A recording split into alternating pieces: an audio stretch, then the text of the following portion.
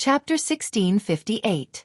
That day, on the way home under the moonlight, they slowly stepped on the bluestone path. Occasionally, she would playfully dance with her hands behind her back and then turn around to smile at him.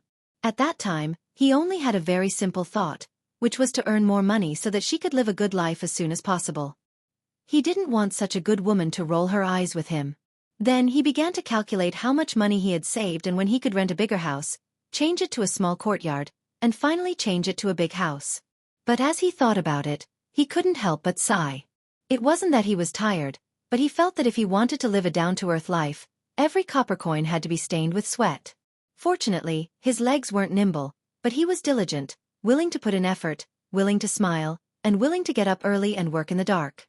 After the early days when he was often treated as a joke and entertainment, the men who had a sword around the town and considered themselves as young heroes were not too willing to compete with a young waiter like him.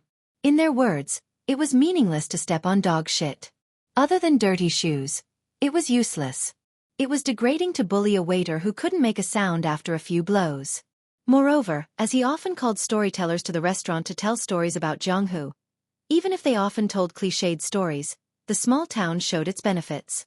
It was better to have stories to listen to when drinking tea than no stories at all, wasn't it? Moreover, whenever other storytellers competed with each other in the small restaurant, there would always be a few new tricks. The restaurant's business was generally getting better and better. That shopkeeper, no matter how much he nagged, was actually not a bad person. Otherwise, he wouldn't have taken him in. As business gradually improved, he gave him a few more taels of silver every month.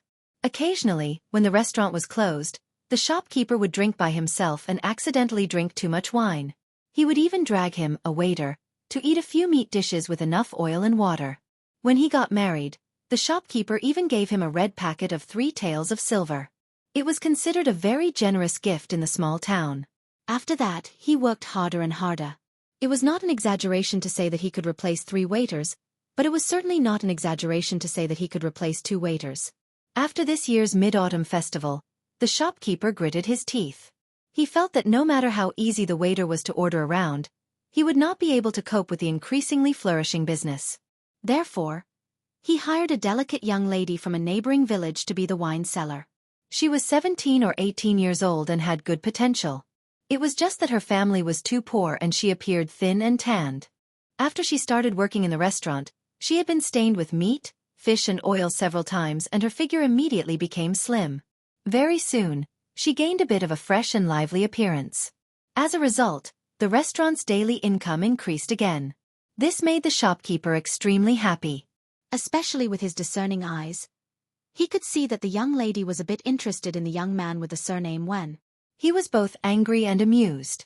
He thought that his daughter was really obsessed with him. Even if the waiter's temperament was not bad, he still had a family. Why did she blindly bump into him like a moth bumping into a lamp? In the future, it would not be difficult to find a young man of equal social status. Could it be that she would have to become the one man's concubine? That was a blessing that only those rich old men in town could enjoy. However, what was even more interesting was that the young man with the surname Wen was usually quite smart. If it were any other ordinary man, it would be reasonable for him to touch the little girl's hand or pinch her waist when she took the initiative to throw herself into his arms. It was a small matter after all. It did not cost him a single cent. But the man surnamed Wen was still not enlightened. He was even more serious than the few scholars in the town who had achieved scholarly honors. This made the shopkeeper, who was watching the fun with a smile on his face, anxious for him. It was going to be winter soon. The rich old men were probably counting their fingers and waiting for the day of snow. They had prepared enough charcoal at home and were eagerly waiting to wear those mink furs bought from the county town. But it was much more difficult for the poor. It was cold when it snowed and even colder when the snow melted. Buying new clothes and thick boots cost money. Using charcoal to light the stove also burned money. It was said that in the north, especially after the Guangling River that divided the Liang dynasty into the north and the south, many people died. The war was very fierce. Hundreds of thousands of soldiers from the imperial court were fighting there. There were even some well-informed town officials who came from the county town, saying that in the south, there was a great general under the command of a great lord. He led an army of 100,000 from the southernmost side to the Guangling River, and killed until blood flowed like a river. It was said that the dead almost blocked the entire river. They also vaguely heard that the place called Baelyong in the northwest of Liang suffered even more. The army of 1 million Baymang barbarians had arrived at their doorstep. Some of the older people in the town could not help sighing when talking about these important imperial matters. Many of the younger people were heartless and would talk back to the old people from time to time. Most of them thought that the war was not a big deal and that if they joined the army, they might be destined to be a general. When they came back from the battlefield, they would lead hundreds of armored soldiers and sit high on their horses. That was what they called awe-inspiring. It had already been 4 or 5 days since the storyteller showed up in the restaurant. Not only were the regular customers unable to hold themselves back, some of the more impatient ones even stepped on the bench and cursed. Even the innkeeper was so anxious that he grabbed the waiter surnamed One and gave him a good scolding. The waiter smiled and explained that the storyteller had gone to the county town to learn from the old storyteller. Now, not only were there old storytellers in the few larger restaurants in town, even young and beautiful women were playing the pipa to liven things up. If they wanted to attract more business, they had to show some of their real skills. The innkeeper rolled his eyes. That was the logic, but you should at least let that old man come back and show us a few things. If you drag on any longer, the regular customers of the restaurant will all run away. The innkeeper finally patted the waiter's shoulder. Probably because he found his conscience, he glared at the waiter and said, "In the future, if you let that old freeloader go on a long trip, don't secretly pay for it. The restaurant will pay for it." Without waiting for the waiter to flatter him, the innkeeper had already turned around and left with a hand on his chest. He muttered that his heart ached. "You can't be a good person.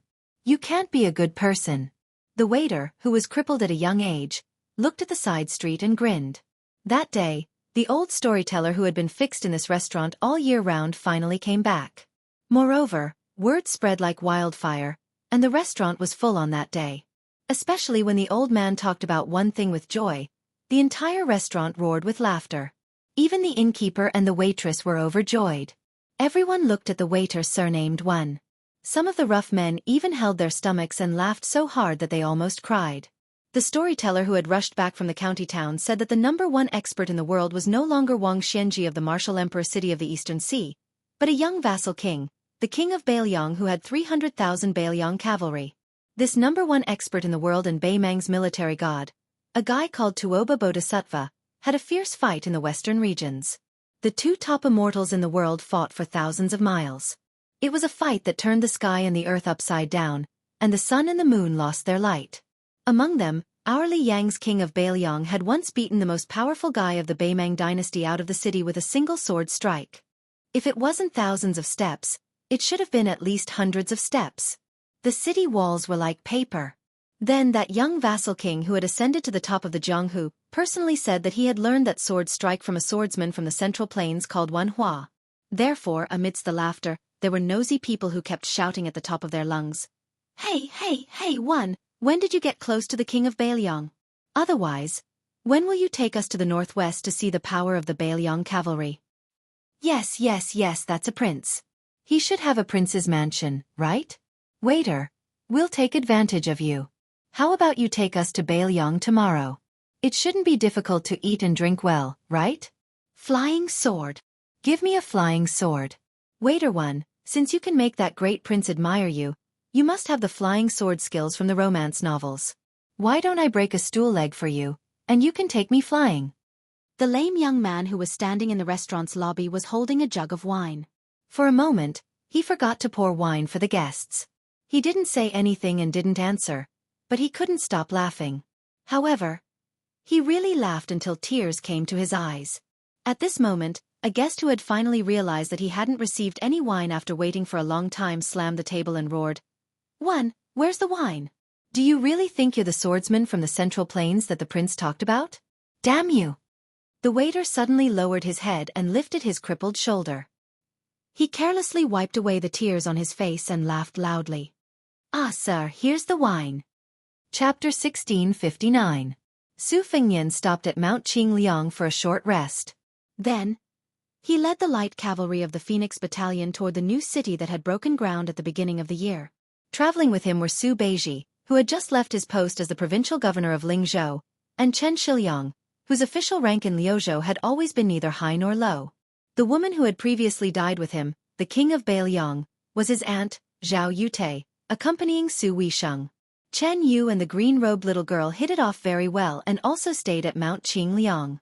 The two of them liked to throw copper coins of wishes at the wishing lotuses in Tide Hark Lake. Jia Jia and Su Ying, who had become playmates in Great Peace City, also began to go their separate ways when they arrived at Bailiang Palace. Haha, the girl liked to run with the two tiger kuei from the top of the mountain to the bottom of the mountain, and then from the front of the mountain to the back of the mountain. Only when she occasionally saw the woman called Lu Chengyan would she stop and laugh happily. Su Ying, on the other hand, liked to listen to the stories of Wang Chudong, a great literary figure in Liang. In short, Mount Qingliang seemed to become lively all of a sudden. In particular, Chen Yu, who had competed with a certain Nangong for the top spot in the Rouge evaluation. Only a few glimpses of her arrival were enough to shock people. Every time she stopped by Tide Hark Lake for a stroll, if the Bailiang subordinates of Song Dongming and Baiyu noticed her with their sharp eyes, they would quickly spread the news. No matter how busy they were, they could shamelessly find some lame excuses to swarm to the railings of the small square outside the yamen to enjoy the scenery. Deputy Administrator Song turned a blind eye to this. He never made things difficult for or stopped these simple-minded young scholars. Although they had successfully thwarted Bailiang's invasion to the south, the construction of the new city never stopped. It could even be said that they worked day and night. The construction of the outer main wall rose up at a shocking speed that could be seen with the naked eye. This kind of spectacular scene inevitably required Bailiang to exhaust countless financial and material resources as a huge price. Thus, many scholars who went to Mount Qing cited classics and classics. They used the previous dynasty's capital of Dechu as examples. They all rested with the people for 30 days and did not delay the people's farming. Thus, they criticized Bailiang's actions as draining the pond to catch fish.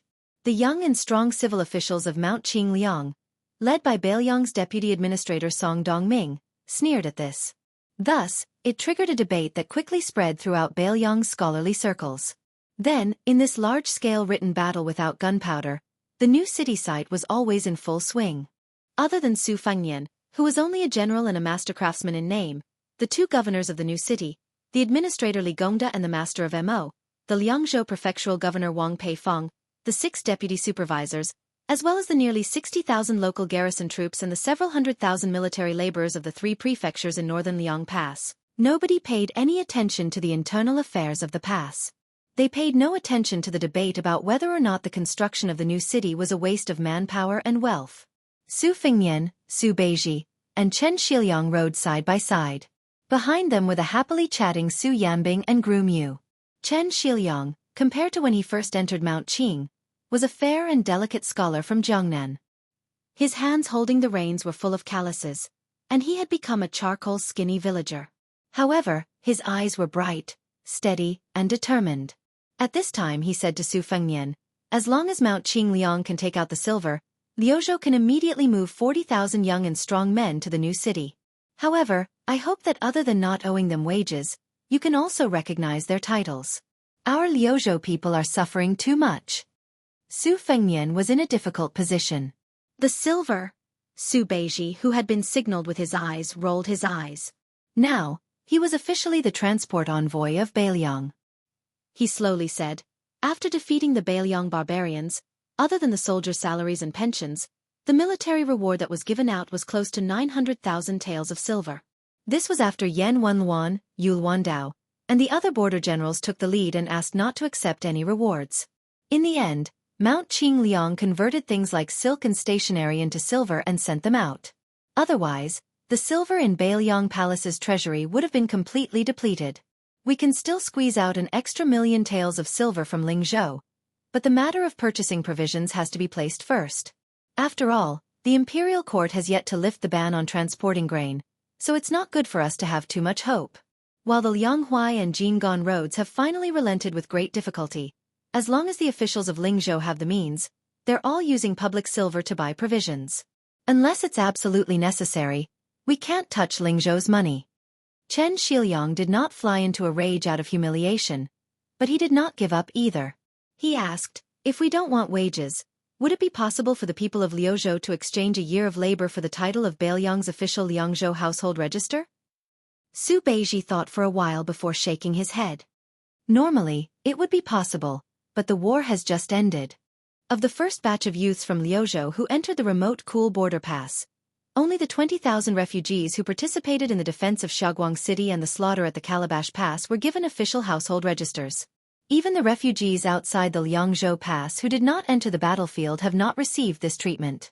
If they could become Liangzhou citizens just by participating in the construction of the city, there would definitely be people who would be dissatisfied. Don't worry about scarcity, but worry about uneven distribution. This has always been the case. Chen Shiliang suddenly felt a surge of anger, but it was not directed at Su Beiji and Su Fengnian. He gazed at the distant yellow sands of the great desert, his lips tightly pursed. He thought of the battle to the death in Azure City. At the final juncture, just how many youths from Liuzhou had rushed over and charged into the battlefield, casually picking up the weapons of the Beiliang cavalry and the Beimang barbarians? Just like that they had died in battle. Su Fengnian softly asked, Chen Shiliang, have you ever thought about the day when the population of Liuzhou, which has less than 300,000 people, will all be citizens of Beiliang's Liuzhou household register? There will be no need for them to risk their lives to obtain the citizenship of a different province? Chen Shiliang took a deep breath and said nothing. His eyes were absent-minded, as if he was looking forward to the arrival of that day. Many times, even the provincial governor of Liuzhou, Yang Guangdou, had joked that in all of Liuzhou, only Chen Shiliang, a foreigner who had only settled down for a few years, considered himself to be a citizen of Liuzhou. Su Beiji suddenly smiled and said, Your Highness, this pie of yours really doesn't cost a single copper coin. Compared to your extravagant spending in the past, you're much better at managing the household now. Su Fengnian laughed heartily. His arms were crossed over his chest, and he did not hold the reins. His body rose and fell with the bumpy ride of the horse, and his expression was rather contented. Chen Shiliang also smiled and agreed, You do have the posture of a thrifty housekeeper now. After Su Fengnian finished laughing, he turned his head and said teasingly, Shiliang, I know you don't care about being promoted, but this time, you have defended Qingcang and Liuzhou. Even if you don't take credit for it, at the very least, you can't run away from it. If you insist on not being promoted, what will your colleagues who should be happy about it do? You will be free, but they won't be free. Chen Shiliang shook his head and said, From the provincial governor's mansion and the Longxiang army to the soldiers of the 3 towns, you can reward me however you want. You don't have to worry about me. Liuzhou's officialdom is different from Liangzhou and Lingzhou. It doesn't have as many twists and turns as you imagine. Su Fengnian seemed to say casually, Provincial Governor Yang Guangdou himself knows that he won't stay in Liuzhou for too long. I also don't have the heart to let this old man stay outside the Great Wall and accompany you young officials who are in the prime of fighting. When the time comes, once the Battle of Liangmang ends and the border is settled, Liuzhou is destined to have a change of dynasty. Not only will the scholars in Beiliang be crying piteously for food, even the local officials of Beiliang from the 3 provinces will be envious. In the future, Liuzhou will be a place that must be passed through to connect Liang with the western regions, and it will also be an important transit point. Right now, the officials in Liuzhou are worthless, but in the future, they might be even richer than Lingzhou in Jiangnan. When Provincial Governor Yang leaves and returns to Liangzhou to be the deputy administrator or something, he will retire. When that time comes, you old men in Liuzhou's officialdom and the 200,000 to 300,000 refugees will be like a group of dragons without a leader. Aren't you worried? Chen Shiliang fell into silence. Su Beiji changed the topic and said with schadenfreude, Our Beiliang's god of fortune is said to have traveled to every inch of land in Liangzhou and Liuzhou in just 2 short years. He also holds the position of the deputy administrator of the new city. This time, he suddenly caught a cold and is recuperating at home. Chapter 1660. Su Fengnian felt a headache coming on. Su Beiji said carelessly, all right, whoever started the trouble should end it. This saying doesn't make sense when it comes to family matters, so I acted on my own initiative and went to the Wang Fu of your future father-in-law. I found Wang Linquan and had a good drink. As for resentment, there's definitely resentment. Speaking of the Wang family, they died earlier than the Liu family. In the first half of their lives, they served the great general as a pawn. In the second half of their lives, they accumulated such a large family business in Qingzhou. With a wave of the Su family's hand, the entire Wang family brought boxes and carts of gold and silver into Beiliang. Furthermore, the Wang family didn't ask Mount Qing Liangshan for an official position, nor did they ask Mount Qing Liangshan to open a back door. All they did was do the most difficult business. What were they after? Wasn't it all because they wanted their daughter to be the principal consort, and not the secondary consort? Su Fengnian sighed softly. No matter what, this was the right thing to do. Su Beiji continued with a smile. After Wang Linquan drank too much, he let it slip. Even if Chu Dong's daughter doesn't have the fate of being the principal consort, as long as that woman surnamed Lu is also the secondary consort, the two of them are secondary consorts without any difference in rank. Chu Dong won't be wronged. What's going on now? Wang Linquan's words implied that the Lu family's group of good-for-nothings, from the arrogant Lu Dongjiang to the spoiled and arrogant Lu family's children, how many of them were good people who sincerely considered the Su family situation? Isn't it just because they read a few more books?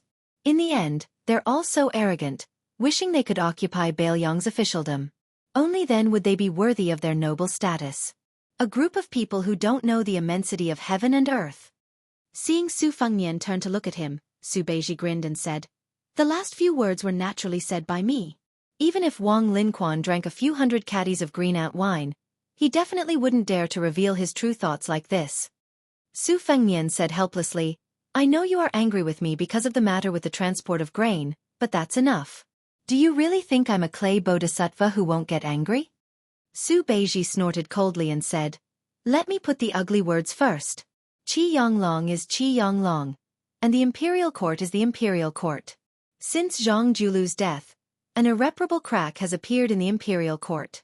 The days when the monarch and his ministers were compatible are gone forever.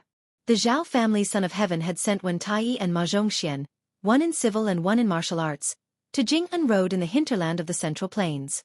Together with Zhao Sun, who was overseeing Qingzhou and Xiangfan, what kind of good intentions could these three people have? I don't know what the atmosphere was like at the small court meeting in the capital at that time, nor do I know if Qi Yonglong, the Grand Secretary, and Huan Wen, the Second Secretary, raised any objections at that time. But since Wen Ma had already left the capital to take up his post, when the time came, the transport of grain would be bumpy, and the emperor would be far away. How difficult would it be to casually find an excuse to deal with the Ministry of Revenue? Qi Yonglong is the head of the Secretariat, not the Minister of the Ministry of Revenue. Huan Wen is in Manxia Province, not the Minister of the Ministry of Appointments. Su Fengnian clutched his chest and pretended to be in pain. After the successive battles in Great Peace City, my internal injuries are very serious. My chest hurts, and my head hurts. No, I have to go back to the carriage and lie down. The great Northwest Vassal King and martial arts grandmaster had slipped away. Chen Shiliang's mouth was full of smiles. Su Beiji turned his head and laughed coldly. If you have the ability, then lie down all the way to the new city outside the pass. After Su Fengnian ran away, there was a moment of silence. Su Beiji glanced at Chen Shiliang, who was riding like he was walking, and said self-mockingly, "When it comes to riding, I'm not as good as you. Right now, my inner thighs feel like they're on fire." Chen Shiliang smiled and said, "Luzhou is vast and sparsely populated. The 2 courier routes from Liangzhou to Qingcang City have just been started. Thus, I had to ride a fast horse for everything. At first, I wasn't used to it. Other than the pain in my waist and back, when I finally fell asleep on the bed, I felt like the world was spinning around me like a drunk person. I was clearly lying down, but it still felt like I was moving up and down on the back of a horse. It was very torturous. But now it's different. Even if there's nothing going on outside the city, if I don't ride a horse for a few dozen li, I feel that something is wrong." Su Beiji's expression was indifferent as he said softly, "After going to the capital, that fellow seemed to have untied a lot of the knots in his heart. In the past, he definitely wouldn't make empty promises. Most likely, he does have some confidence in the next battle of Liang Mang. Since that's the case, why don't we think of things in a positive direction? For example, Luzhou is already part of Bailiang's territory. The better the world is, the higher Luzhou's position in Bailiang will rise. Perhaps in the future, a 5th or 6th zhou will be established in the vast western regions. As the bridge between Bailiang and the western regions, Luzhou will definitely be in high demand. In terms of the military, with Su Longxiang's Longxiang army, even the veteran Liangzhou border army would probably be too embarrassed to go and fight for territory. However, it's hard to say about the positions in the Luzhou provincial governor's manor. Let's not talk about things that are far away. Let's talk about the Lingzhou I just left. Whether it is reputation or merits, logically speaking, Huang Yan, who should have been able to climb up a level, didn't he not become the new Lingzhou provincial governor? From now on, especially when the war is not so tense, that fellow will only have more things to worry about, not less. Chen Shiliang, you've finally opened up a position in Luzhou. Whether it's for your own future or for the situation in Luzhou, you should move your position forward. A county official is not as good as a current official. Even if you become the deputy administrator, it won't be as useful as being a low-level provincial governor in Luzhou. Probably influenced by Su Beiji's honesty, Chen Shiliang also said bluntly, I understand the reasoning. In reality, on this trip to Qingliang Mountain, I've thought about it a lot. As long as the war ends, not only will Luzhou be able to stand on equal footing with the other 3 provinces in Beiliang, it might even become the most important place in the eyes of the Liang imperial court. Su Beiji nodded and said in a low voice, Yes, this is the reasoning. Once Northern Mang cowered back, no longer daring to send troops to the northwestern border, then the imperial court might just send a civil official to Lu province to help Liang oversee the border. At that time, Yang Xinxing wouldn't be able to keep her position as obedient as she was when she assumed the post of Jedu vice envoy.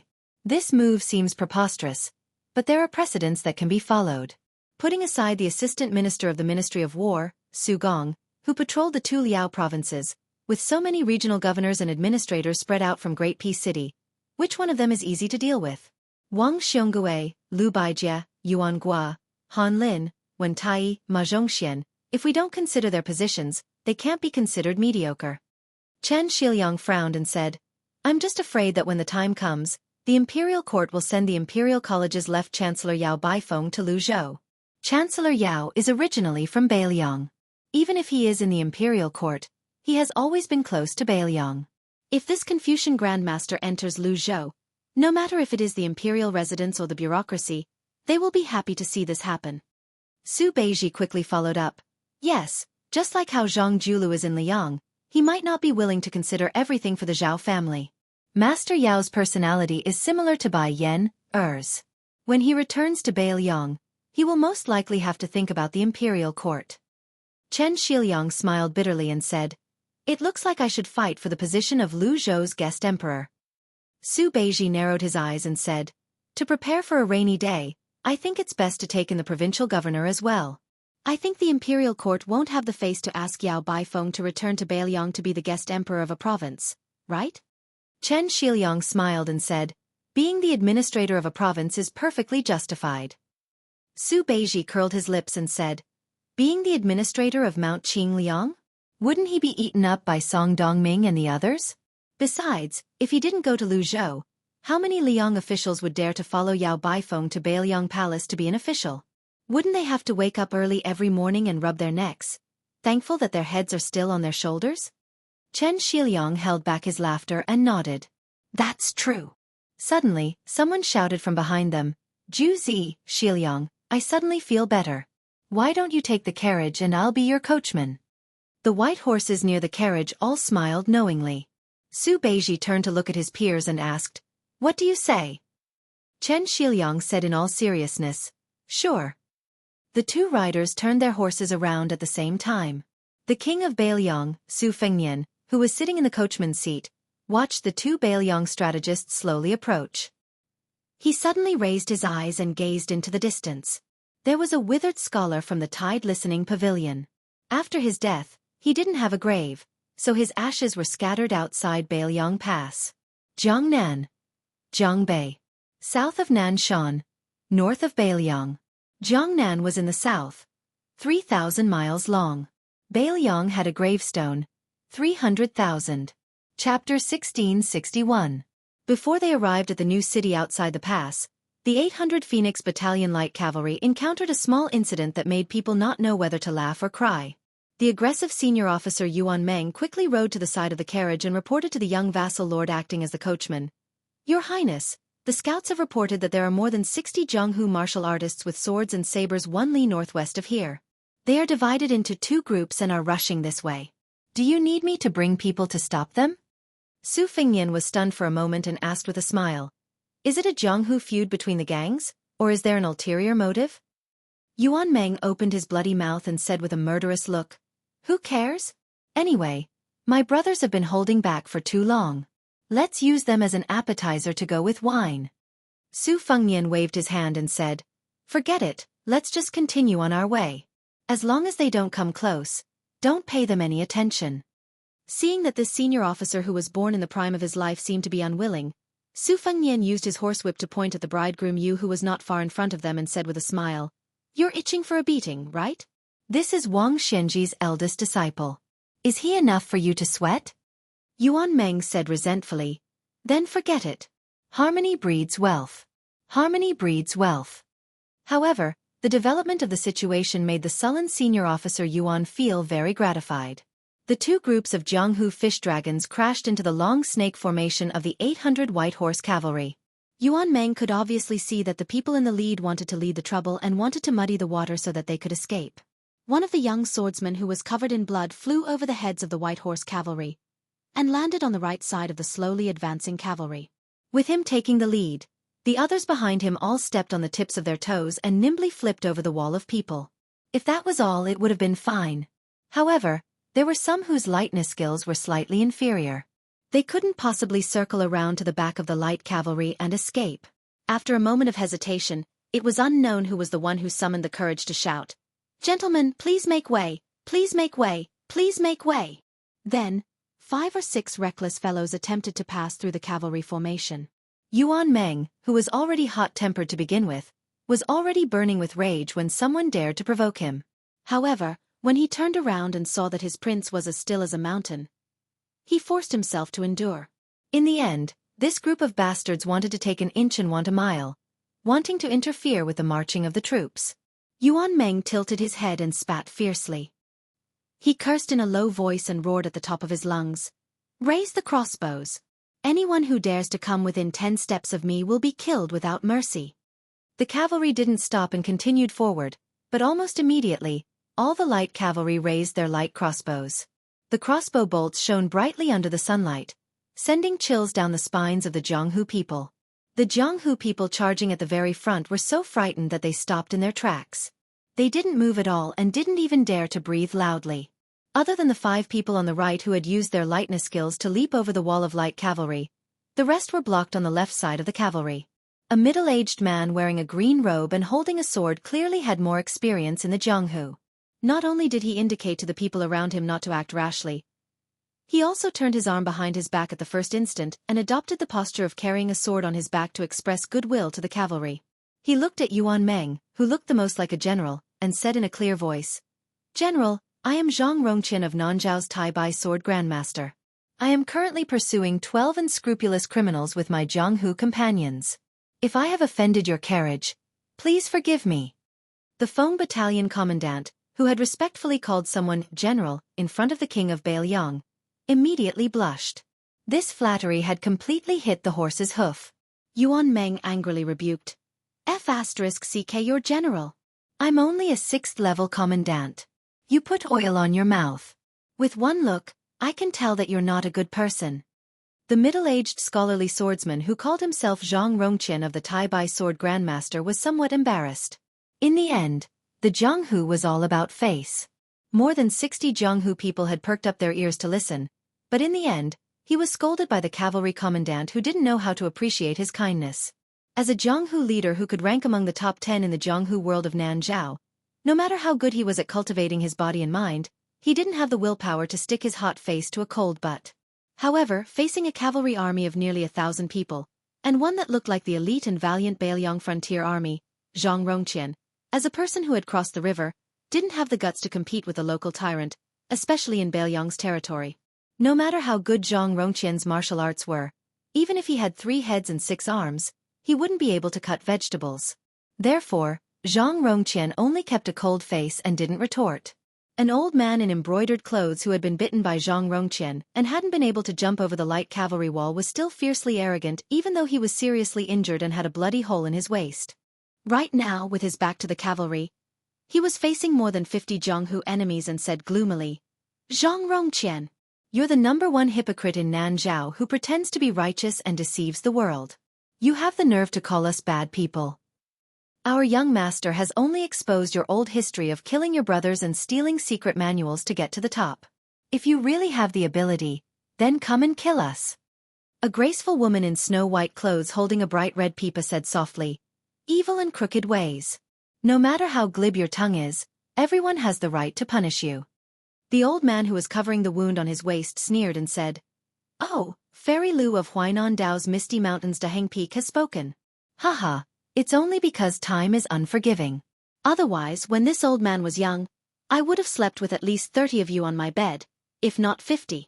As for your master, Fairy Flying Cicada, that old hag who likes to show her face in public because of her youthful appearance, this old man didn't even look at her in the past. Didn't she rely on her short-lived relationships with several old men to occupy the last position among the 18 people on Mount Hui's Great Snow Plateau? Does she really think she's that great? Shen Yuan Qing Feng killed our sect leader. We hate him, but in the end, we still respect him. He relied on his true ability to kill 6 masters, including our sect leader. But what do you bastards think you are?" Yuan Meng laughed and suddenly didn't want to rush the Phoenix Battalion to chase them away. The white fairy holding the pipa narrowed her eyes and said in a low voice, "Demon King Fu Hai, you're courting death." The old man with blood seeping out of his fingers shook his waist and said with a wicked smile, "So you're looking for this?" Zhang Rongqian seemed to have been staring at the movements of this leader of the demonic path, but the corner of his eye had been paying attention to the movements of the cavalry. This outer sect mountain chieftain of the Tai Bai sword faction suddenly saw the carriage stop and the young coachman looked towards them. But strangely, no one walked out of the carriage, nor did anyone lift up the curtains. It was as if this coachman, who did not know the rules, wanted to watch a good show. Then, he acted on his own initiative and stopped the carriage, causing the entire cavalry to suddenly stop without any orders. Chapter 1662. As the cavalry came to a halt, a suffocating murderous atmosphere instantly appeared. Silence reigned. After waiting for a while, there was no cursing or killing. The young carriage driver seemed to mutter to himself and then quickly drove the carriage forward. Yuan Meng twisted his lips. He raised his arm and clenched his fist before following the carriage forward. The 800 light cavalry put away their light crossbows at the same time. There was no sound. The two groups of people watched in shock as the cavalry moved further and further away. For some reason, they forgot to fight to the death. Su Beiji bent down and walked out of the carriage. He leaned against the wall of the carriage and asked with a smile, "You finally ran into me and gave me a chance to pretend to be an expert. Won't you show a few moves?" Su Fengnian smiled and said, "Do you think I'm a street performer who can break stones on my chest? Also, they won't give money." Su Beiji continued to speak sarcastically. "It seems that your injuries in Great Peace City this time were serious. Otherwise, with your temper, especially in front of those fairies and heroines, you would have gotten involved long ago." Su Fengnian shook his head and said, "You have really misunderstood me. In the Jianghu, the greatest taboo is for a grandson to pretend to be a great master. I'm an old man of the Jianghu.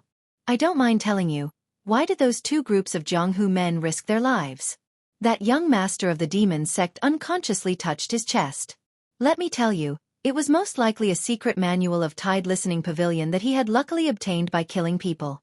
What Tai Bai sword sect, Huainan Dao, Misty Mountain, they all said that they were eliminating evil and protecting the Dao, but they were all aiming for the secret manual. As for how to split the spoils afterwards, there was no need to talk about it. The Nanzhao expert surnamed Zhang would definitely do it flawlessly and everyone would be happy. For example, the first volume would belong to me and the second to you. After reading it, the two sects would borrow it from each other. In this way, the two sects that were separated by thousands of mountains and rivers would become staunch allies of the Jianghu. You said in Nanzhao that the flying cicada fairy was a legendary Jianghu figure that everyone had high hopes for. I said in Misty Mountain that your Tai Bai sword sect was actually not inferior to the Dongyue sword pool. Everyone would gain face. Maybe a few elders will sit down and make peace, and then let the two young talents of their respective sects become immortal companions. It will be another great story, and they will boast about it for several years." Su Beiji gave him a thumbs up and clicked his tongue. "Your Highness, you're really good. You're really good at this." Su Fengnian was silent for a moment before he smiled. "That's how the Jianghu is. I can't say whether it's good or bad, but it's a pity that it's too similar to Jianghu." Su Beiji sighed. "According to what you said, there is no place in this world where there is no Jianghu." Su Fengnian, whose back was facing Ju Zi, nodded and said, I guess so. As they approached the new city, there were more and more groups of Jianghu people. Her background was somewhat similar to Zhang Rongqian's. They were both the first to follow Shenyuan Qingfeng to the western region to kill demons. In the end, after the purple-clothed woman killed so that there was no one left to kill, she instigated the righteous Jianghu people to join the army at the Bailiang border. After that, she disappeared without a trace. Most of the older Jianghu heroes did not really come to the border. Most of them were in Liangzhou or Lingzhou, traveling the mountains and rivers while practicing martial arts. Otherwise, they would try to get in touch with the Fish Dragon Gang, which was one of the top 10 gangs in the world. When traveling the Jianghu, they always looked at the Buddha's face. There was a world of difference between whether they had made a name for themselves or not. Even when Su Fengnian was at the bottom of the Jianghu in his early years, he had seen a few street fights because the helpers each side knew each other. In the end, the fight did not end, but they drank wine. The knife did not move, but the chopsticks did. The travel permits issued by the local government in Liang were not enough for these Jianghu people to go to the dangerous military towns like Huta City and Huaiyang Pass. Most of them stopped near the new city. Only a few people who were led by the high-ranking members of the Fish Dragon Gang could get a little closer to the border. However, enlisting in the army to kill Baimang barbarians was out of the question. They could just take it as a trip to the desert beyond the Great Wall. If they were lucky, they could see dozens of crossbowmen on white horses whizzing past. If they were even luckier, they could see the large-scale cavalry moving from the north to the south. Compared to the two groups of people who had poor eyesight, these young heroes who mingled around the new city knew more about the inside story of Bailiang under the influence of what they saw and heard. Moreover, the 800 light cavalry could be led by the 2,000 elite cavalry stationed here. How could there not be a big shot in the light cavalry? It was easy to guess with one's buttocks. Plus, this light cavalry was full of white armor and white horses. As long as one was not blind or stupid, one could guess what kind of big shot had come to this new city that Bailiang valued so much. When the white horses passed by, a bald young man suddenly ran toward the cavalry and shouted, "King of Bailiang, I'm Lu Jian of Liaodong. I want to challenge you." However, before this bald man could get close to the carriage, Yuan Meng, the only person in the cavalry who was equipped with a long spear, grabbed the shaft of the spear and slightly stepped out of the formation. With a slight shake of his wrist, the long spear spun in his hand and lightly knocked the tall young man's abdomen with the end of the spear. This bold, uninvited guest was sent flying on the spot. The strength was just right. It did not injure this person, nor did it make him swagger into the carriage. Lu Dian, whose body was bent like a bow in the air, fell to the ground on his butt. When he finally recovered, he looked at the carriage and shouted, "King of Bailiang, don't go. If you have the ability, give me Lu Dian, a weapon that suits me." Unfortunately, the cavalry was already rushing toward the new city. Lu Dian sat on the ground and sighed. It was a pity that he could not say the heroic words that he had been preparing for a long time.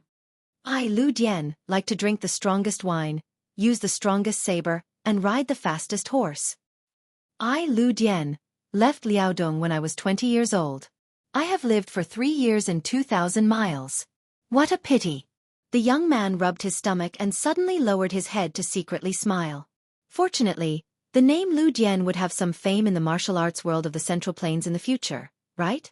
Lu Dian did not have any extra words to say, but many of the heroes standing in the distance took advantage of the opportunity to shout.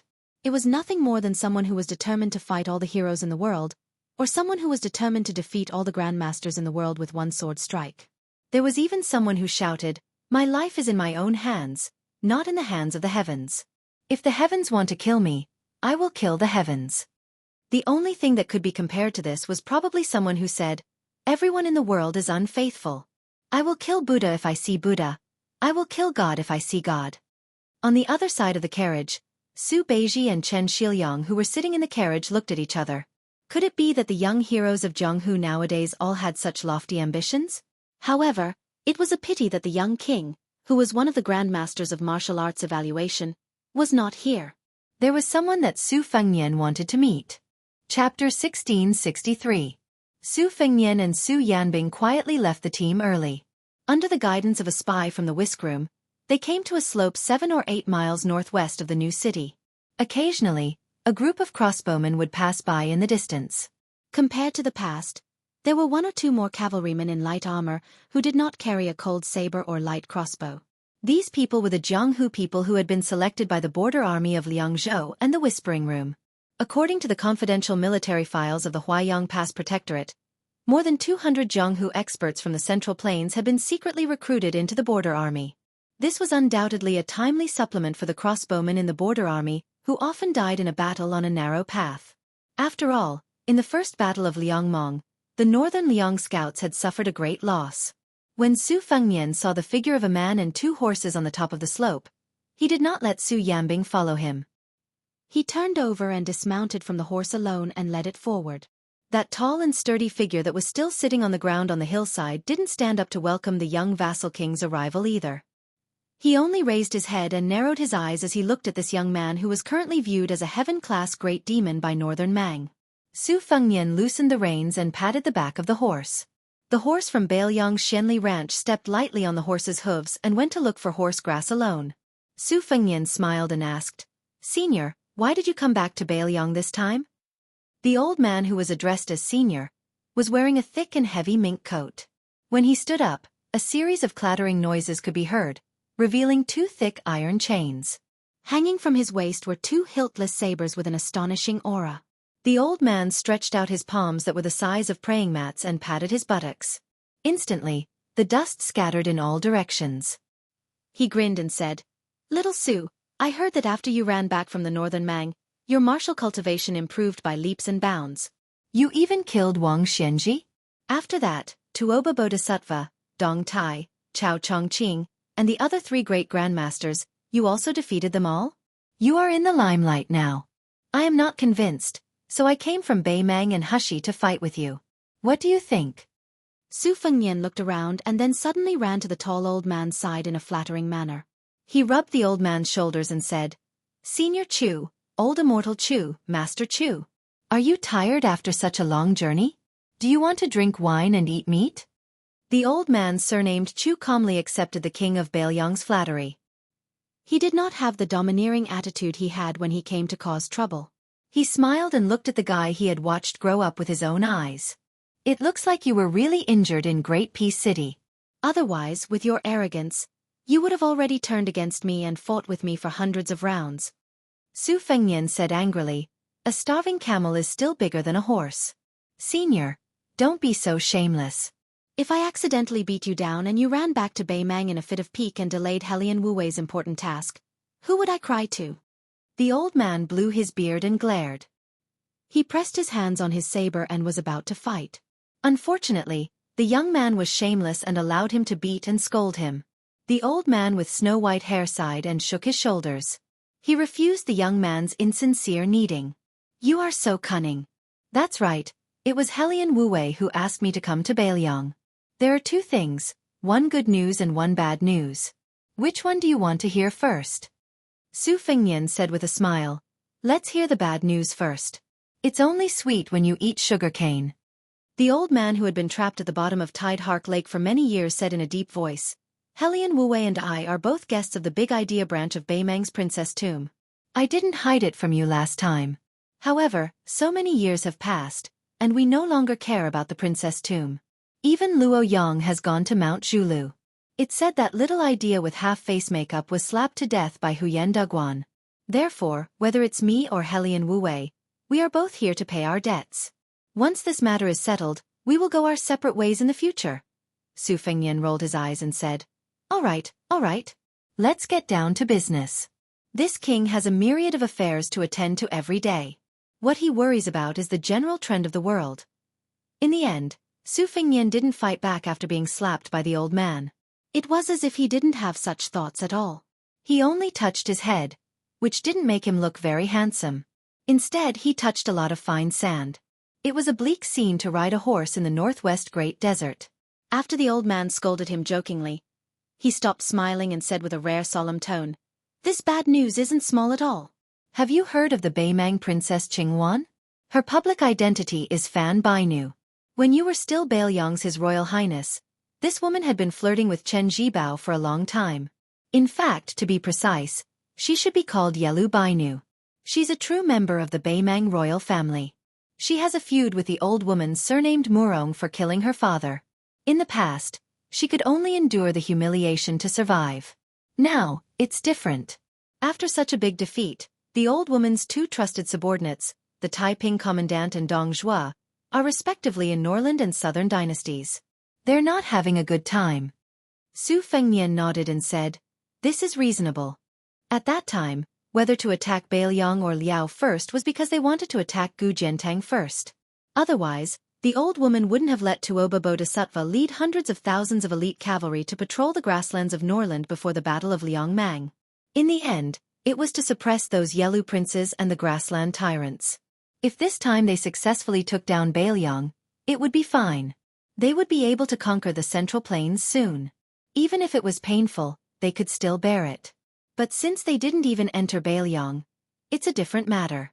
No one would be willing to die without any gains, especially those Baimang barbarians who have been used to plundering the borders and returning with great gains for hundreds of years. The old man glanced at the calm young man and wanted to say something but stopped. He curled his lips and gave up on the digression. Instead, the old man continued the previous topic and said, "The ambitious Yelu Dongchuang returned to Baimang. This kid couldn't have caused any trouble, but he had a good grandfather, Yelu Hongkai, who had followed Baimang for 3 dynasties. This old man could really be called an old man." When the holy sect Yelu Wan Shu burped, Yelu Hongkai, as one of the 6 people in front of the emperor's bed, was ranked last. He wasn't a big shot. When Shenzong died, there were 5 people, and he was ranked 3rd. When the former emperor of Baimang was tortured to death by the old woman, there were 5 people in Baimang who were important ministers. "Su boy, do you know who they were?" Su Fengnian smiled and said, "General Yelu Shulai, a remnant of the Central Plains, Su Huainan, Tuoba Bodhisattva, and Murong Baoding." It was clear that Yelu Shulai was already quite old at the time, only able to barely obtain a seat as the leader of the Northern Mang army's older generation. Meanwhile, Su Huainan and Tuoba Bodhisattva, one civil, one military, were both trusted aides personally promoted by the old woman. As for Murong Baoding, there was even less of a need to talk about it. One could tell just by looking at the surname. In that case, Yelu Hongkai, the only trusted aide of the Northern Mang old emperor, had to use his own strength to shelter the entire Yelu family. However, in the past 10 years or so, other than quarreling with Dong Zhuo when he was drawing ashes to discuss official business, the old man had almost never made a sound out of the Norland. Without a backbone, the Yelu princes and the prairie warden were naturally greatly disappointed with this old man.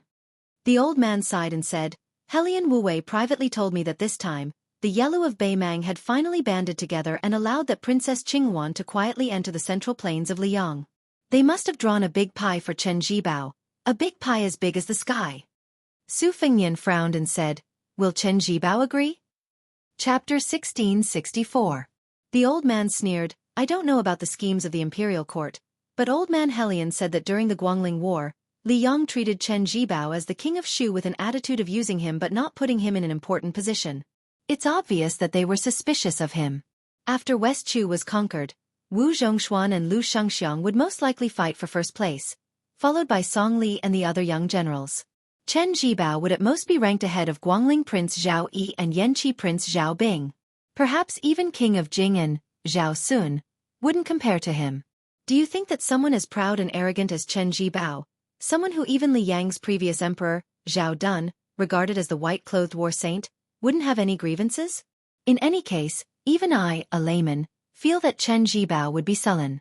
The war of Liangmang had nothing to do with him, and the war of the Tu Liao had nothing to do with him. He finally got out of Western Shu, but in the end, he could only eat leftovers in Guangling Circuit. The so-called war saint title? Isn't it just a joke? Su Fengnian muttered to himself, if Xie Guaniying hadn't suffered a crushing defeat in the capital, this assumption wouldn't have been possible. But now, Fan Bainu, Yelu Dongchuang, Yelu Hongkai, are they the same Su Shao who promised Chen Jibao to be the new Baimang dynasty? Each of us is asking a tiger for its skin. Will Chen Jibao agree to Northern Mang because he thinks that one day, he will have the opportunity to rule the north and south and accomplish what Su Shao didn't do back then? The old man didn't disturb Su Fengnian's contemplation. Su Fengnian suddenly turned his head and asked, "What about Gu Jiantang? I don't think he'll be roped in by Baimang.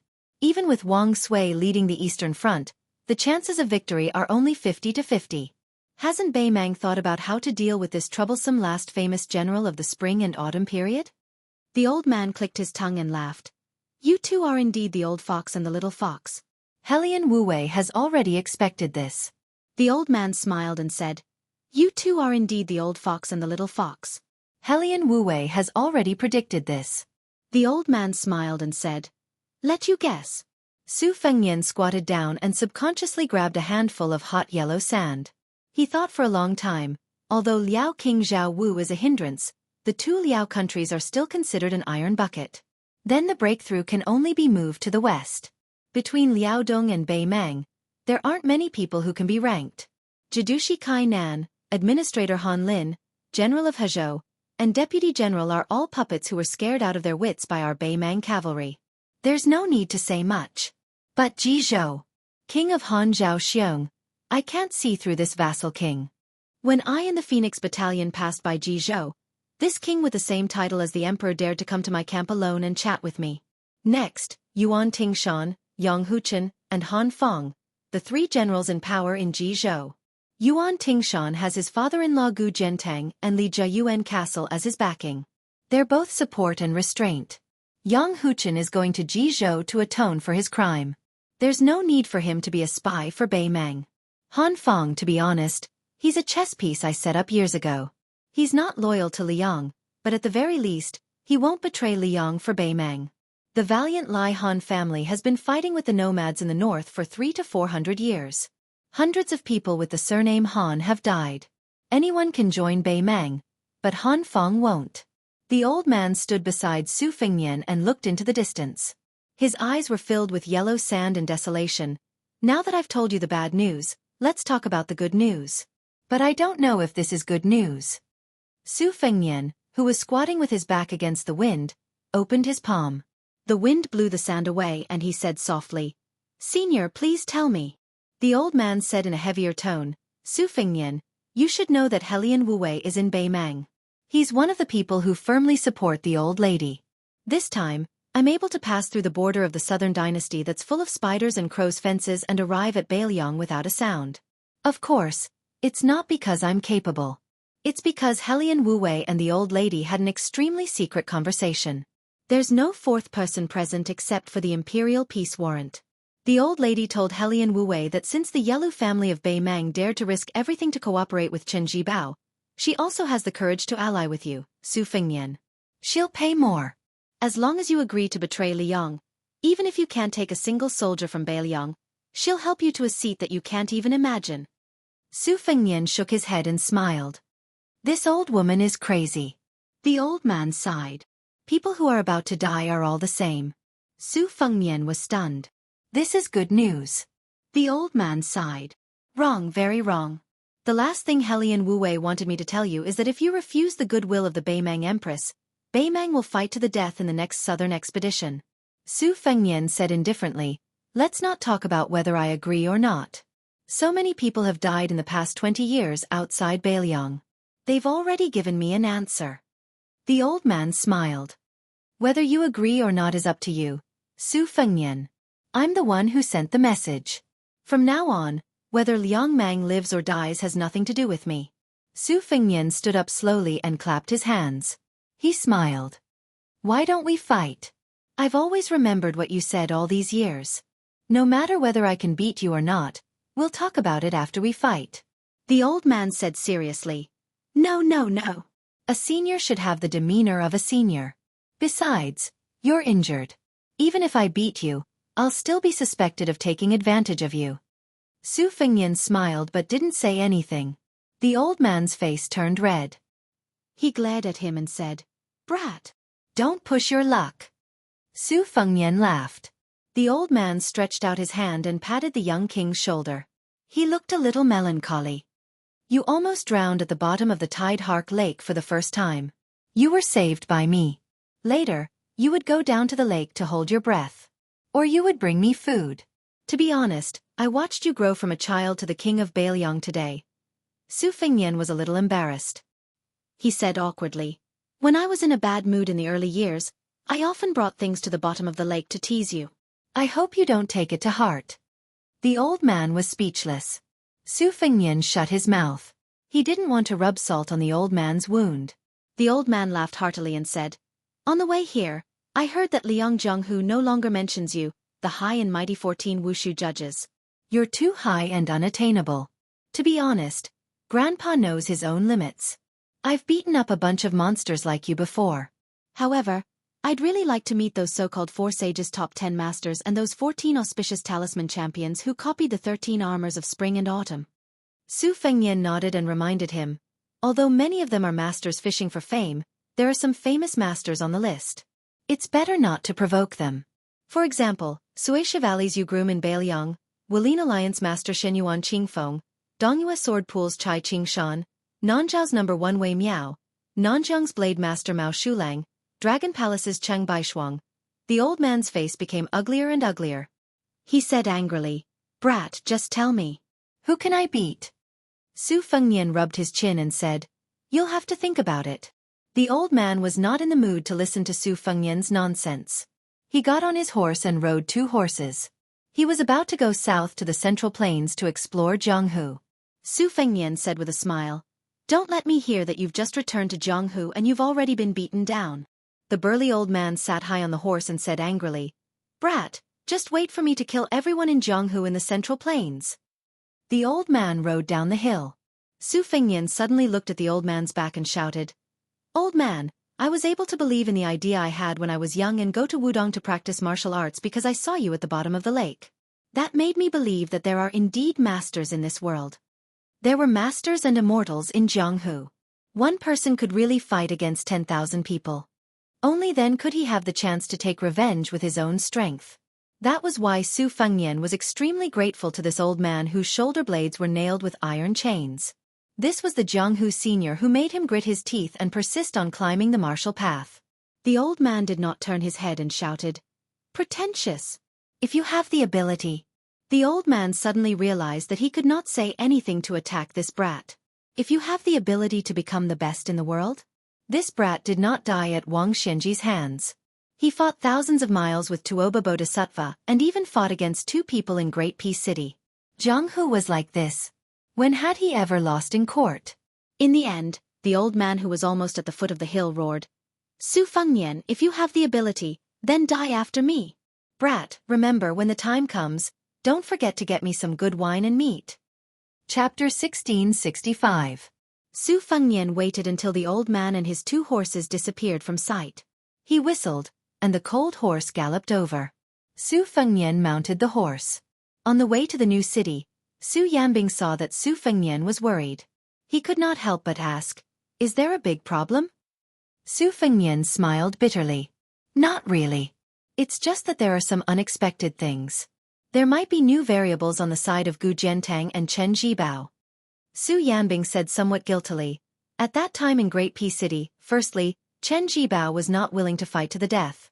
Secondly, I did not dare to force him to fight to the death with all my heart. If I had known earlier, I would have decided victory and defeat with him there. Su Yanbing's so-called victory and defeat was, of course, life and death. Su Fengnian turned his head and said helplessly, "Uncle Su, if you say it like that, you are really pretentious." Su Yanbing was silent. Su Fengnian said softly, "I've thought about it for a long time. There is only one possibility that can change the situation between the 2 Liao countries, and that is Yuan Tingshan's betrayal from Ji province. If it's true, this mad dog is too obsessed. He doesn't even care about the life and death, honor and disgrace of his 2 wives and 2 fathers-in-law." Su Yanbing did not have any expression of disbelief. He said calmly, "It is not strange for this kind of fence-sitter to do anything." Su Fengnian nodded. It is true that there are all kinds of strange things in the boundless universe. There will always be some people who can do things that you cannot imagine.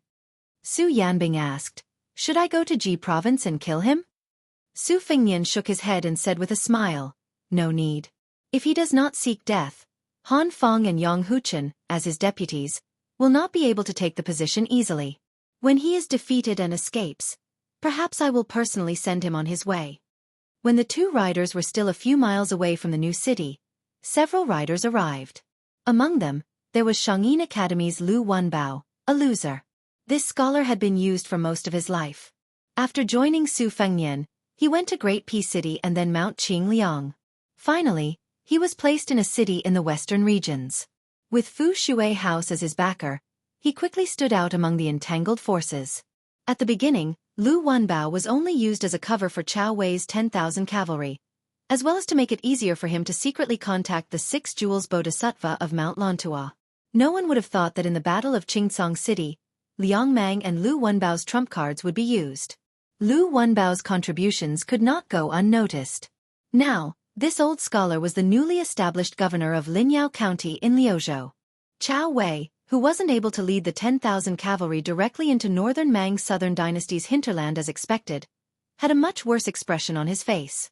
Moreover, these 10,000 elite cavalry had suffered quite a bit of losses outside of Azure City. Not long ago, they had been fighting with Flo Province General Ko Jianghuai and the Dragon Elephant Army over the source of troops, causing quite a bit of unhappiness. There was also a beautiful woman full of heroic spirit. She was the famous widow in the western regions, Madame Chai of the Sima family, Chai Dongdi. At that time, Su Fengnian had helped her and her family during the turmoil against the Sima family, and then rushed to the Battle of Qingsong City. Other than the monk soldiers of Mount Lantua, which was the main reinforcement, she and Lu Wenbao had roped in nearly 3,000 cavalry troops that could not be underestimated. Half of them were the forces that the Sima family had urgently gathered, and the other half were the strong horse gang that Madame Chai had enticed with real money. Of course, this troop was not worth mentioning in a frontal battle, but in the aftermath of the battle, they performed outstandingly. Furthermore, this Madame Chai had taken all the rewards for this troop in the name of her family. She did not let the Bailiang Frontier Army and Lu Zhou pay a single copper coin. At that time, Su Fengnian and Tuoba Bodhisattva were about to fight in the city. She had promised that as long as Su Fengnian helped the Sima family stabilize the situation, she and her family would do their best to fight to the death for Bailiang. Su Fengnian and Chai Dongdi probably did not expect that she would fulfill her promise so quickly. Su Fengnian also did not expect that this woman would personally lead her troops into battle. A promise was worth 1,000 gold. These 4 words were not exaggerated at all. Women could also be chivalrous. There were also many women who were chivalrous. Now that they had reunited, without waiting for Su Fengnian to speak, Chao Wei asked with a straight face, "Your Highness, if you want me to return to Luzhou to fight in that battle, I, Chao Wei, will not object. However, out of the 10,000 elite troops under my command, less than half of them are left. Can you give me a definite answer? When will you be able to replenish them?" Su Fengnian smiled and asked, "Less than half? Why don't I go and take a look? If there are a few people missing, I will personally ask the Liangzhou Frontier Army to replenish them for you." Chao Wei suddenly smiled and said, "How can I trouble your highness? I can't. Absolutely can't. Right now, several cavalry units in the border army are scattered. I, Chao Wei, am not the kind of person who can't see the big picture. Just give me 4,000 cavalry units. Just 4,000. Su Fengnian said in a bad mood, "From now on, the military town of Linyao of the 3 towns in Luzhou will be under your command. At the same time, the left cavalry outside the pass can only be transferred to you for 2,000 cavalry units. I can also give you 2,000 soldier monks from the western regions to be responsible for defending Linyao. As for how many cavalry units you can raise in Luzhou, that will depend on your own ability. However, I will only give you 15,000 soldiers and provisions. You will have to deal with the rest yourself." Seeing that Chao Wei still wanted to bargain, Su Fengnian sneered and said, "Do you still want the 2,000 left cavalry?" Chao Wei was already grinning from ear to ear. He quickly wiped his mouth with his hand, trying to hide his ecstasy. 2,000 left cavalry and 2,000 soldier monks, a total of 4,000 people. Especially with the unlimited right to recruit soldiers in Luzhou, this was too tempting. Su Fengnian nodded to Lu Wenbao and then looked at Madame Chai. This time, the Sima family has lent a helping hand to the defense of Qingsong City. I, Bailiang, am extremely grateful." Madame Chai smiled sweetly and reached out to tidy up her hair. She said in a soft voice, "It cannot be compared to your Highness Bailiang cavalry. No matter how much money you have, it cannot be bought. Everyone in the western regions is a fugitive. As long as the price is fair, we can sell and afford it. It just so happens that the Sima family has roots in the western regions for several generations and the amount of money you have is considerable. However, this time, we have contributed money to repay your Highness' help. We do not owe each other anything. Does your Highness have any objections?" Su Fengnian smiled. Of course I do not have any objections. In fact, I have taken advantage of you. Chow Wei looked at the elegant king of Bailiang, and then looked at the charming Madam Chai. He whispered, "What advantage?" Where did you get it from? Lu Wenbao coughed and turned to look at the scenery. Madam Chai's face turned red. Su Fengnian sneered, "Chow Wei, the 2,000 soldier monks are gone. There is no room for discussion." Chow Wei rolled down from his horse and hugged Su Fengnian's leg. He said with tears in his eyes, "Your Highness, the matter between you and Madam Chai, I did not see anything. I will not say half a word." Su Fengnian became angry. "The 2,000 left cavalry are also gone." Chow Wei sat on the ground and cried, "The world is not fair." Su Fengnian took a deep breath. "Quickly get out of here.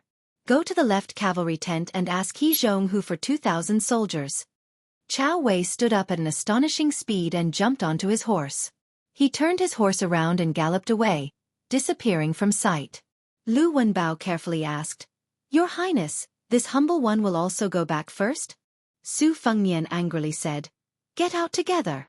Su Fengnian originally thought that with Su Yambing by his side, they would not be alone. Unexpectedly, Su Yambing squeezed the horse's belly and slowly passed by him. She said, "Your Highness, please rest assured. I did not see anything and will not say anything." Su Fengnian was stunned. Madam Chai's eyebrows curved as she smiled. Su Fengnian helplessly said, "Not a single honest person." Unlike when Chow Wei and the others were present, Madam Chai had already retracted her smile. Her eyes were clear as she said in a deep voice, "Your Highness, I have a request. Is it possible for our Sima clan to lead troops to the west of Lu region, the Soaring Phoenix Army town?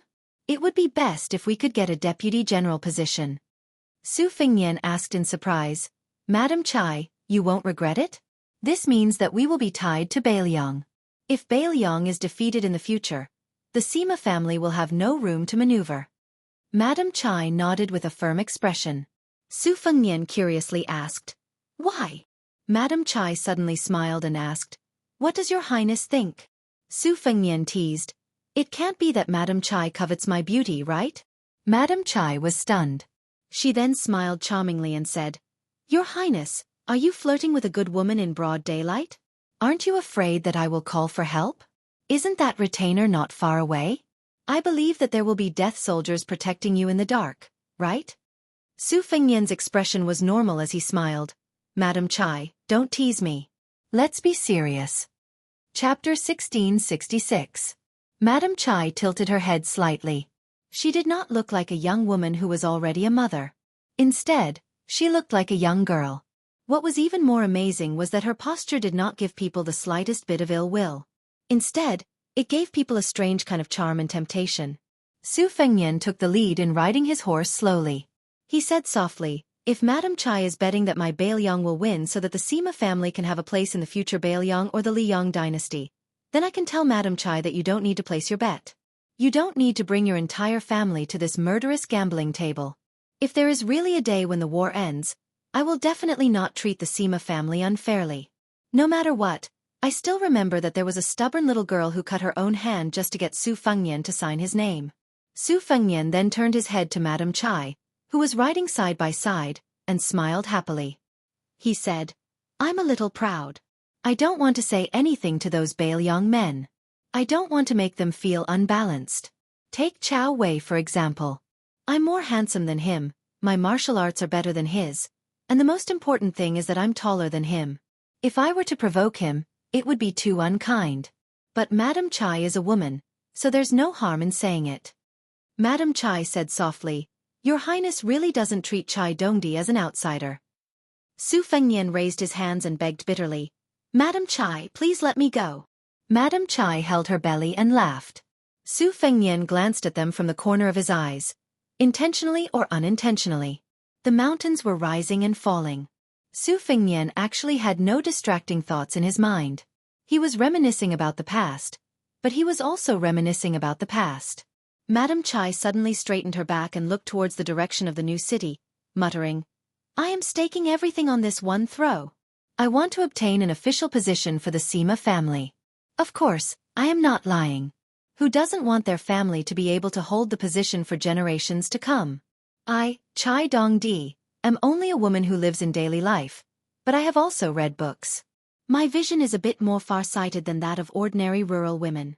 Since I have married into the Sima family, I want to be worthy of the Sima family. The prince said that not only Baelyong, perhaps the western regions in the future will also be a place like a paradise. There will be private schools and the sound of studying everywhere. Every family will have elderly people enjoying their old age in peace, and every family will have a woman who can peacefully take care of her husband and children. Life like this was really good. Just thinking about it makes me happy. Su Fengnian nodded. Madam Chai suddenly smiled and blinked her eyes. She turned her head and said wittily, I am a woman whose looks are passable. No matter what I think of the prince, I still want to be liked by men. Especially those men who don't want to pounce on me the moment they see me. If he is always a gentleman, he will feel disappointed in his heart. Just like how the prince said that he is proud of himself, he can only say these things to some women. I can only say these things to the prince. Su Fengnian was speechless. When he was young, when he was drunk and whipped a famous horse, he only thought about how to pretend to be heroic. When he really matured, he actually went upstairs alone most of the time. There was no one beside him, and he went upstairs alone. Madam Chai looked at the young king's side profile and asked softly, Will Baimang attack Baelyong again with the power of the whole country? Su Fengnian hesitated for a moment and said, It was supposed to be like this, but now there are signs of internal strife in Baimang. The Murong and Yelu families might split. Of course, I will do my best to add fuel to the fire. However, the possibility of this is not high, and I can't have high hopes. I can only plan for the worst. Gu Jiantang took the initiative to attack earlier because he saw this clue. He was afraid that the Yelu family would take over the Baimang court and use the two Liao provinces as a breakthrough point for the army to invade the south. Otherwise, with Gu Jiantang's temperament, he would never act so quickly. Madam Chai, you have heard these words, but don't tell others. Madam Chai nodded and said, Of course I know the severity of this matter. Su Fengnian raised his horsewhip and pointed towards the distant north. With a heavy expression he said, After Huta city was captured by Dong Zhuo, more than half of it was destroyed. More importantly, after the northern Mang's armies retreated far away, this king of the south courtyard's 100,000 private soldiers and Tuoba Bodhisattva's elite cavalry are still eyeing covetously at the border. This is to prevent our northern Liang from going all out to repair Huta city. In the end, once the great battle of Liang and Mang breaks out, the tug-of-war between Huta city and the Dragon Eye Plains is destined to be very tragic. It might not lose out to Azure City. Then with Huayang Pass as the core, the front line of Liuya and Fuling.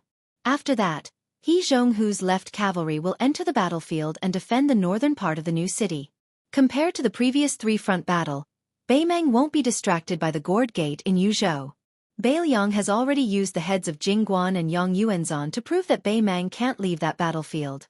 In this way, not only will the smoke outside Liangzhou Pass rise, but the entire defense line in Liuzhou will also bear a heavy burden.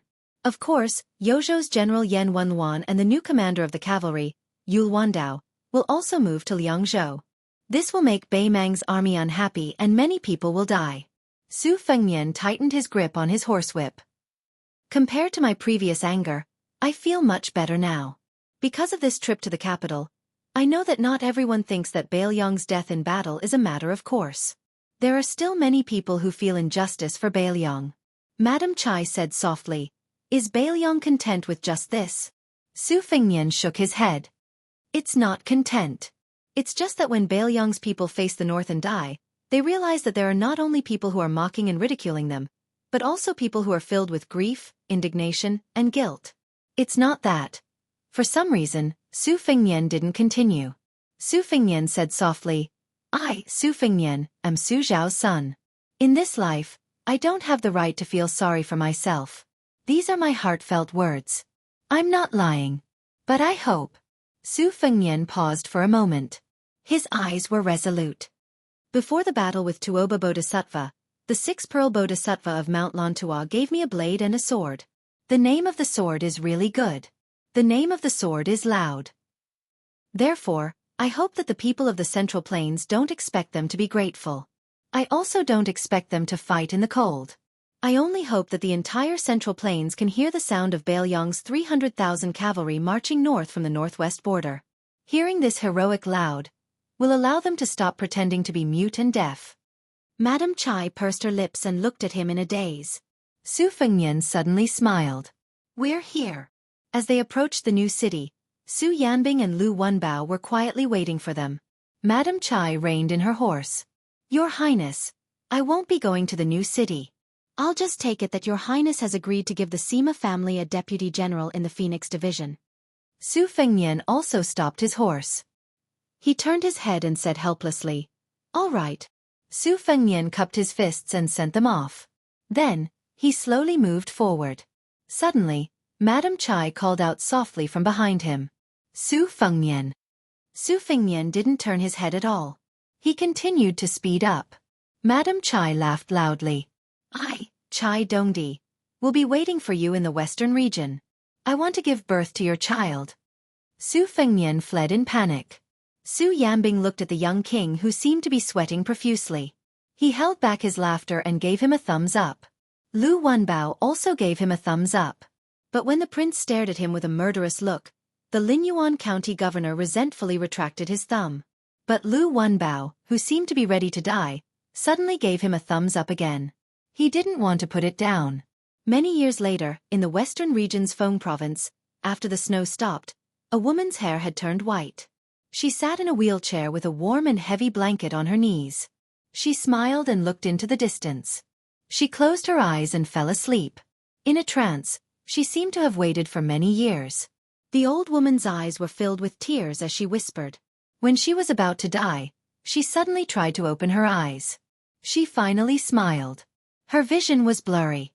She looked at the person squatting beside her and said in a hoarse voice, It's a little late.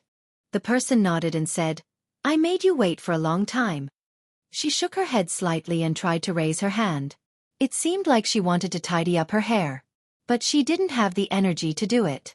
So, she felt a little regretful. The person helped her gather the blanket and said softly, Don't worry. You are still very beautiful. She lowered her head and moved her lips. He nodded and said, Okay. She said, Next life. She closed her eyes. The first time they met, he was so gentle. The last time they met, he was still like this. Whether there was a next life or not, it didn't matter. On the city wall, the sun was setting. The old woman was called Chai Dongdi. The old man was called Su Fengnian.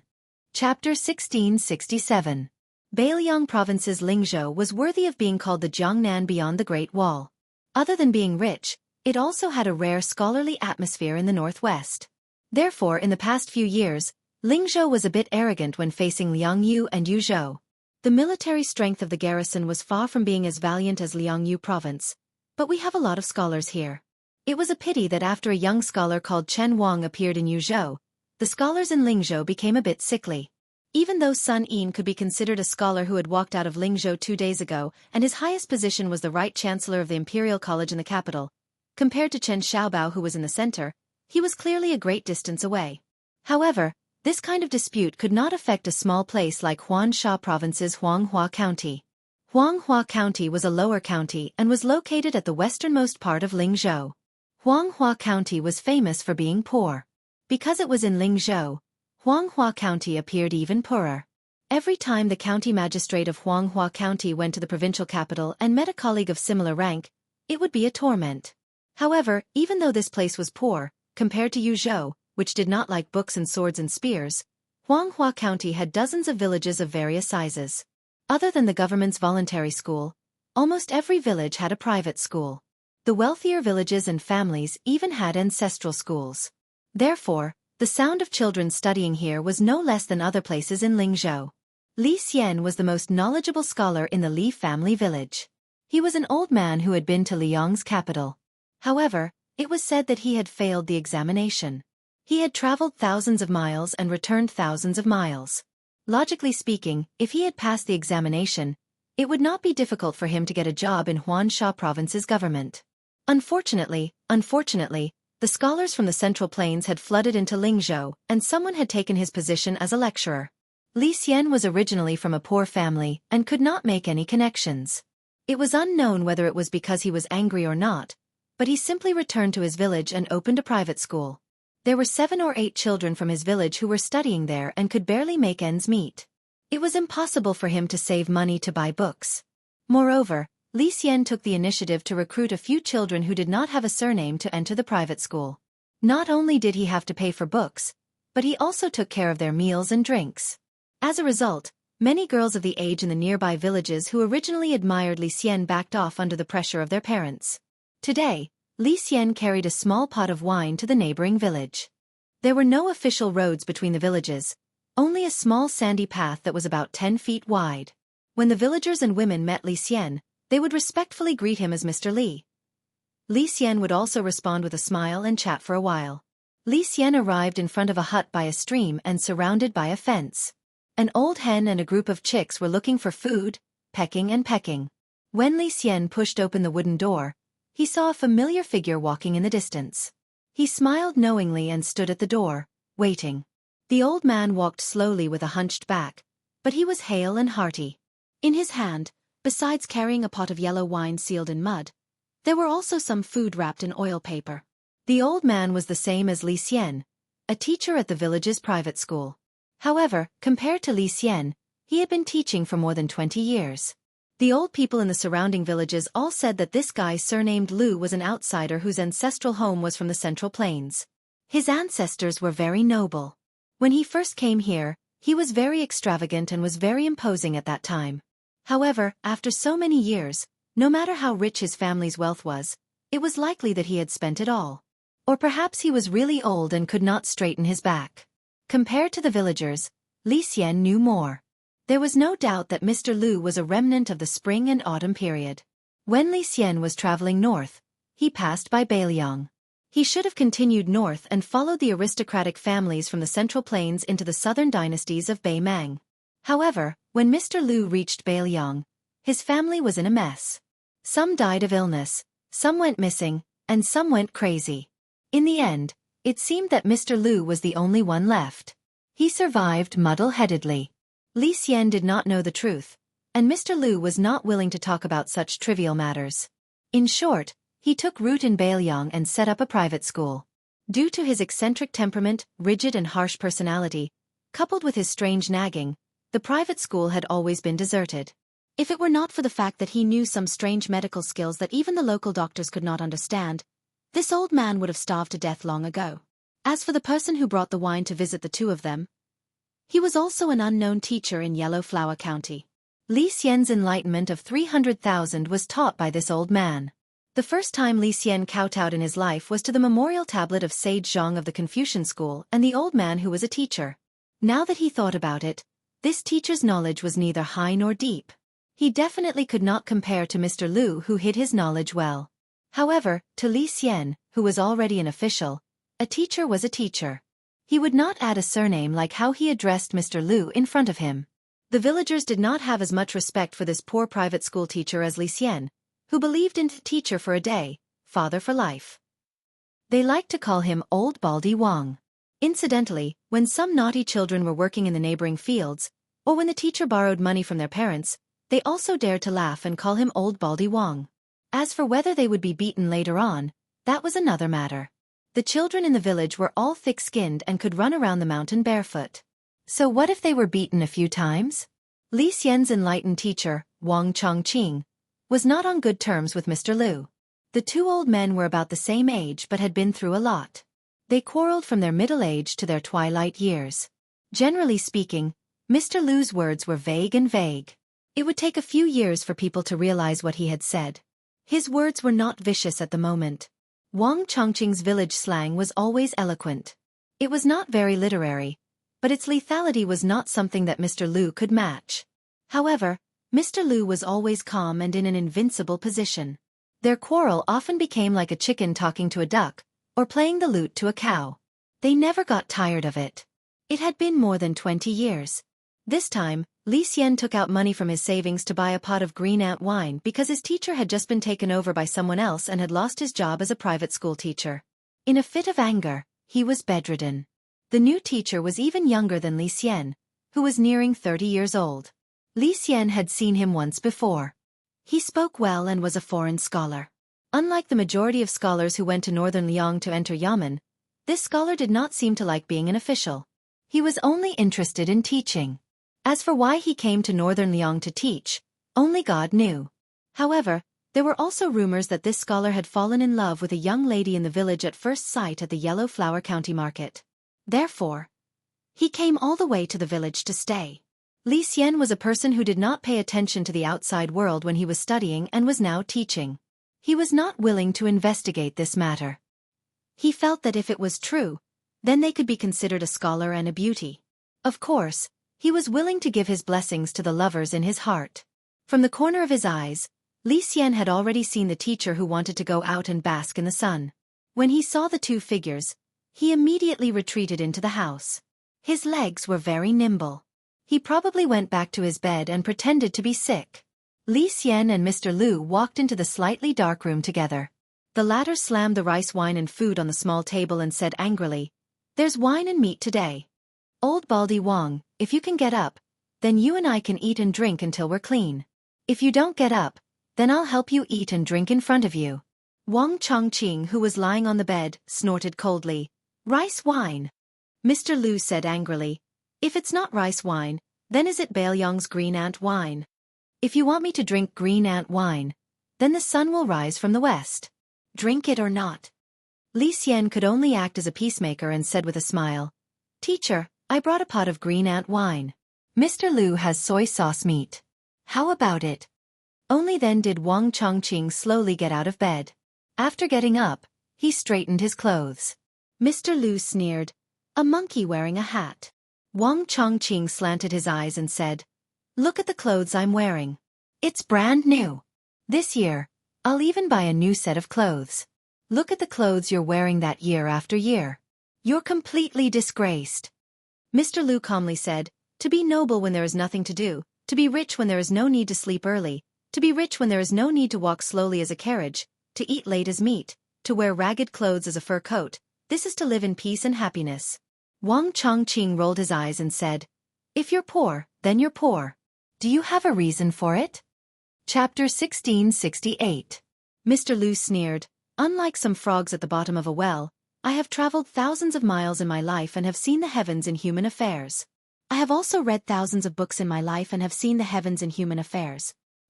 In this poor and remote Baoyang, I often see old scholars obsessing over old piles of paper for decades. Once they step out of the door, they lose their sense of direction. How laughable, how laughable. Especially those old piles of paper. If placed in the central plains where farming and reading are passed down, even a normal child would be able to recite them backwards." Wang Chongqing was too lazy to pay attention to Mr. Lu. He sat down on a small stool and took the open pot of green ant wine from Li Xian. He lowered his head and sniffed hard. With an intoxicated expression, he said, "Just this smell alone is worth 7 or 8 taels of silver." Using the light from the broken window, Wang Chongqing and his student, Li Xian, drank the green ant wine while Mr. Lu drank the yellow wine alone. Wang Chongqing, with his sparse hair, stepped on the stool. Compared to Mr. Lu, who sat upright and still, he did not look like a teacher. On the other hand, Li Xian, who was taught by Wang Chongqing, did not lose to Mr. Lu in terms of elegance.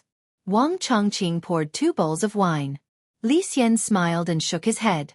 Wang Chongqing pointed at his proud student and said regretfully, "If you don't drink, how can you write a good poem that will be passed down through the ages?"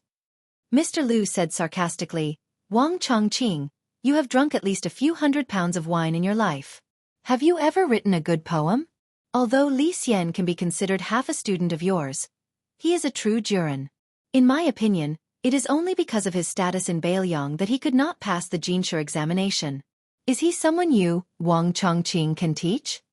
Wang Chongqing drank a mouthful of green ant wine and wiped his mouth. He retorted, "I can't teach? You Lu Shumai can teach? Just because your family background is better, you can memorize a few more books. What's so great about that?" Mr. Lu wanted to say something but stopped. In the end, he did not say something. He only said angrily, "Unreasonable." Wang Chongqing drank another mouthful of wine and then burped. He picked up a piece of meat with 2 fingers and threw it into his mouth. Instantly, his whole body felt comfortable. Li Xian could not resist his teacher's persuasion to drink.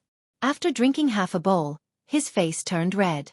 The two old men drank and ate meat in silence, but one used his hands while the other used chopsticks. It was rare for Mr. Lu to get drunk.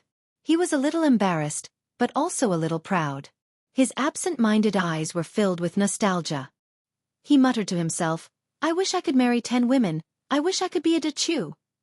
Old Baldy Wong used his elbow to lightly poke the slightly tipsy student and asked in a low voice, "What's so special about 10 girls?" Li Xian smiled and said, "In the spring and autumn period of the past, there were 10 great clans. It's probably from a classic story." Old Baldy Wong was amused. "Didn't our great general teach him a lesson?" Wang Chongqing's voice wasn't small. Mr. Lu immediately glared at him. Wang Chongqing drank more than half of the green ant wine and was already 70 to 80% drunk. He stretched his neck and said, "What? You're not convinced? Don't think that you can look down on Bailiang just because you're a remnant of the spring and autumn period. Do you really think that you're better than others?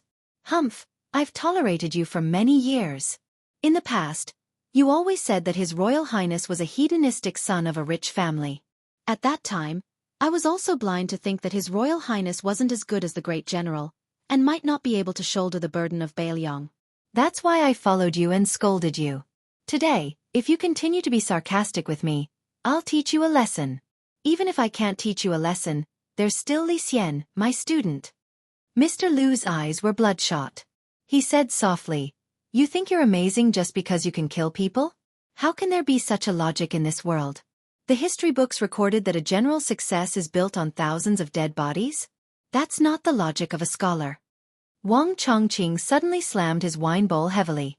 A small portion of the green ant wine spilled out of the large white bowl. Wang Baldy, who usually went to the market to drink a bowl of wine, could drink until there wasn't a drop left. This time, he didn't care about his heartache. He said angrily to Mr. Lu, "The great general killed people like scything flax. I don't know if it's reasonable for him to let your central plains sink or not. I only know that from the great general to the Prince of New Liang, 2 generations of the Su family led the soldiers outside the Northwest Pass and blocked the 1 million-strong cavalry of Bei Mang for your central plains. Taking a step back, even if the great general owes your remnant of the spring and autumn period, the Prince of New Liang and the Bailiang Frontier Army will repay this debt on behalf of the Su family this year. Zhao Shunzi from our village, Li Xian's Li Erwa from Li Xian's village, and 2 young men from your Lu Mao's village. For people outside the Bailiang Pass, but only one survived. One died in Huta City, and the other 2 died at the mouth of the gourd. Zhao Shunzi was in his early 20s. He was the same as me, Wang Chongqing. In your eyes, he was someone who wouldn't be able to achieve anything even if he studied for his entire life. But in the end, I, Wang Chongqing, and you, this old bastard Lu Mao, are leisurely drinking wine here." Wang Chongqing slammed his fist on the table. "The 2 of us who deserved to die didn't die. The ones who didn't deserve to die are dead. What are you after? Yes, Zhao Shunzi and the others didn't die for you, Lu Mao, nor did they die for me, Baldy Wong. But can't we remember their kindness? Can't you, Lu Mao, remember the kindness of the 300,000 soldiers of Bailiang?" Mr. Lu raised his head and drank a mouthful of wine. His expression was calm, but his lips were livid. He slowly said, "What's so difficult about remembering the kindness of those who died at the border? But why should I remember the kindness of the Su family? The Lu family of Dechu had more than 300 people.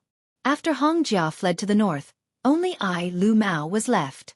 You were right about one thing. Those who deserved to die didn't die, but those who didn't deserve to die are all dead." Wang Chongqing roared, "Get out of here!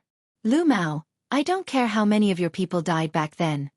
Mr. Lu suddenly stood up, smashed the jar of yellow wine, and strode away. Li Xian hesitated and then ran out after him. Mr. Lu's steps staggered. Li Xian wanted to support him but was waved away. Li Xian's voice was raspy as he said, "Mr. Lu, other than the elders of this village, perhaps no one knows that my teacher's 2 sons died in battle early on outside Liangzhou Pass.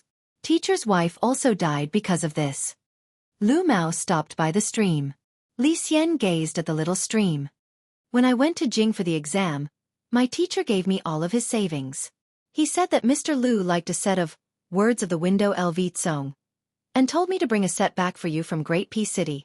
But at the time, among the people who went to Jing with us, One of them wanted to stay in Jing to participate in the exam. I impulsively gave all of my money to him in hopes that he would not be troubled by life in that capital that was hostile to Baelyong, and would be able to focus on his studies. I didn't even dare to confess this matter to my teacher because when I was leaving, my teacher told me that no matter what, Mr. Liu was truly knowledgeable. You were a true scholar that he could not compare to, but you were able to teach in Baelyong for 20 years. Therefore, Baelyong owed Mr. Liu. Therefore, he, Wang Chongqing, should do something. Li Xian said softly. Mr. Liu carries the hatred of the country and family. My teacher never dares to have you forget anything. Li Xian looked around. But Baelyong, the poor and remote place in Mr. Liu's eyes, never forgets kindness. Never betrays justice. Li Xian smiled. I've never met the great general, nor have I met the new Prince Liang, but I've met my teacher, Wang Chongqing. I've met Li Erwa, who went into the river with me in the early years to catch fish. I've met Zhao Shunzi, who scolded me as a bookworm when I was young and beat me up. I've also met my teacher's 2 sons, and I've met my teacher's wife. Then I think, since we were born in Baelyong, it's only right that we die in Baelyong.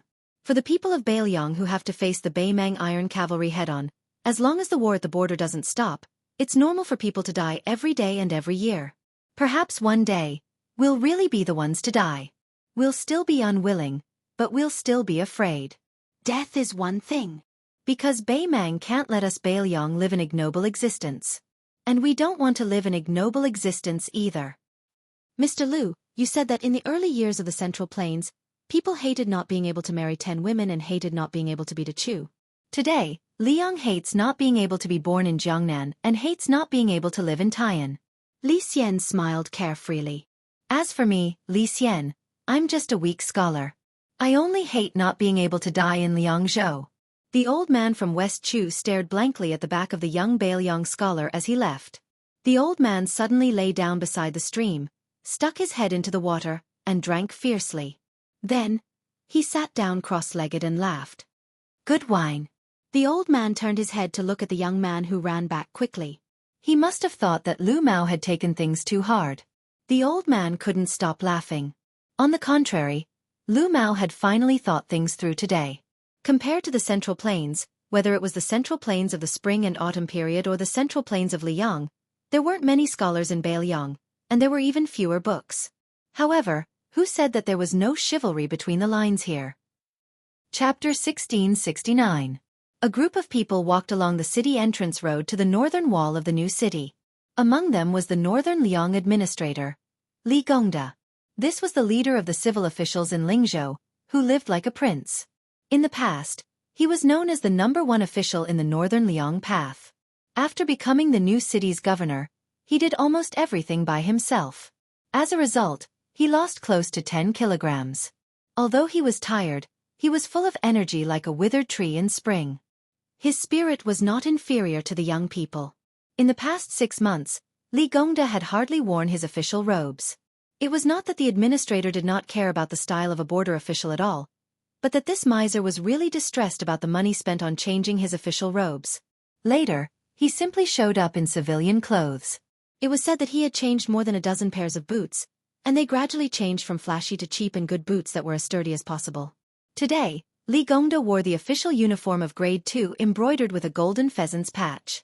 He and Yuan Zuozong, the commander of Baelyong's cavalry army, who had the highest rank among the generals, walked on the left and right sides of the young feudal lord.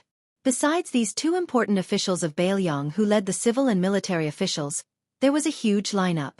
Except for Chu Lushan, the governor of Baelyong, who had to keep an eye on the border movement north of Huta City, and Yen Wenluan and Chen Yunchue, the 2 old generals of infantry, who didn't show up because of the many things waiting to be done at Calabash City, the other 2 deputy generals of cavalry, He Zhonghu and Zhou Kong, the deputy general of infantry, Gu Dazu, Tian Peifong, the governor of Liangzhou province, Shi Fu, the new governor of Liangzhou province, Hu Kuei, the governor of Yuzhou province, and Huang Fuqiu, the governor of Longxiang army, Li Mofen, the Longxiang army's representative, Chen Shiliang and Ko Jianghuai, the Liuzhou cavalry army's general, Yul Wandao, the Yuzhou army's chief general, Hong Xinjia, and the real power general, Chao Xiaojiao, who had won the nickname of Quick Knife in the Battle of Calabash City. led 4,000 cavalrymen to join hands with Yul Wandao and completely blocked the retreat route of Yang Yuanzhan's personal army.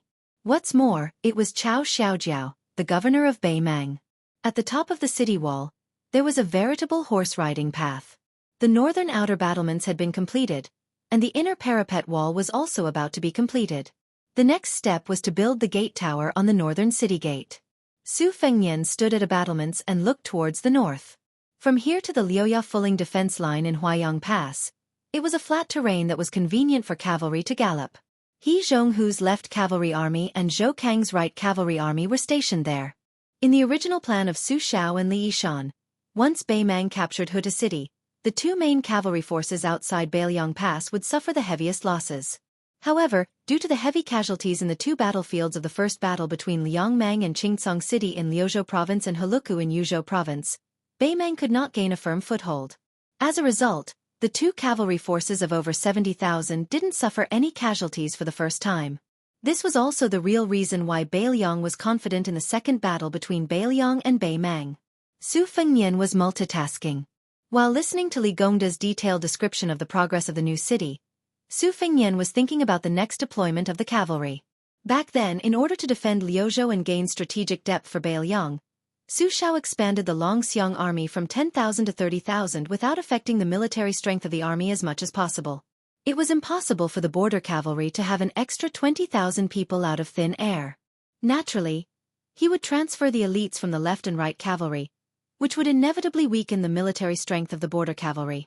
However, the problem was that the 30,000 Longxiang army was almost wiped out outside Qingcang City. Of course, Liuzhou could not be abandoned. In fact, it would become even more important in the future when Yuzhou would be free of war. What could he do? The martial arts grandmaster Su Fengnian could use his will as a sword, but a land immortal was not a true immortal who could scatter beans and turn them into soldiers. He could only continue to ask for people from He Zhonghu and Zhou Kang. Not only did the Longxiang army need people, Ko Jianghuai, the general of Liuzhou who had made a great contribution, also wanted to form his own troops. Yul Wandao's Yuzhou cavalry needed to be replenished no matter what. As a result, not to mention Zhou Kang, who had a fiery temper, even He Zhonghu, who was extremely easy to talk to and was willing to consider the big picture, privately found him the king of Bailiang. What he meant was that the left cavalry could be given people, but he only hoped that the left cavalry would not be broken.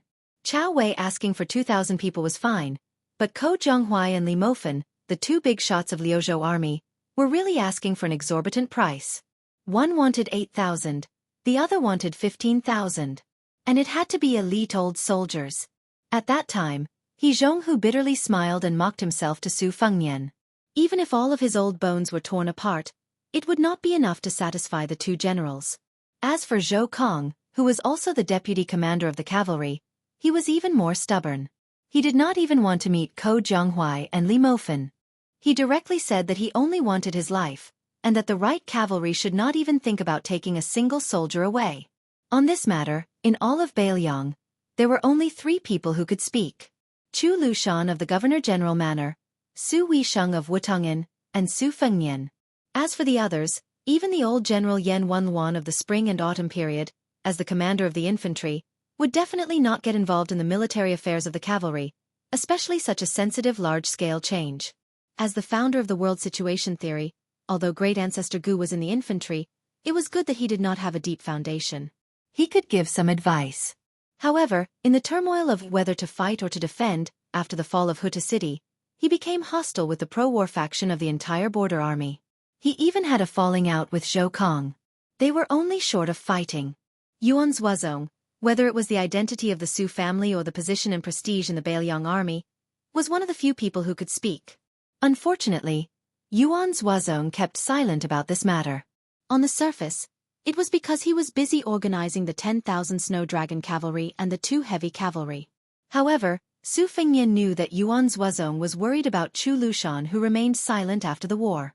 Even if Su Weisheng wanted to speak, Su Fengnian did not want her to speak. Bailiang was not the same as Liang. There was no pleasure in deciding the life and death of others. It was just a burden.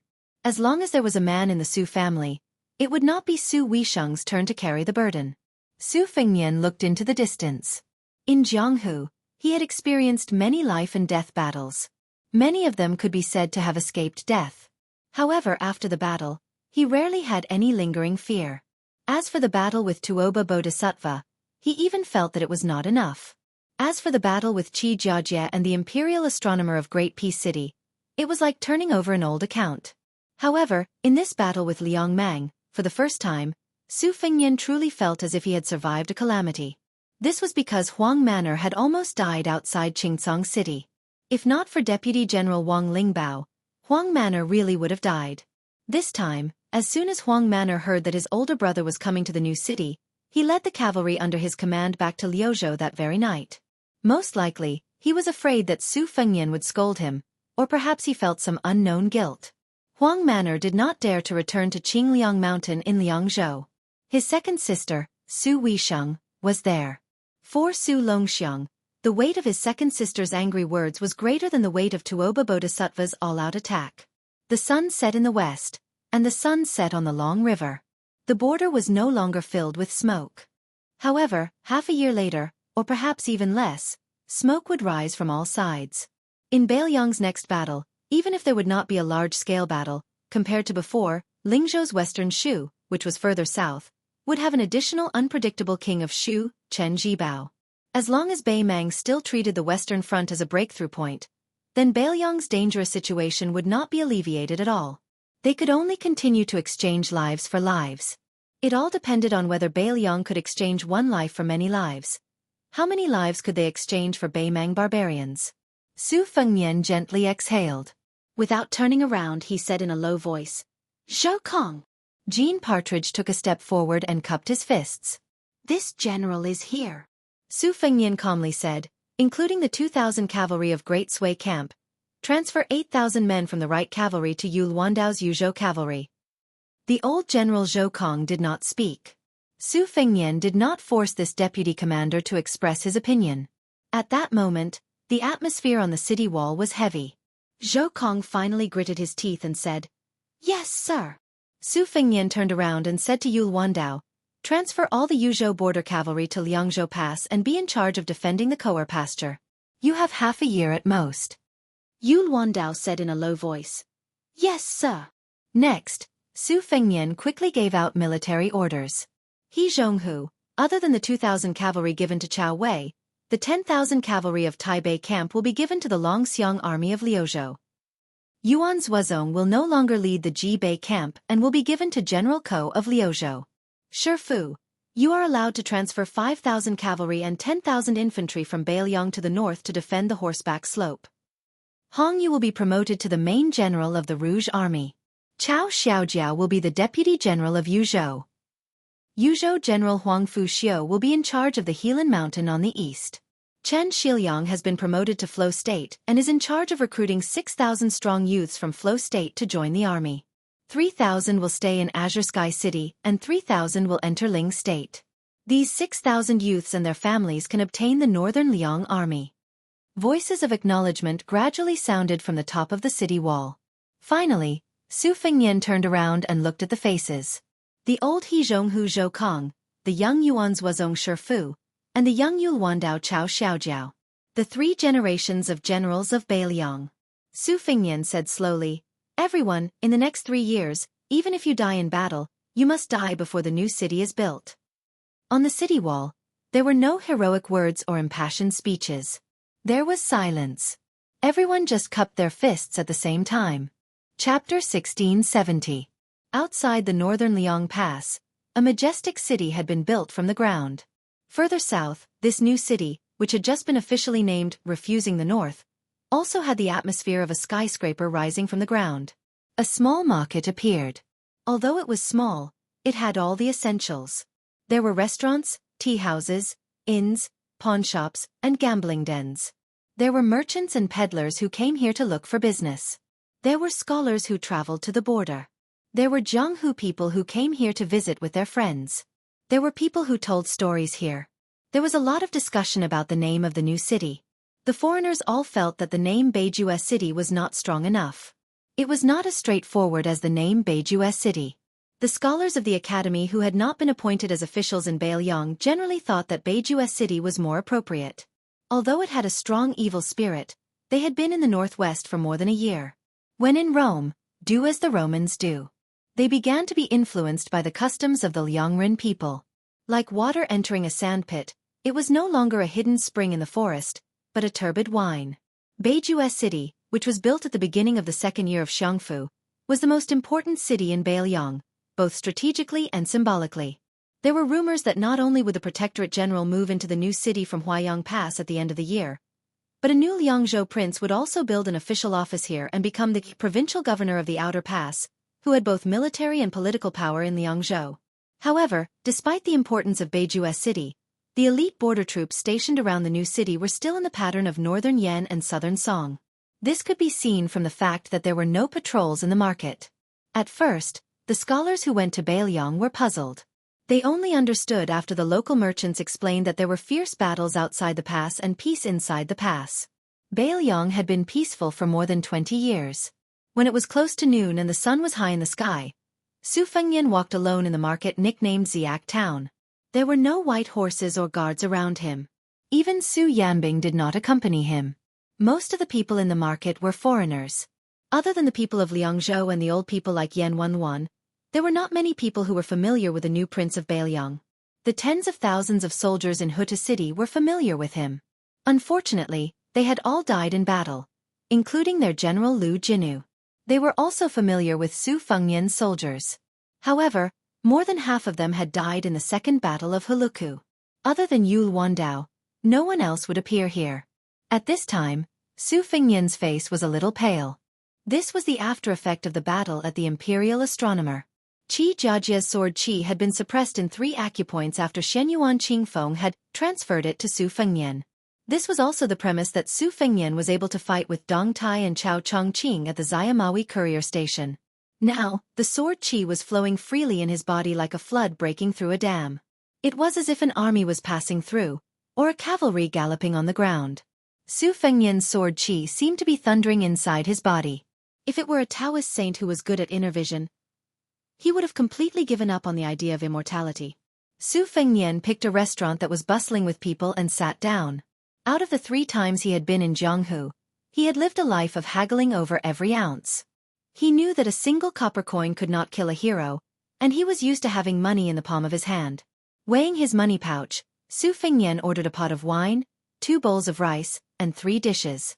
He sat by the window, took off his cold saber, and put on his casual clothes.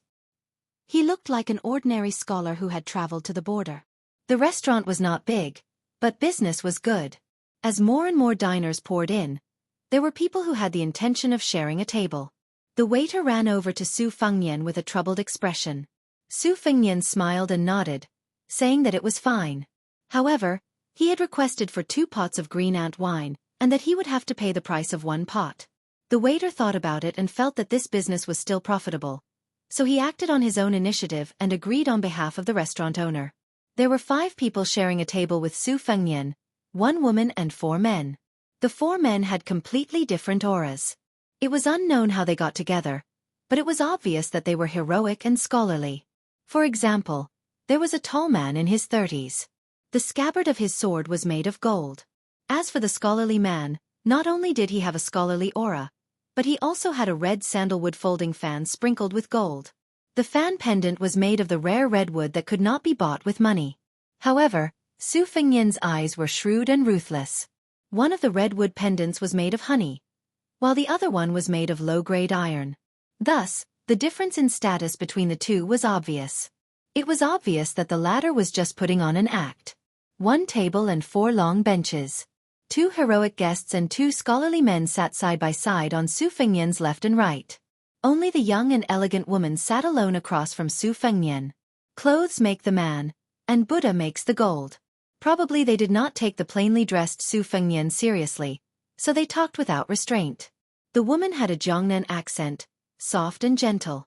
She did not speak much, but she did not agree with the men. The 2 chivalrous men had a Jizhou accent and a Liaodong accent, while the scholars came from Qingzhou in the Central Plains and Zhenzhou in the southeast. These 4 men talked about the world situation as well as Jianghu anecdotes. In their words, they had mixed feelings about the Liang imperial court. They felt that the officials of the various government offices in the capital were a new atmosphere for the new dynasty. It was a pity that Lu Shengxiang and the other generals of the southern expedition failed to live up to expectations, which allowed the Guangling rebels to take advantage of the situation and grow stronger. However, without exception, they did not have any doubts about the entire Liang dynasty's prosperity. First of all, Beiliang had defeated Bei Mang, and the northwest gate was as stable as a rock. Second of all, Gu Zhentong's two Liao border armies had finally taken the initiative to attack and won a series of inspiring victories. Before this, the two vassal kings surnamed Zhao, the prince of Yanqi, Zhao Yi, and the prince of Guangling, who liked to compete with the Beiliang cavalry, had greatly disappointed the people. Fortunately, the great pillar state Gu Zhentang had stepped forward at this time, allowing the people to feel relieved. It turned out that in Liang, other than the Beiliang border army, there was no one who could compete with the Bei Mang barbarians. When it came to the two Liao and the assistant minister of the Ministry of War, Su Gong, who patrolled the borders for the emperor, the scholar from the Central Plains, casually, said that his father's generation had a close relationship with Assistant Minister Su. They had been schoolmates in the early years, and later on, they had become colleagues. When General Long Xiang entered the capital to take up his post, his father's generation had been in the procession to send him off. Even now, they were still exchanging letters. Hearing this, the woman who had been glancing at Su Fengnian from time to time suddenly became high and mighty again.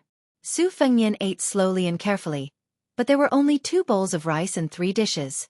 No matter how slow he ate, he would eventually finish. Fortunately, there was still a pot of green ant wine by his side. He put down his chopsticks and opened the pot to pour himself a cup of wine. In reality, it was not just his table that was talking loudly. Most of the people in the restaurant were talking about the state affairs and eating the dishes and wine that cost 2 or 3 taels of silver. They were talking about the hearts of the imperial palace of Great Peace City or the Wangfu of Mount Qingliang in Beiliang. Su Fengnian smiled as he listened to the hubbub around him. He raised his wine cup and turned his head to look at the bright sunny sky outside the window. At some point, the scholar from Zhenzhou, who was holding the carved Methreya fan, had mentioned the new King Liang, who he had never met before. Perhaps he was drunk, or perhaps he was deliberately trying to surprise the woman he liked, but his words were a bit harsh. After drinking a cup, he sneered. Everyone knows that the eldest son of the old King Liang was a bastard in his early years. His Royal Highness was a bastard. He was a bastard for more than 10 years and was infamous. The first time he showed his face was when the old King Liang let him participate in the martial arts parade outside Beiliang. Clearly, this was to pave the way for the hereditary title of King of Beiliang. Now the people of Beiliang all say that when the new King Liang was the crown prince and the general of Lingzhou, he taught the general of Huaihua, Zhong Hongwu, a harsh lesson. It was very satisfying. Is this really the case? The beautiful woman asked curiously, Master Song, what do you mean? Chapter 1671. The young scholar sneered. It's just a show of strength to warn the tiger and burning the bridge after crossing the river. In the end, wasn't it because the old Liang king was afraid that his son would not be able to convince the masses, so he secretly instructed Li Gongda, who was in charge of the Lingzhou officialdom, to deal with Zhong Hongwu as an example? Otherwise, with Su Fengnian's status and reputation at that time, would he dare to provoke the Beiliang cavalry commander who had accumulated great power? Who didn't know that great General Zhong Hongwu had countless students in the border army? Not only that, even the wealthy Lingzhou of Beiliang was jokingly called the backyard of the Zhong family. Beiliang first forced Zhong Hongwu to leave the border army, and then took down this old military head. At the same time, during the military restructuring of Beiliang, they did not touch the border army, but only the troops stationed in the territory. Everything was done in one go. Who would believe that this was not the plan of the old Liang king when he was alive? The young man who claimed to have been friends with Assistant Minister Su smiled and nodded. It should be said that he killed the old tiger to warn the fierce tiger. Zhong Hongwu was not in his position, and he was like a tiger without teeth. The old Liang king used him as a sacrifice for his eldest son. Yan Wenluan, who was also a general of the Beiliang border army and also the local emperor of Yuzhou, had the old Liang king made a move? Did His Royal Highness dare to make a move? In reality, before Su Fengnian inherited the throne, he did not go to Yuzhou at all. Why did he choose Lingzhou? Because compared to Yuzhou, where even the farts of the generals were effective, the civil officials here could compete with the generals. In addition, Li Gongda had obtained the position of administrator, so how could he not serve the Su family to the death? More accurately speaking, Brother Song's so-called 3 matters were done in one go. The true foreshadowing was Li Gongda, the administrator who was also the Lingzhou provincial governor at that time.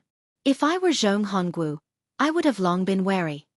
The two heroes could talk big when they talked about Jianghu and Wulin, but when they talked about the officialdom and the imperial court, they were stunned. However, it sounded very murderous. The two of them looked at each other and smiled. Wasn't the pen in the hands of a weak scholar also a knife in his hands? The scholar surnamed Song agreed deeply and continued to mock and ridicule.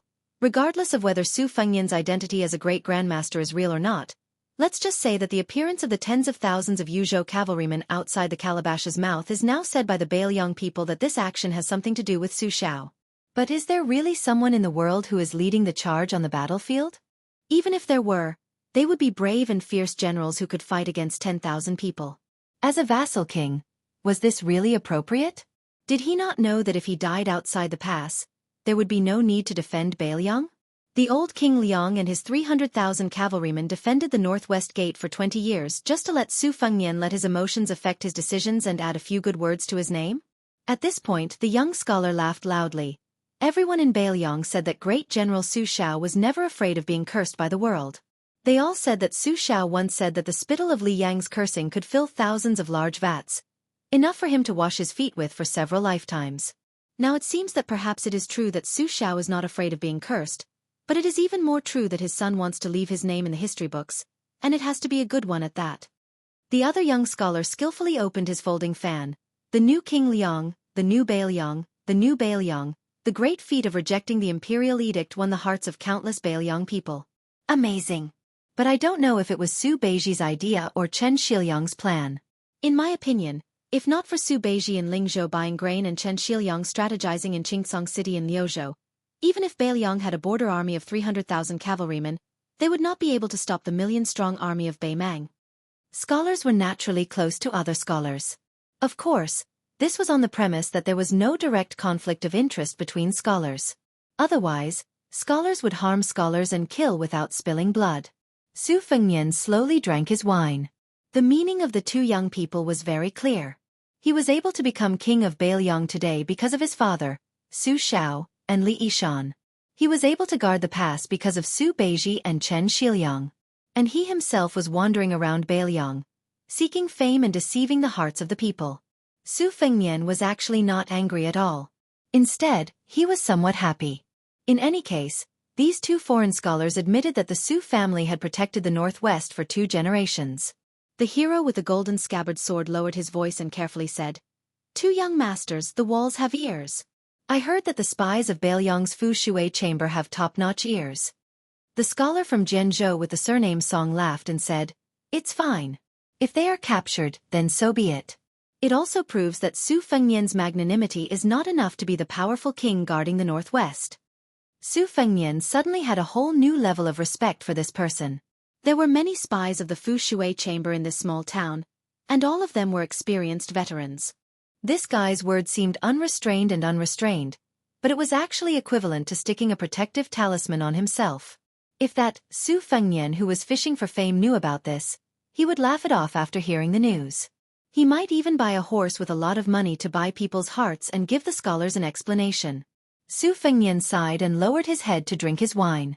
Although the people at this table were very Jianghu, he suddenly remembered a young man who had just entered the Jianghu and died at the Lake of Spring. His name was He Zhu, and he had a grudge against the Su family of Bailiang. However, in order to repay Jia Jiajia's kindness, he still went to the Quick Snow Mountain villa with serious injuries to report to Su Fengnian. In the end, he died at the villa. A promise worth 1,000 gold didn't care about life and death. Su Fengnian respected this kind of person very much. In his heart, this kind of person was only second to old Huang and the old man in the sheepskin fur coat. He was even above the peach blossom sword god Dong Tai. It was not about who you were but what you did. It's not about what you've done, it's about putting yourself in my shoes. As long as you do something that I can't do, then I, Su Fengnian, will sincerely admire you. If we can sit at the same table, what's wrong with pouring wine for you? During his second tour of Jianghu, there was a retainer of a swordsman named Lu Qiantang. Before his death, he cursed Su Fengnian, F*ck His Royal Highness. His meaning was very simple. If you weren't the heir of Bailiang, if you weren't the son of Su Shao, if the Tide Listening Pavilion didn't want the secret manual, would I have risked my life for you? Therefore, when Su Fengnian scattered Lu Qiantong's ashes on the Guangling River, he still felt guilty. Therefore, Su Fengnian always felt that the heroine, who was ashamed to spar with others because of her ample bosom, who was willing to show kindness to him and Wenhua when they were in dire straits, was a true heroine. Li Chuangong's Jianghu was very large, a lifetime large. Therefore, he came to the great snowy plateau for the sake of green power, and to the broken armor by the Guangling River for the sake of the peerless swordsman in green, so that the two of them would have no regrets. Before his death, he borrowed the sword from 10,000 li away to personally deny the saying, "If the heavens didn't give birth to me, Li Chungang, the way of the sword would be like a long night for all eternity." Old Huang's Jianghu was very small. He died on the city wall of Wu Wu for his master, Sui Xiegu, who loved to eat swords. He wanted to prove to his master that he had a pretty good disciple. More importantly, it was for the young man whom he was willing to address as young master, the young man who had walked through Jianghu with him, the old man who had wandered 6,000 li with him, the old man who lacked front teeth and carried a sword case on his back. He didn't regard Su Fengnian as his royal highness, but rather as his own junior. When Wenhua folded his sword and left Jianghu, he must have regarded Su Fengnian as Su Fengnian, as a scoundrel friend who called him brother and roamed Jianghu with him. Because of these Jianghu people in Jianghu, Su Fengnian lent his saber to the young child who longed for Jianghu at the Tumbling Horse Pass, killed people in Beimeng in anger for Qing Junyang, and did not have any hatred for the devilish couple, Duckhead Green. Therefore, when these people gradually left Jianghu, Su Fengnian became one of the 4 grandmasters of wushu evaluation, and on the contrary, he did not care about Jianghu anymore. Su Fengnian had always had good intentions toward this world, toward this Jianghu. Just like the sun outside the building, when it was peaceful, everyone thought that it was the main culprit of the scorching summer. However, when winter came, the sun would not stop coming just because people hated it during summer. Instead, it still made people feel warm. Chapter 1672. Su Fengnian finished the last cup of wine and gently put down the wine cup. Because they were sharing a table, as the wine and meat were continuously served, his plates and bowls were all squeezed together. He looked pitiful, like a turtle dove occupying a magpie's nest. It was as if they were afraid that this eyesore would covet his beauty and shamelessly ask the waiter for an extra jug of wine. So when Su Fengnian put down the wine cup, the 4 men all cast impolite glances at him. Su Fengnian smiled and was about to tactfully pay the bill and leave. This was because Su Beiji, who had somehow found his way here, was actually standing behind the woman. He had previously refused Su Fengnian's signal to sit down and had already stood there for 2 cups of wine. Every time he heard the 2 scholars mocking and ridiculing Su Fengnian, he couldn't help but laugh at his misfortune. Su Fengnian actually felt very guilty towards this young strategist that he had personally abducted from Beimeng to Bailiang. The conflict between Su Beiji and Chen Shiliang had been foreshadowed when his master, Li Yishan, was still alive. As for the carving of these 2 pieces of unpolished jade, Li Yishan had also taught Su Fengnian a brocade pouch and given his own unique views. Su Beiji is like a woman from a wealthy family. Even if she has a mediocre appearance, she naturally has the bearing of a great family. She needs to be carefully carved from the fine details and get rid of the negative arrogance.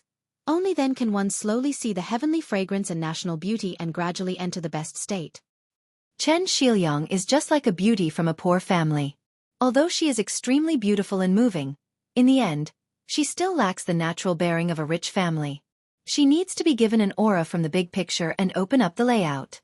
Only then can she be as round as you wish, charming but not bewitching.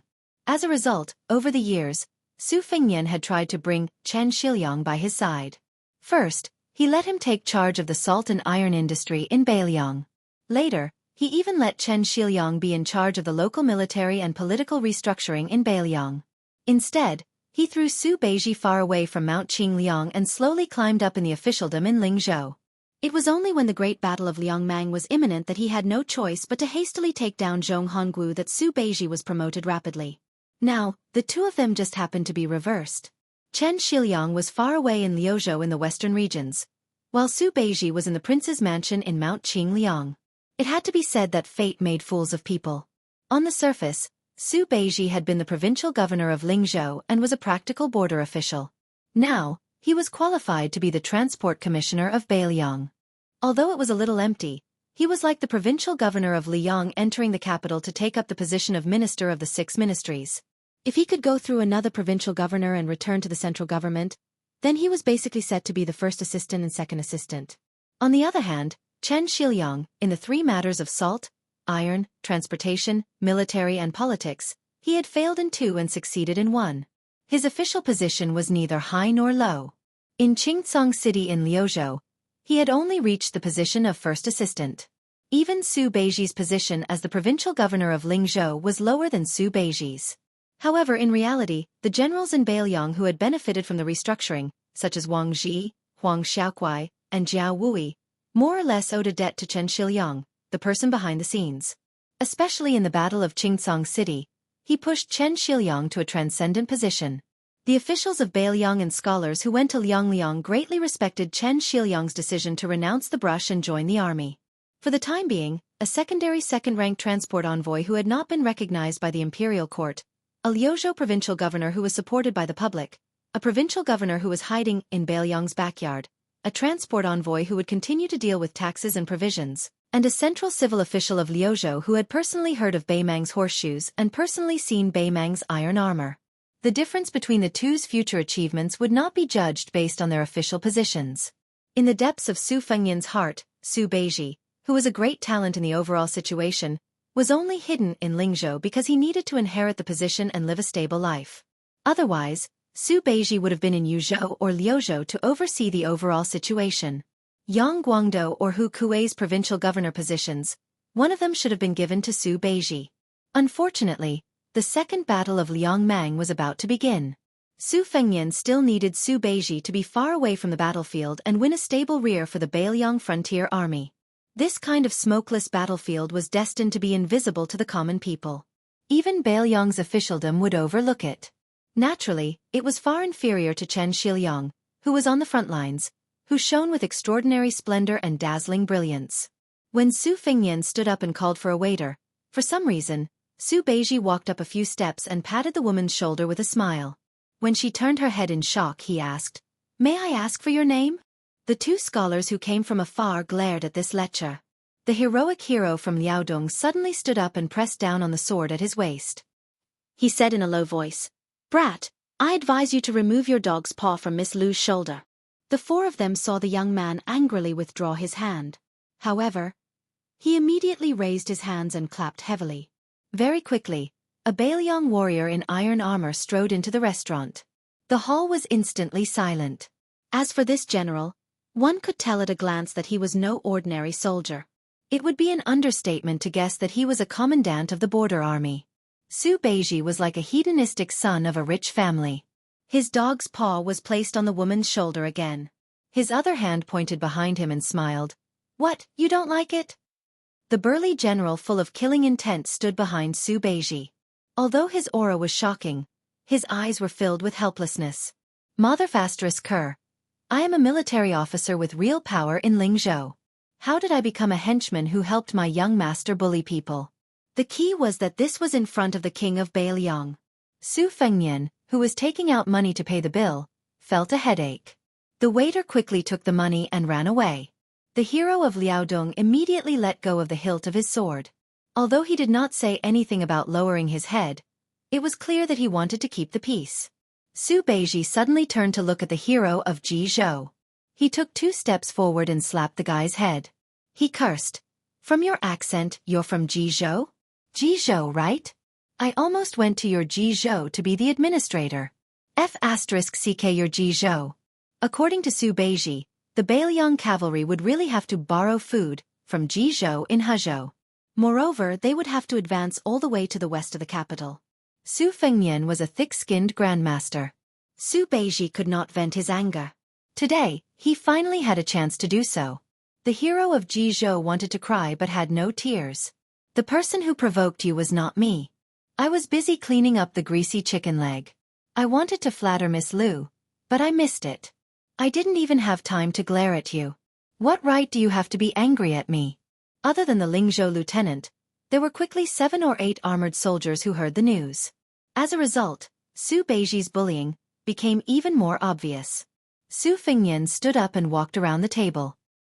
He held Su Beiji's hand and quietly said, "Let's go."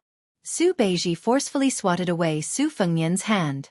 He angrily said, "Go, go, go. You only know how to retreat. When will you show even a sliver of your courage toward Bei Mang? The Liang Imperial Court will not dare to let Wen Taiyi and Ma Zhongxian go to Jinggan Province to take over the transportation. I, Su Beiji, was in Lingzhou and was called the governor of Bomi. Now I'm in Qingliang Province. I've become a transport officer in the mountains and a grain purchasing official.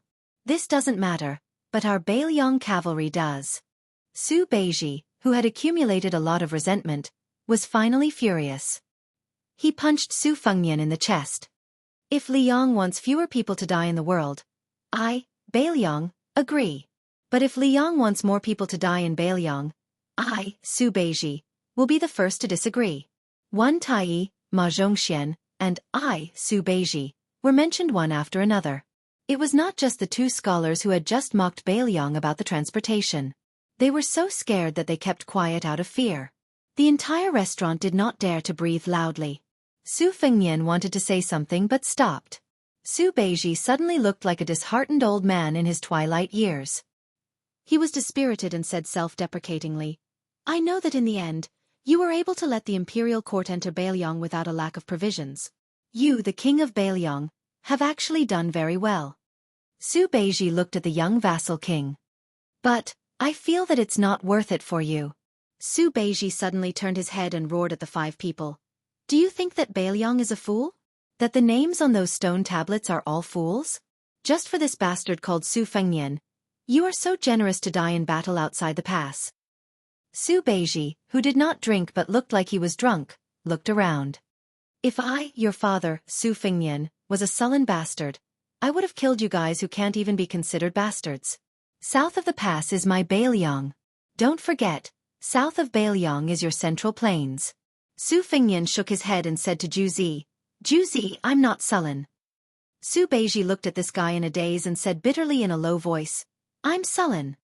Su Fengnian smiled and picked up an unopened pot of wine from the table. He put his arm around Su Beiji's shoulder and said, "Okay, I'll treat you to a drink." Su Fengnian did not say anything and left with Su Beiji. He did not forget to turn around and look at the waiter who was holding the copper coins that should be given to Su Fengnian but did not dare to come forward. He joked, "Charge this table less for a pot of wine, and we're even." Chapter 1673. The officer with real power following behind Su Beiji as a retainer was precisely the son of Beiliang's old general Wang Shiziu, Wang Ji. After the Battle of Sword Gate, he was in charge of the border between Lingzhou and Western Shu at Melang Ridge and Laziku. Now, he was one of the 14 officers with real power in Beiliang. Hong Shuwen, who stood out in the Phoenix Battalion, was now serving under Wang Ji. It was enough to see Wang Ji's position in the young king's heart. Some of the voices could be heard in Fu Shui room, so could Su Fengnian. If one wanted to become a leader in Beiliang, then one had to be pushed to the position of the head of the army. At the very least, one had to be connected to the border army and military power. Otherwise, even if one reached a high position like Li Gongda, one still wouldn't have enough power to speak in Beiliang. Before Su Fengnian took over as king, did Li Gongda dare to stare at Zhong Hongwu? He didn't dare. Even Zhong Hongwu's subordinates didn't dare. Meanwhile, in Beiliang's leaders, apart from Yan Wenluan, He Zhonghu, and Chen Yunchue, the others like Huang Fuchang and Hu Kuei counted because they had military power in their hands. However, Liangzhou provincial governor Tian Peifong, whose official rank was half a level higher, could not. The current Chen Shiliang could also count because he had the advantage of being close to the Longxiang army. During the Battle of Qingcang City, he also had a life-and-death relationship with Liuzhou General Ko Zhonghuai. However, Su Beiji could not. As he left Lingzhou and entered the king's manor, Wang Ji, who had a good relationship with Su Beiji, and this group of young and strong generals, would have some thoughts. That was why when Beiliang's big shots met at Beifong City and Wang Ji left Lazica North, apart from Wang Ji wanting to advocate for Su Beiji, wasn't Lingzhou General Han Laozhan secretly inciting him? Wasn't this the first time the entire Lingzhou military system, which had high hopes for Su Beiji, spoke up? Su Beiji was like this. In reality, almost all of the border army generals were like this. Why was Left Cavalry Commander Zhou Kong so adamantly against splitting his troops? Was Jean Partridge really greedy for power? Naturally, it wasn't that simple. Zhou had to consider their interests. As long as he, as the deputy cavalry commander, wanted to advance in the border army, he had to give the people behind him some assurance. However, Su was too strong. Su Fan's power was too strong. Su caught him by surprise in front of them, and he had had no choice but to lower his head. He had had no choice but to. He needed to consider their interests. Their interests, Jean. Needed, he had, He was. And he. Therefore, when they got off the city wall, He Zhong, who was also split from the right cavalry, suddenly called Zhou Kong to drink with him. Su Fengnian took these actions to heart. As long as Jean Partridge didn't do anything too extreme, it was fine. There was no reason to strip him of his military power and not allow him to complain. The number one person in the Bailiang border army, Chu Lushan, stayed in the Huaiyang Pass Governor-General manor. He didn't show his face from start to finish. Wasn't it because even he, Chu Lushan, wanted to do something but couldn't? Rather than making a futile effort and making people hate him, he might as well just shut himself in. Li Yang's previous emperor, Zhao Dun, killed Zhang Julu. Then one day, if he really defeated Bei Mang, would Su Fengnian have to make a choice between Su Beiji, Chen Shiliang, and some other general situation? Similarly, would Su Beiji and Chen Shiliang also have to make a choice between the king of Bailiang and some ideals and dreams? Maybe not, maybe he would. This, perhaps, was already enough to make people feel uneasy and uncomfortable. The commoners who ate steamed buns and the nobles who ate cauldrons had different degrees of pain and contentment. However, the weight of pain and contentment was never different. The celestial couple who lived freely in Jianghu, the gifted scholar and beautiful woman in a small place, and the poor and remote people who grew old together. Perhaps their love had different degrees of grandeur and gentleness, but their feelings for each other were actually not that different. Su Fengnian and Su Beiji walked up the outer wall of the market that wasn't very high. Wang Ji tactfully didn't follow them. Su Fengnian squatted on the short wall and ate the roasted naan that he had just bought from the stall. He bought 2 naans, but Su Beiji didn't appreciate it. He stacked the 2 naans together and ate them. Su Beiji sat cross-legged and clenched his fists on his thighs. He was in a daze. Su Fengnian asked in a muffled voice, "Ju Zi, why are you so angry all of a sudden?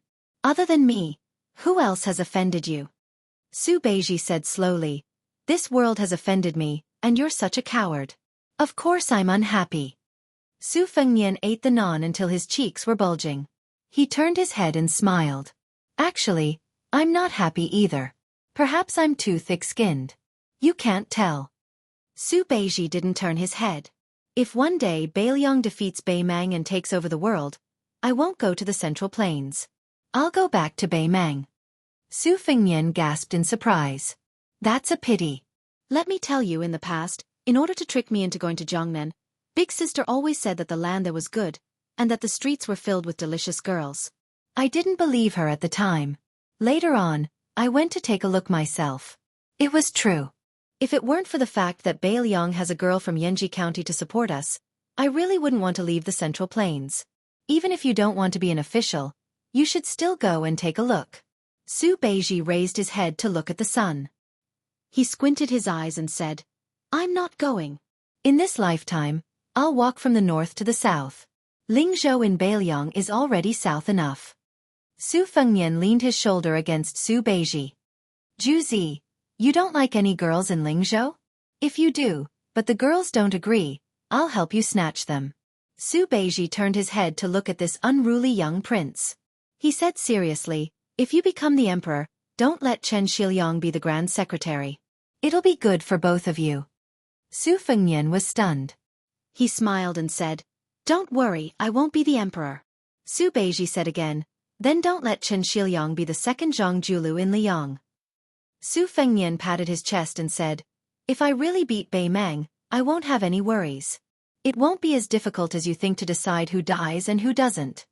Su Beiji shook his head and said, "Zhang Julu wants to die." Su Fengnian fell into deep thought. Su Beiji sighed and said, "Chen Shiliang isn't suitable for the central government of the imperial court. He can only be a provincial governor. At most, he can be an administrator far away from the capital. Only then will he be able to enjoy his old age and have the time to play with his grandchildren. Su Fengnian nodded.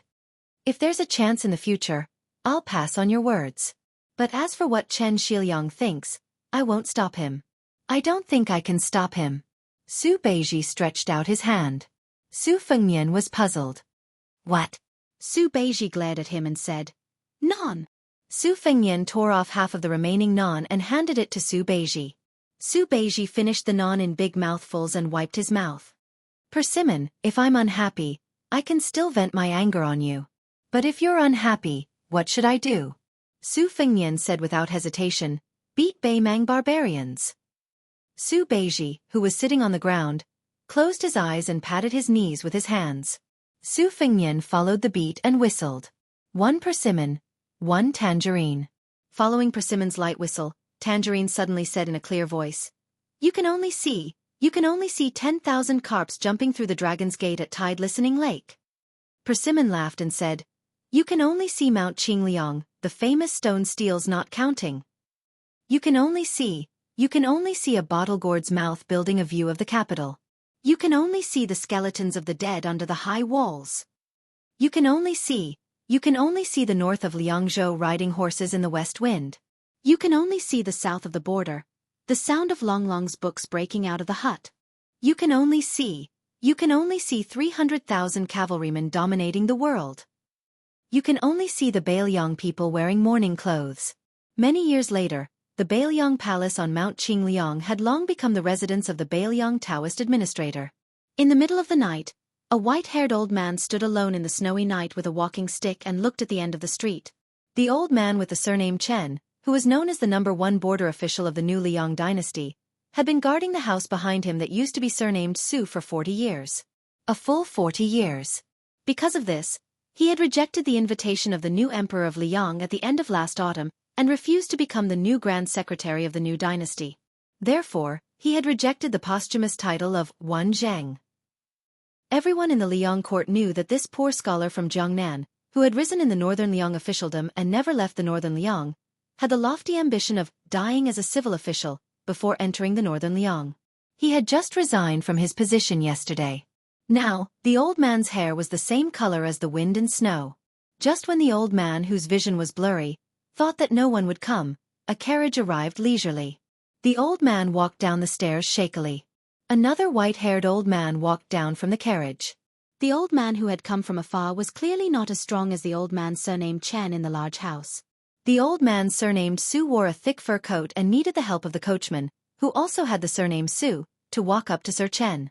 The three of them walked up the stairs together and turned to look at the snowy street. Separated by the most inexperienced person in the middle, Chen Shiliang, the Bailiang Taoist administrator who had held the post for more than 30 years and was unwilling to move, leaned forward slightly and turned to look at the other old man. He laughed softly and hoarsely. I helped the prince guard Bailiang Road and this Mount Qingliang for 40 years, so you're not as good as me. Isn't that right, Su Beiji? The doddering old man in the thick fur coat snorted coldly with all his strength. You win, okay? The old man in the middle, although of similar age, looked to be in his early 40s. He held the hands of Chen Shiliang and Su Beiji on both sides and laughed softly. Don't fight. The emperor of Liang had changed and the title of the dynasty had changed. But the three old men, Su Fengnian, Su Beiji, and Chen Shiliang, only tonight, they had seen the heavy snow of Bailiang. Chapter 1674. Originally, in the early autumn of the second year of the Li Yang auspicious talisman, the civil and military officials of the Chu imperial court wished they could divide the world.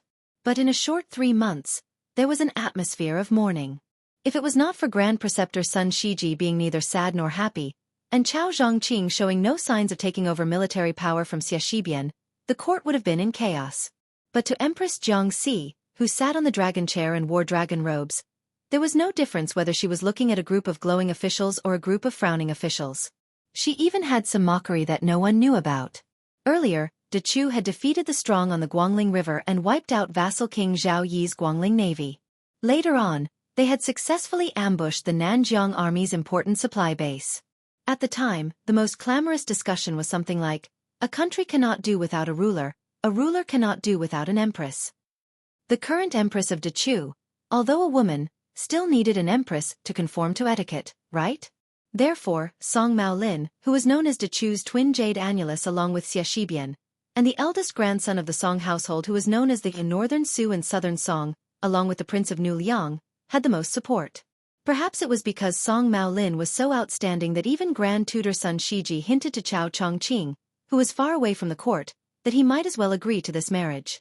Not only was it beneficial to the stability of the Jiang family of Dechu, but the young empress could also not be considered lowly. But as the #1 general of Nanjiang Wu Zhongshuan parted ways with vassal King Zhao Yi and returned to Guangling with the dual identities of Liang Minister of War and Great General of the Southern Expedition, Lu Shengxiang finally revealed the fangs that a famous general should have. Song Li, who had also been to Great Peace City, snatched all the military power from Guangling King Zhao Yi's hands. Especially with Chen Jibao and the elites of the Shu lands entering the battlefield, Dechu's front lines shrank. From frequent reports of victory, they went into a passive defense. The enthusiasm in the court that seemed to be close to attacking Great Peace City was like a bucket of cold water poured over their heads. Most of the officials and nobles were like frosted eggplants. It was at this time that Chao Chongqing, who had the intention of sharpening Dechu's young generals, finally withdrew from the Guangling River Navy and returned to Dechu's capital with the identity of Grand Marshal of Dechu as well as Minister of War. It had to be known that when Jiang Si ascended the throne as emperor, Chao Chongqing was still the commander of Dechu's navy. His official position was even half a rank lower than the three old generals. He was only the same as the disciple of the Eastern Front's commander, Xie Shibian, who was only a secondary second rank.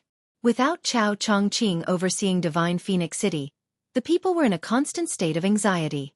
With Chao Chongqing's Divine Phoenix City, even if he did not bring a single soldier, the dark clouds above Dechu's capital immediately dispersed and the sun could be seen again.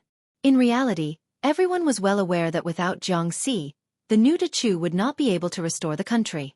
However, without Chao Chongqing's previous running around everywhere, perhaps it would be a lamentable situation where they would not have the strength nor the will to restore the country.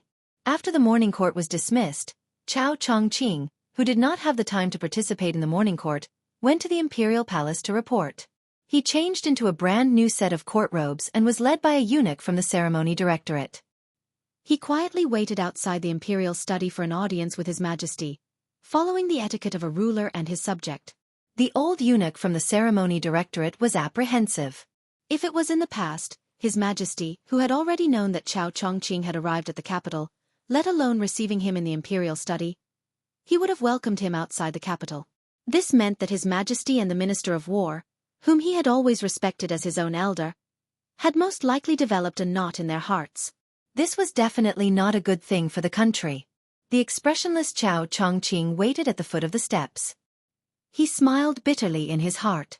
Of course, he knew why His Majesty had left him hanging outside. His Majesty was angry, very angry. At the time, the old Grand Preceptor had strongly recommended Song Maolin, and he had neither agreed nor refused. How could she not be angry?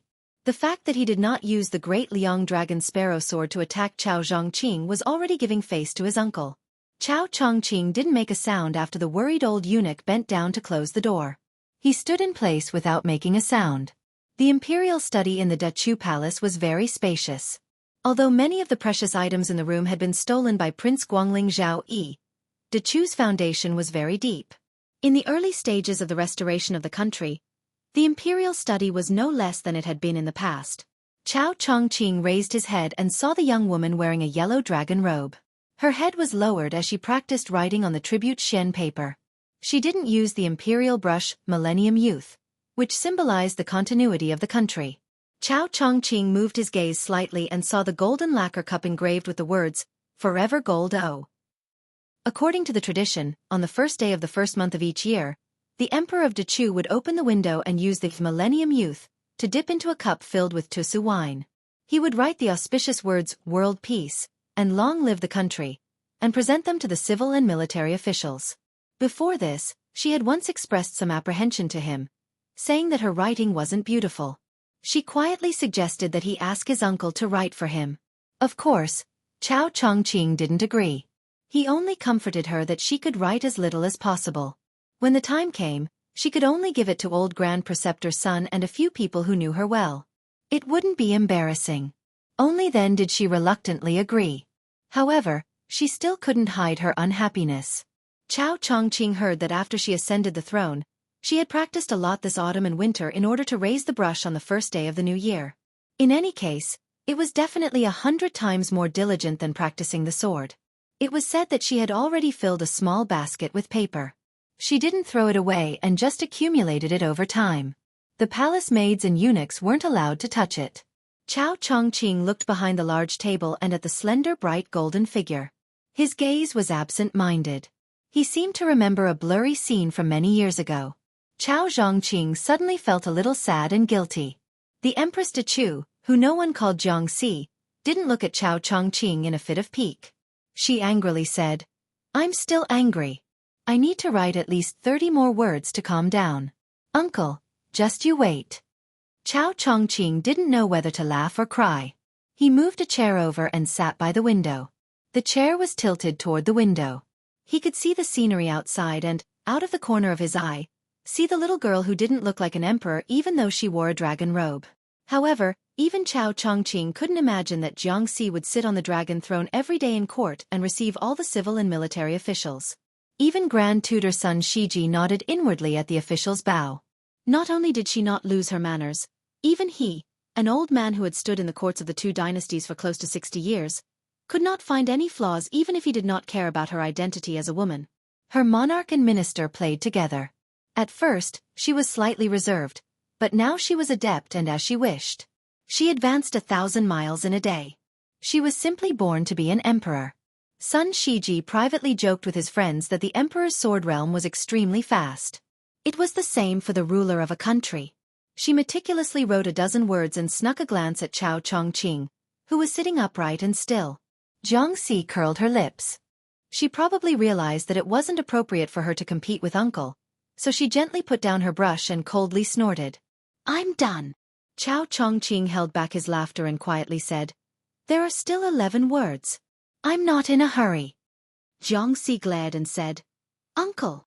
Chao Chongqing smiled slightly and said, "All right, I know that Song Maolin's matter has angered the emperor. I came to the capital this time to be the emperor's punching bag. After all, the old grand preceptor is old. The emperor can't lower himself to the same level as him." Jiangxi put on a show of force and picked up the brush again. "If I didn't want to be the emperor, I would have secretly beaten that Song guy into a pig's head." Chao Chongqing couldn't help but laugh. Of all people to learn from, that king of Baelyong pulled out Jean Lanting's beard in Great Peace City. It caused the assistant minister of the Ministry of Rights to wait half a month before he dared to go to the yamen for roll call. Jiangxi placed the brush heavily on the brush holder. Chao Chongqing hesitated for a moment and then sighed. Qingliang Mountain must have a consort for the king of Baelyong after the great victory. In this matter you can't blame him. Jiangxi lightly slammed a fist on the table and glared angrily. Then she wrinkled her nose and coldly snorted. "You're blaming me?" Chao Chongqing smiled and hurriedly waved his hands. I don't dare. Chapter 1675. He finally understood that Song Maolin was nothing. The king of Baelyong was marrying a concubine, which was the main reason why the emperor of Dechu was angry. Therefore he, Chao Zhongqing, had actually been implicated by that brat surnamed Su. Chao Chongqing smiled gently. When men and women were young, he liked her and she liked him. No one disliked the other. It was really good. Every man in the world had a wish to win the heart of his woman and never leave her. However, compared to seeing a beautiful woman with a white head, he was more afraid that a beautiful woman would not have a white head. Chao Chongqing was somewhat dejected. For the first time he doubted himself. Was he wrong? He had already missed it. Why did he make them miss it as well? Lu Songtao, who had converted to Buddhism, persuaded him with life and death. Duke Yenxing of the Confucian school persuaded him with reason. Even the smoke of war rose from all over the Central Plains.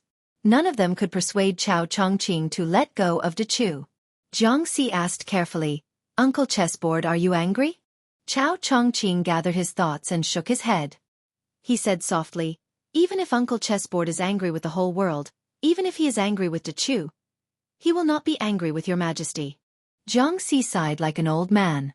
"Although saying this is somewhat unfair to my father and mother, I feel that if my mother could have met Uncle Chessboard earlier."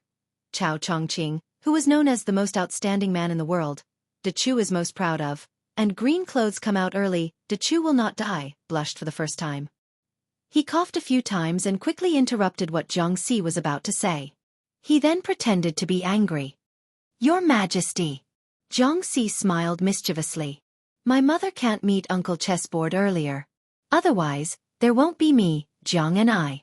For some reason, she called herself Jiang and I and not Jiangxi, who was destined to be recorded in history regardless of the success or failure of the restoration of the country. Chao Chongqing's face darkened. He said angrily, Your Majesty, be careful. I purposely forgot something. Someone in Great Peace City asked me to bring these words to His Majesty. Jiangxi hurriedly straightened his posture and said in all seriousness, Uncle, state affairs are more important. Please speak. Chao Chongqing said with a straight face, Your Majesty, I'm a little thirsty. The Empress of West Chu stood up at an astonishing speed and ran to the door. She didn't care about losing Her Majesty as a monarch and personally opened the door and ordered, Bring a pot of Spring God Lake tribute tea for Minister Ling. Not long after, Chao Chongqing calmly held the teacup in one hand and fanned the tea with the lid of the teacup with the other. Chao Chongqing closed his eyes and smelled the refreshing fragrance, as if he had completely forgotten about that serious business. Chao Chongqing didn't even need to open his eyes to know that the emperor was purposely keeping a straight face, but his ears were perked up. Chao Chongqing's lips curled up. After taking a sip of tea, he said, Your Majesty, I lied to you. This lowly subject only fought once in Great Peace City and did not hear anything. Jiangxi made a sound of acknowledgement and pretended not to care. Looking at the words on the paper on the table, he was filled with anger and killing intent. In fact, there were only 3 words on the densely packed Xian paper. Chao Chongqing suddenly asked, Your Majesty, I heard that someone has proposed 3 plans. The best plan is that the main force of the West Chu army should go down south? They would not hesitate to work with the Yan King Zhaobing and work together with Li Yang? The middle plan is to expand to the west, and the worst plan is to fight to the death with Lu Shengxiang's army? Jiangxi made a sound of acknowledgement absent-mindedly. Chao Chongqing smiled coldly and said, A pedantic scholar's armchair strategist. Jiangxi raised his head and looked at Chao Chongqing. He asked softly, Uncle, when we went to Beimang together, other than the patriarch of the southern dynasty who was a remnant of the spring and autumn period, was the lecherous old man we met last the present commander of Beimang's eastern front, Wang Sui? Chao Chongqing nodded. Jiangxi hesitated for a long time and then asked in a low voice, Then did Uncle secretly contact Gu Jiantang? Chao Zhongqing was silent, but he smiled. The emperor of Dechu is not inferior to the new emperor of Liyang, Zhao Zhuan. Jiangxi lowered his head and bit his lips. The ambitious Yan King Zhaobing is not a good person, but people like Wang Sui and Gu Jiantang are not much better. Chao Chongqing stood and walked to the window. He said slowly, Scholars rule the country, so Dechu had hundreds of years of prosperity and became the orthodox school of the Central Plains. But in troubled times, it is difficult for scholars to save the country. I, the scholars of the Great Chu, cannot understand this principle. I, Chao Zhongqing, am also a scholar, so I cannot say it myself. Reason. But no matter what, I can do one thing, and that is to let the 3 emperors of Liyang understand that without Su Shao, the scholars of the Zhao family will not be able to save the country. Chao Chongqing lowered his voice. But the principle that I, Chao Chongqing, want to tell the world is not this. After a long time, Chao Chongqing turned around and looked at her. He smiled. In the early years, the spring and autumn were turbulent. There were countless bewitching prophecies and ballads that spread throughout the world. One of them was about your mother, the Empress of Dechu. So Uncle knows that you were willing to leave Beiliang because you were afraid. Jiangxi turned her head away and said fiercely, No. The imperial study was silent. Jiangxi suddenly realized that Uncle Chen was standing by the table. She quickly covered the pile of paper with her hands and said with a red face, Don't look, don't look. Chao Chongqing deliberately stretched his neck to see what was going on. He asked curiously, It doesn't look like the word, bastard. Jiangxi blurted out, Of course not. Who would want to write that he is a bastard? I don't even want to scold him. Chao Chongqing smiled and didn't say anything. The young empress in the dragon robe insisted on blocking Chao Chongqing's line of sight. Chao Chongqing smiled and asked, Assassinate you? Uncle Chen is the only one in the imperial study. Your Majesty, this makes me feel like I am walking on thin ice.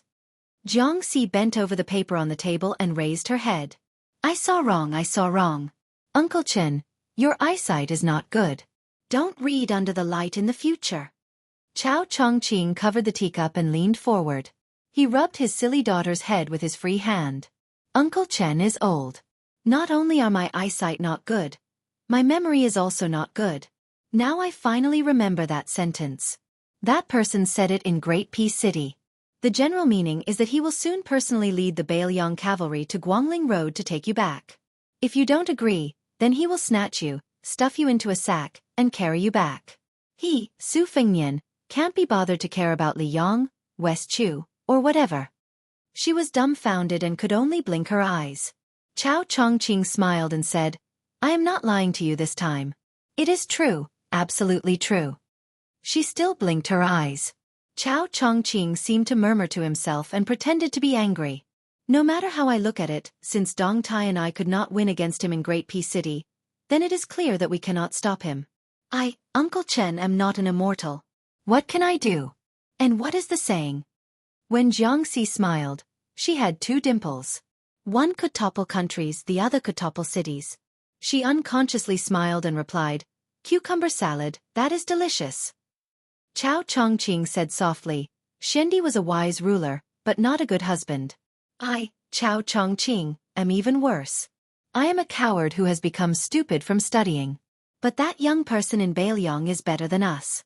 Your Majesty, when the time comes, just give him a blow. Do not really stab him to death. You will regret it and be sad. Giving up hope seemed heavier than being sad, but in reality, it was not as relaxing as giving up hope. Jiangxi wanted to cry. It was like hearing the last words of an elder. Chao Chongqing gently put down the teacup. He put it down.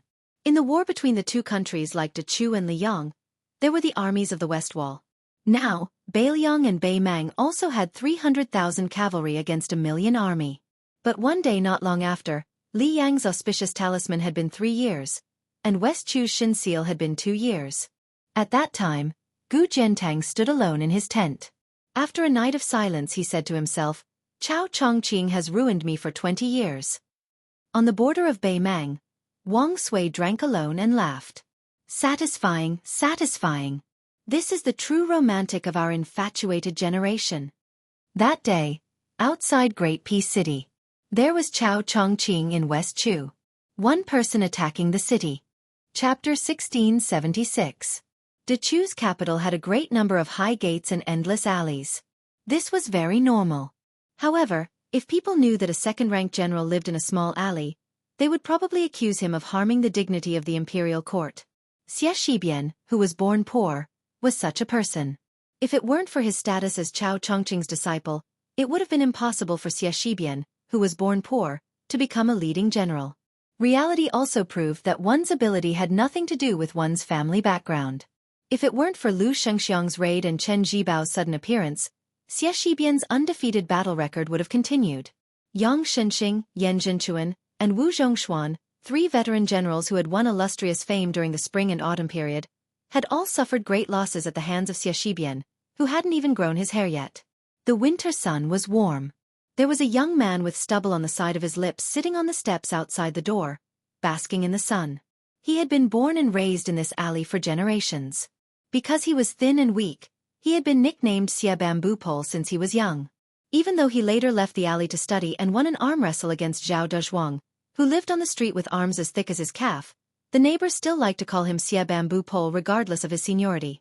It was likely that he couldn't change it. Everyone only knew that this young fellow, who had been born late in his life, didn't seem to have any great achievements in his studies. However, it was true that he didn't have to worry about food and clothing. It was a pity that this child was often away from home, so he hadn't been able to marry a wife to continue the Xie family's bloodline. As a result, old Xie, who sold wine to make a living, wasn't too happy. Especially when he heard that other children had become yamen officials or passed the county examinations, he couldn't get anything to say. Even if he choked back his words, no one really took them seriously.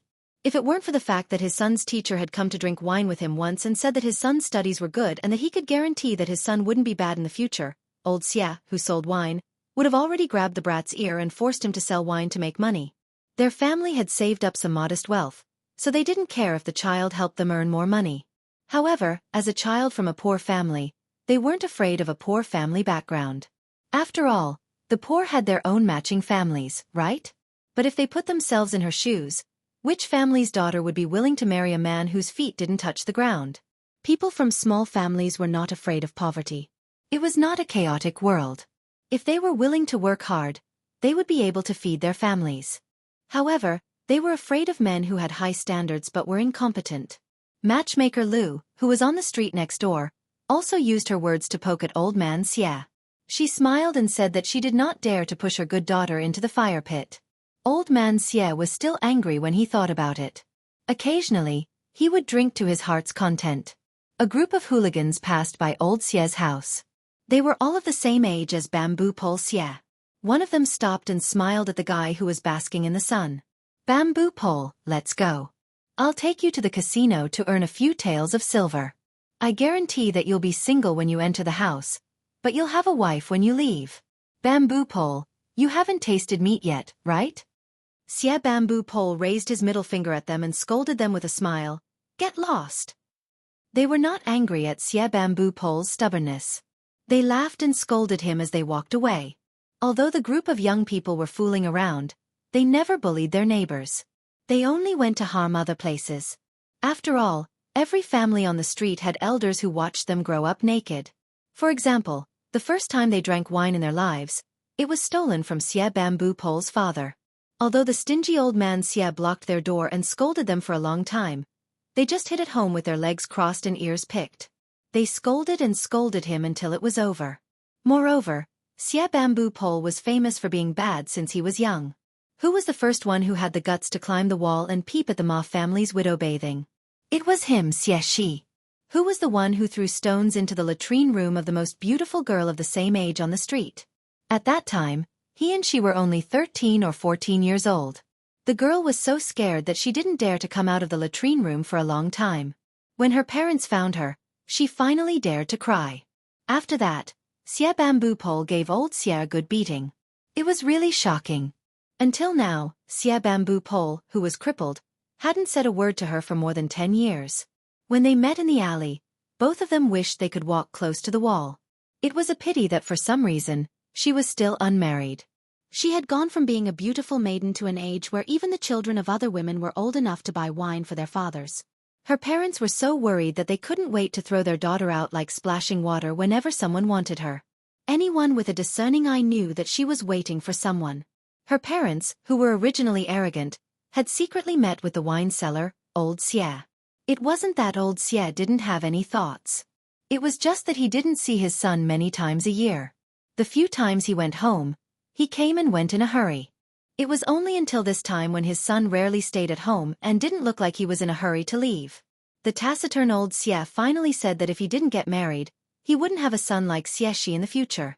The child of the Xie family, who was always outside, sat on the steps. Every time a neighbor passed by the door, he would definitely smile and greet them. Most of the elders would also tease him about when his father would have a grandson. At that time, he would be able to freeload wine. The day that could make Xie Shi willingly pluck his feathers would definitely be the day that the child of the Xie family got married. Xie Shi also said with a bitter face that he wanted to have a wife, but he didn't know where she was. At this time, it wasn't that no one deliberately glanced at the old lady of the Lu family. Xie Shi, who had been clever since he was young, started to play dumb. Xie Shi sat leisurely on the steps, but he couldn't help but turn his head to look at the Spring Festival couplets on both sides of the door. The handwriting was ordinary, and the content was tacky. However, he heard from his mother that at the end of last year, his father begged for them with great difficulty from the boy of the Song family who passed the imperial examinations. The Song family had taken at least 10 caddies of wine from his wine shop for free this year. Xie Shi sighed. He thought that before he left home this time, no matter what, he had to make 7 or 8 spring couplets and dozens of spring characters. He couldn't let his parents suffer anymore. Most of the men here didn't study much. When they were young, they compared whose wife was prettier and whose needlework was better. Then, in the peaceful second half of their lives, they compared whose children were more promising and whose son-in-law and daughter-in-law were more filial. Xie Shibian rubbed his face hard. It wasn't that he didn't want his parents to think that their son wasn't any worse than the children of other families. In fact, he might even be more successful. However, even though his parents were ordinary commoners, everyone in Dechu and the entire capital knew that there was war after war. If their son was successful and their son was safe and sound, Xie Shibian knew that his parents would definitely choose the latter. He didn't want his parents to be on tenterhooks all the time. He would rather they complain that he wasn't married yet. Why wasn't he willing to live a normal life? They would nag at him about how the sons of other families his age were already learning how to write couplets in private schools. When Xie Shibian returned home this time, he was prepared to grit his teeth and tell them the truth. However, when he looked at his parents who seemed to have aged overnight and his father who sat down to drink with him with a straight face, Xie Shibian couldn't bring himself to say it. He was afraid that if he really died on the battlefield one day, his parents would immediately know that he was dead, and not that he was traveling to study. Old Xie, who didn't open the wine shop today and didn't do business, walked out of the courtyard. When he saw his son who wasn't doing his job, he snorted coldly and left with his hands behind his back. Xie Shibian's mother walked out of the door and chuckled softly. Don't worry about him. Actually, he went to buy meat. Although your father didn't say it, he secretly took a lot of money from the money jar under the bed. I just pretended not to see it. Xie Shibian grinned. As a son, he was already used to his father's bad temper. The woman smiled again and said, I've liked that girl from the Liu family since I was young. However, at that time, the Liu family didn't think highly of our family. Now that the girl is old, I'm anxious. Let me tell you the truth. Although you're my son, if it's not like this, you really aren't worthy of her. Xie Shibian looked up and said with a cheeky smile, Mother, am I really your biological son? The woman pretended to hit him. You have a glib tongue. No wonder you can't find a wife. If your father hears this, he'll beat you to death. Xie Shibian bent his arm. When I was young, I was chased around the courtyard by father every day. Now, father can't beat me. The woman lightly hit her worrisome son with a chestnut. Brat, don't anger your father. When you were young, mother protected you every time. In the future, mother will definitely side with your father. Xie Shibian made a face. I know. The woman said earnestly, the girl from the Liu family isn't young anymore, but she's really beautiful. There aren't any girls in the nearby streets who are prettier than her. Brat, you really don't have any thoughts? Mother wants to tell you something. I heard that there's an official who wants to take her in as a concubine. Her parents haven't come to our house since autumn this year. Xie Shibian finally couldn't laugh anymore. The woman didn't make things difficult for her son. You're not young anymore. Mother believes that you know the importance of things. I won't rush you. Do as you see fit. In the end, father and mother only have you as a son. They always think of your good. Xie Shibian nodded. When his mother walked back to the courtyard, he started to daydream again. Unknowingly, he looked in that direction again and again. A youth jogged into the alley and laughed loudly. Xie Zhuzi, what are you looking at? Chapter 1677. The young man's name was Lu Sichu. This was his second visit to the old Xie family. Last time, he carried a sword on his back, but the neighbors and Xie Shibian's parents thought he was an idiotic child. The young man almost suffered internal injuries. This time he learned his lesson. Not only did he not carry a sword, but he also made up for the gifts he owed last time. He carried chickens and ducks with both hands. The elders of the Liu family, who were full and had nothing to do, discussed the matter of what gifts they should give. Some said they should give high-grade wine, but they were quickly scolded for being brainless. The Xie family sold wine. What were they doing if they were not smacking their faces? Some said they should give silk, tea, porcelain, and so on, but they were still refuted. They said it was not sincere to give something that was pleasing to the eye but useless. Later, someone said they should carry a sandalwood chair over. It was both pleasing to the eye and useful. Unfortunately, they still felt it was inappropriate. Xie Shibian's parents probably would not bear to let others sit on it. The Liu family should not show off blindly. In the end, it was still Liu Tiandan, the only remaining grandmaster of Sword Dao in Great Chu. With a wave of his hand, Old Master Liu made the final decision. He ordered Lu Sichu to bring 2 chickens and ducks over and butcher them on the same day. The younger generation of the Liu family sighed in admiration. The older the ginger, the spicier it was. As a result, the young man rode a horse carriage from the capital city, which was filled with rich and powerful families, to the other side. His mother's 2 chickens and ducks were probably full. They even pooped when they were in the carriage, so the young man stopped the carriage 2 li away. After getting off the carriage, the young man grabbed the chicken with one hand and the duck with the other and ran all the way here. The ground was really covered in chicken and duck feathers. Xie Shibian said angrily, "Look at your grandpa." The young man stood in front of Xie Shibian and raised the chicken in his hand. "I'm here." Seeing that Xie Zhu was about to kick him, the young man hurriedly ran into the yard and shouted, "Auntie, where are the chickens and ducks? Can we cook them in the afternoon? I still have something to do in the afternoon. I'm afraid I can't eat." Xie Shibian, who was at the gate, could not help but roll his eyes. He really did not treat himself as an outsider. This was not how he gave gifts. Just as his mother and Lu Sichu were chatting in the yard, Xie Shibian frowned. At the end of the alley, 2 young men walked over side by side. Due to their arrival, a few of the neighbors who were walking in front of them not only stopped in their tracks but also wanted to hide behind the walls. Some old people who were sitting on small bamboo stools and chairs to bask in the sun also suddenly fell silent. One of them was Pei Sui, the future head of one of the 10 great clans of the spring and autumn period. Xie Shibian was his good friend from the same school. At that time, Yang Shenxing and the Jizhou soldiers were caught like turtles in a jar. It was because of Xie Shibian and Pei Sui's flawless cooperation that Dechu won their first great victory.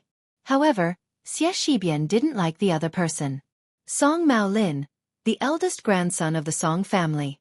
Xie Shi was known as Dechu's twin jade annulus of Dechu. He was as handsome as a tree in the wind and was worthy of being called a banished immortal. But strangely, Xie Shibian could accept Ko Zhonghuai's arrogance, but he didn't like Song Maolin's impeccable gentleness. The young Lu Sichu also didn't like this beautiful and virtuous, jade-like gentleman. The reason couldn't be more simple. The young man didn't like this fellow liking the emperor's older sister, and even more so, he didn't like this fellow wanting to marry the emperor's older sister. In the young man's words, he would rather take 10,000 steps back and let the emperor's older sister marry that young vassal king he had never met before. He didn't want the emperor's older sister, whom he had met at White Deer Cave, to have anything to do with this sanctimonious Song Maolin. The young man's thoughts had always been the same as the Lu family's elders. He just felt that this fellow who might never fart in public was definitely a hypocrite. Xie Shibian, who rarely hated someone, deeply agreed with this. Hence, Xie Shibian stood up and walked toward his good friend Pei Sui and the Song family's young master with a smile. He grabbed Pei Sui's arm and pinched it without batting an eyelid. As expected of Xie Shibian's best friend, Pei Sui also endured the pain and smiled. Xie Shibian couldn't help but say, "Let's go, I'll take you to a shop to drink." "Don't worry, my shop isn't open today and I don't have a habit of killing acquaintances. However, it's hard to say when I won't be able to open the pot in the future." Xie Shibian brought them to a relatively clean restaurant. Of course, in Song Maolin's eyes, it was all the same. After an hour, they left happily. Xie Shibian and Pei Sui sent Song Maolin to the carriage and watched him leave. The 2 of them walked back to the alley. Pei Sui teased, "It's been hard on you to talk nonsense with someone for an hour." Xie Shibian said indifferently, "The wasted saliva was made up for by the wine. The only flaw is that you paid the bill and not him, young Master Song." Pei Sui smiled and said, "Why would young Master Song carry that yellow and white thing with him? However, if he didn't have the money to pay the bill, young Master Song would definitely not be stingy and take off the jade pendant on his waist to pay for the wine." Xie Shibian said with a fake smile, "Then it's another beautiful story." Pei Sui put her arm around Xie Shibian's shoulder and said shamelessly, "All right, anyway, my friendship with the Song family ends here. Just treat it as drinking with me for an hour." It was no different from a miracle that Xie Shibian, who was born in a humble family, could become good friends with the son of the Pei family. One had to know that in the strict Chu family, they had always been people of noble status. They viewed the sons of the Han family as lowly servants and were ashamed to be in the same group. They would never sit at the same table. At that time, Xie Shibian and Pei Sui became classmates and did not know each other's identities. Pei Sui's catchphrase was, "I like to be brothers with people who treat money like dirt. I'm willing to pick up shit every day." Xie Shibian could guess that this fellow had an extraordinary background. However, when Pei Sui finally said his family's identity, Xie Shibian was still shocked. Kunyang's Pei family. That was a true rich family that only married into the 9 families and did not enter the imperial family, since the Defeng dynasty. It was also at that time that Xie Shibian treated Pei Sui as a friend. It was not because he was an unattainable son of the Pei family that he was willing to be friends with, but because he was willing to tell Xie Shibian, who was still unknown at that time, his true identity. Their teacher, Chao Chongqing, was the person who had once sat cross-legged and drank with Xie Shibian's father.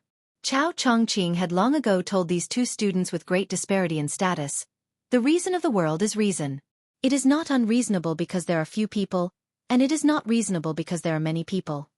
Do not bully people because they are poor, and do not flatter people because they are noble.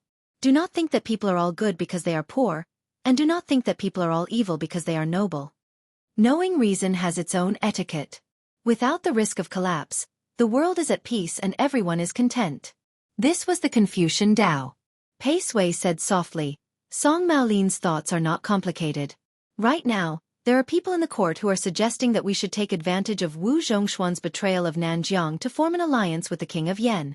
The implication is nothing more than trying to persuade Zhao Bing to let Crown Prince Zhao Zhu marry into the Jiang family of Dechu. Of course, Song Maolin cannot sit still." Xie Shibian laughed coldly. "If you have the ability, go work for yourself. Relying on small calculations, you think you can calculate a country? Not a thing." Pei Sui laughed.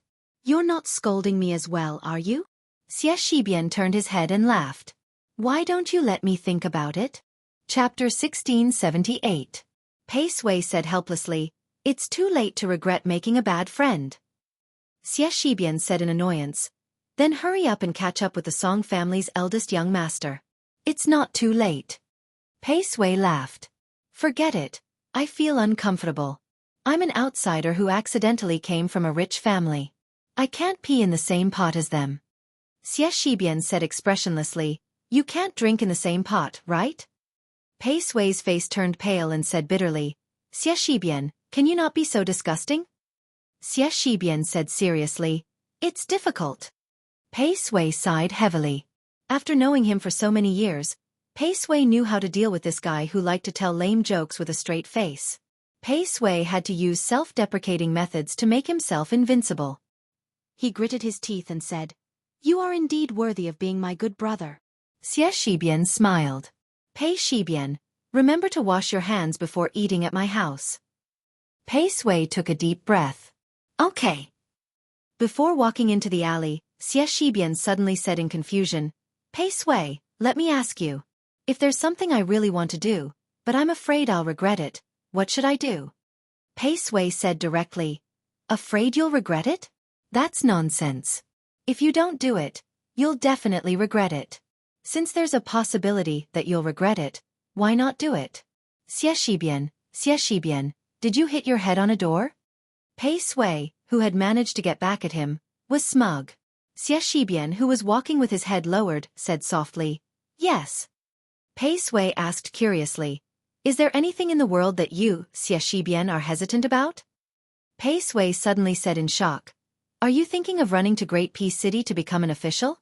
Be careful, I'll tell on you." Xie Shibian said angrily, "Pei Shibian, surnamed Pei.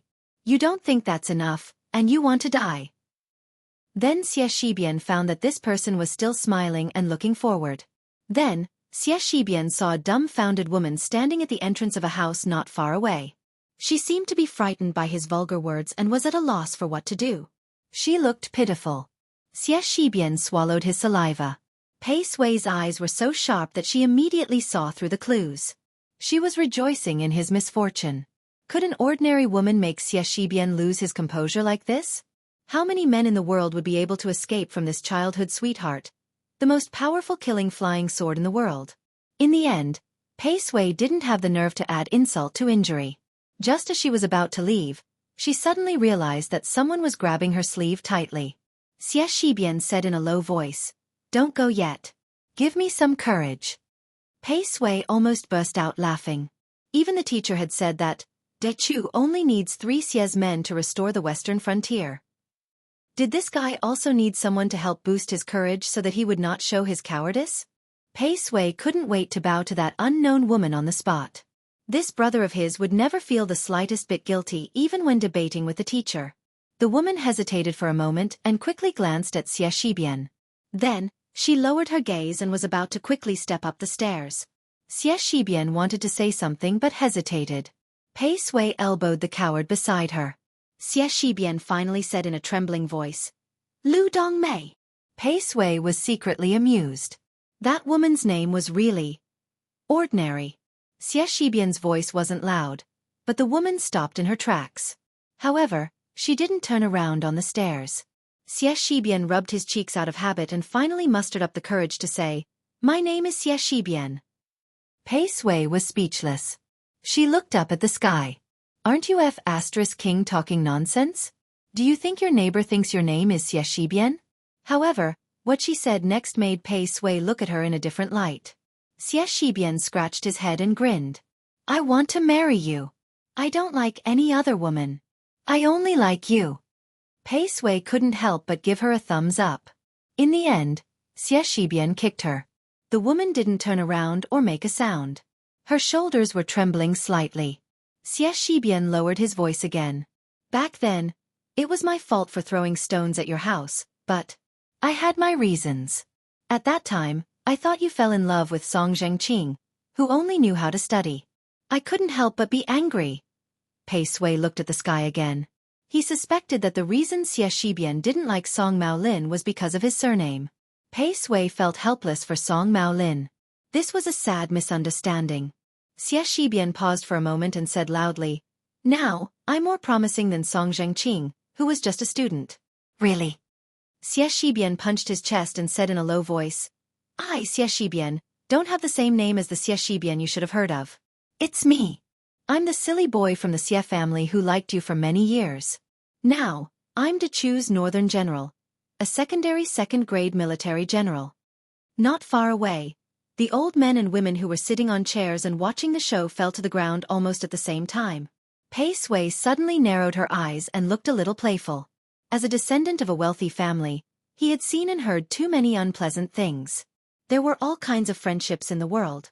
Whether it was the friendship of a gentleman as plain as water or the friendship of a villain as sweet as honey, husband and wife flying together, father and son going to war together, or the relationship between the ruler and the minister, or the friendship between generations as good as wine.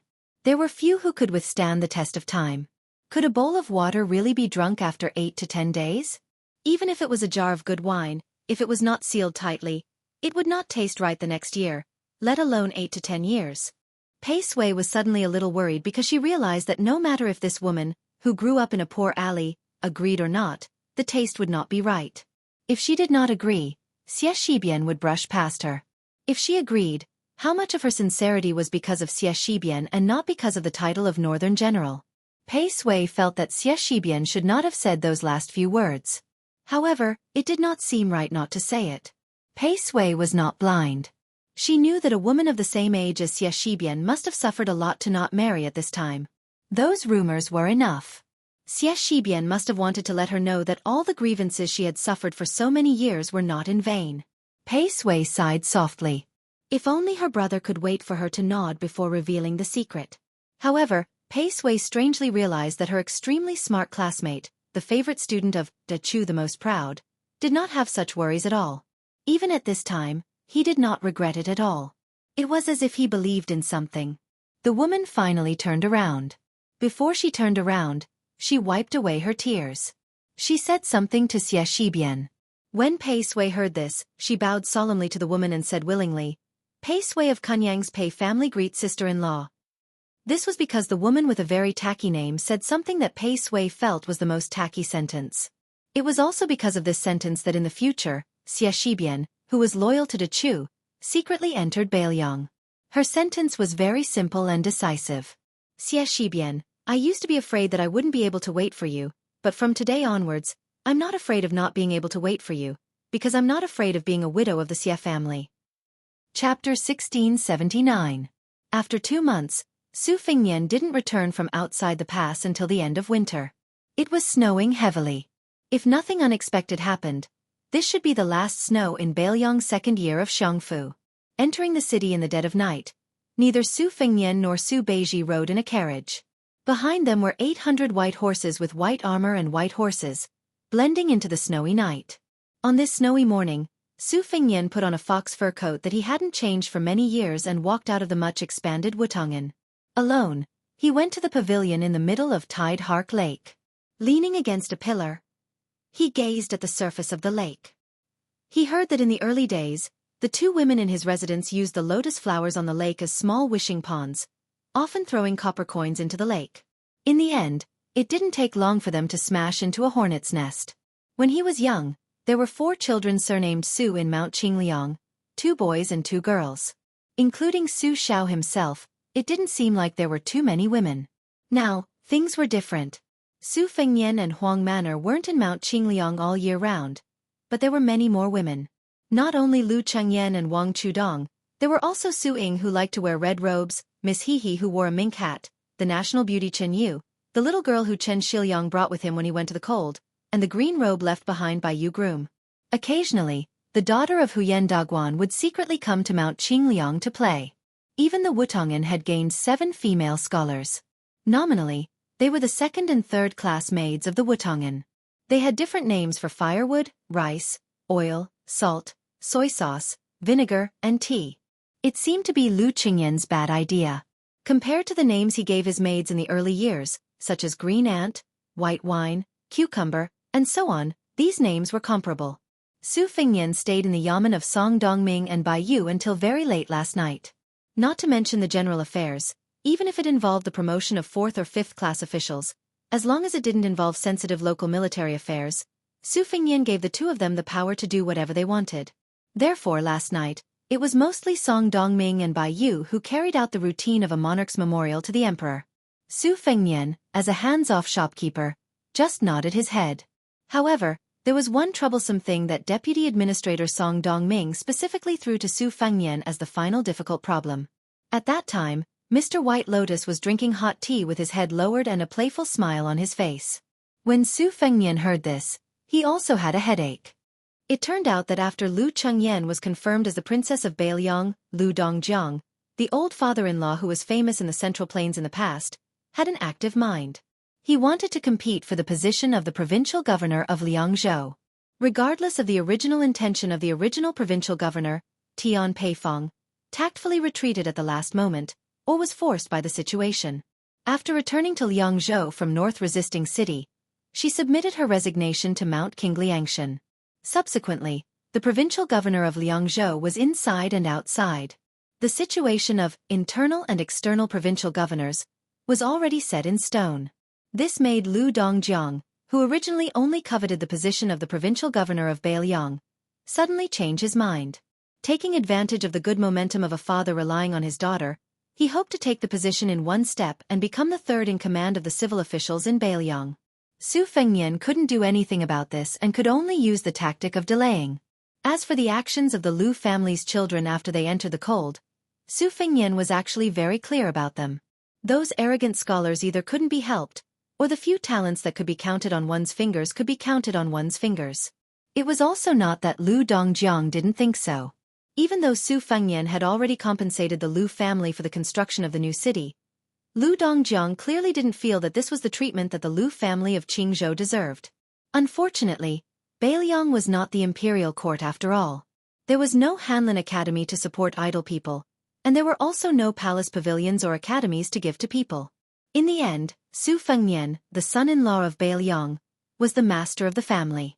It wasn't that he didn't want the Lu family to be able to hold their heads high in Beiliang, but he really couldn't afford to give them this face. Su Fengnian raised his head and saw Baiyu slowly walking over. Su Fengnian didn't deliberately adopt a courteous posture to welcome him. He only sat up straight. Baiyu walked into the pavilion in the middle of the lake and stomped heavily on the steps, shaking off the snow.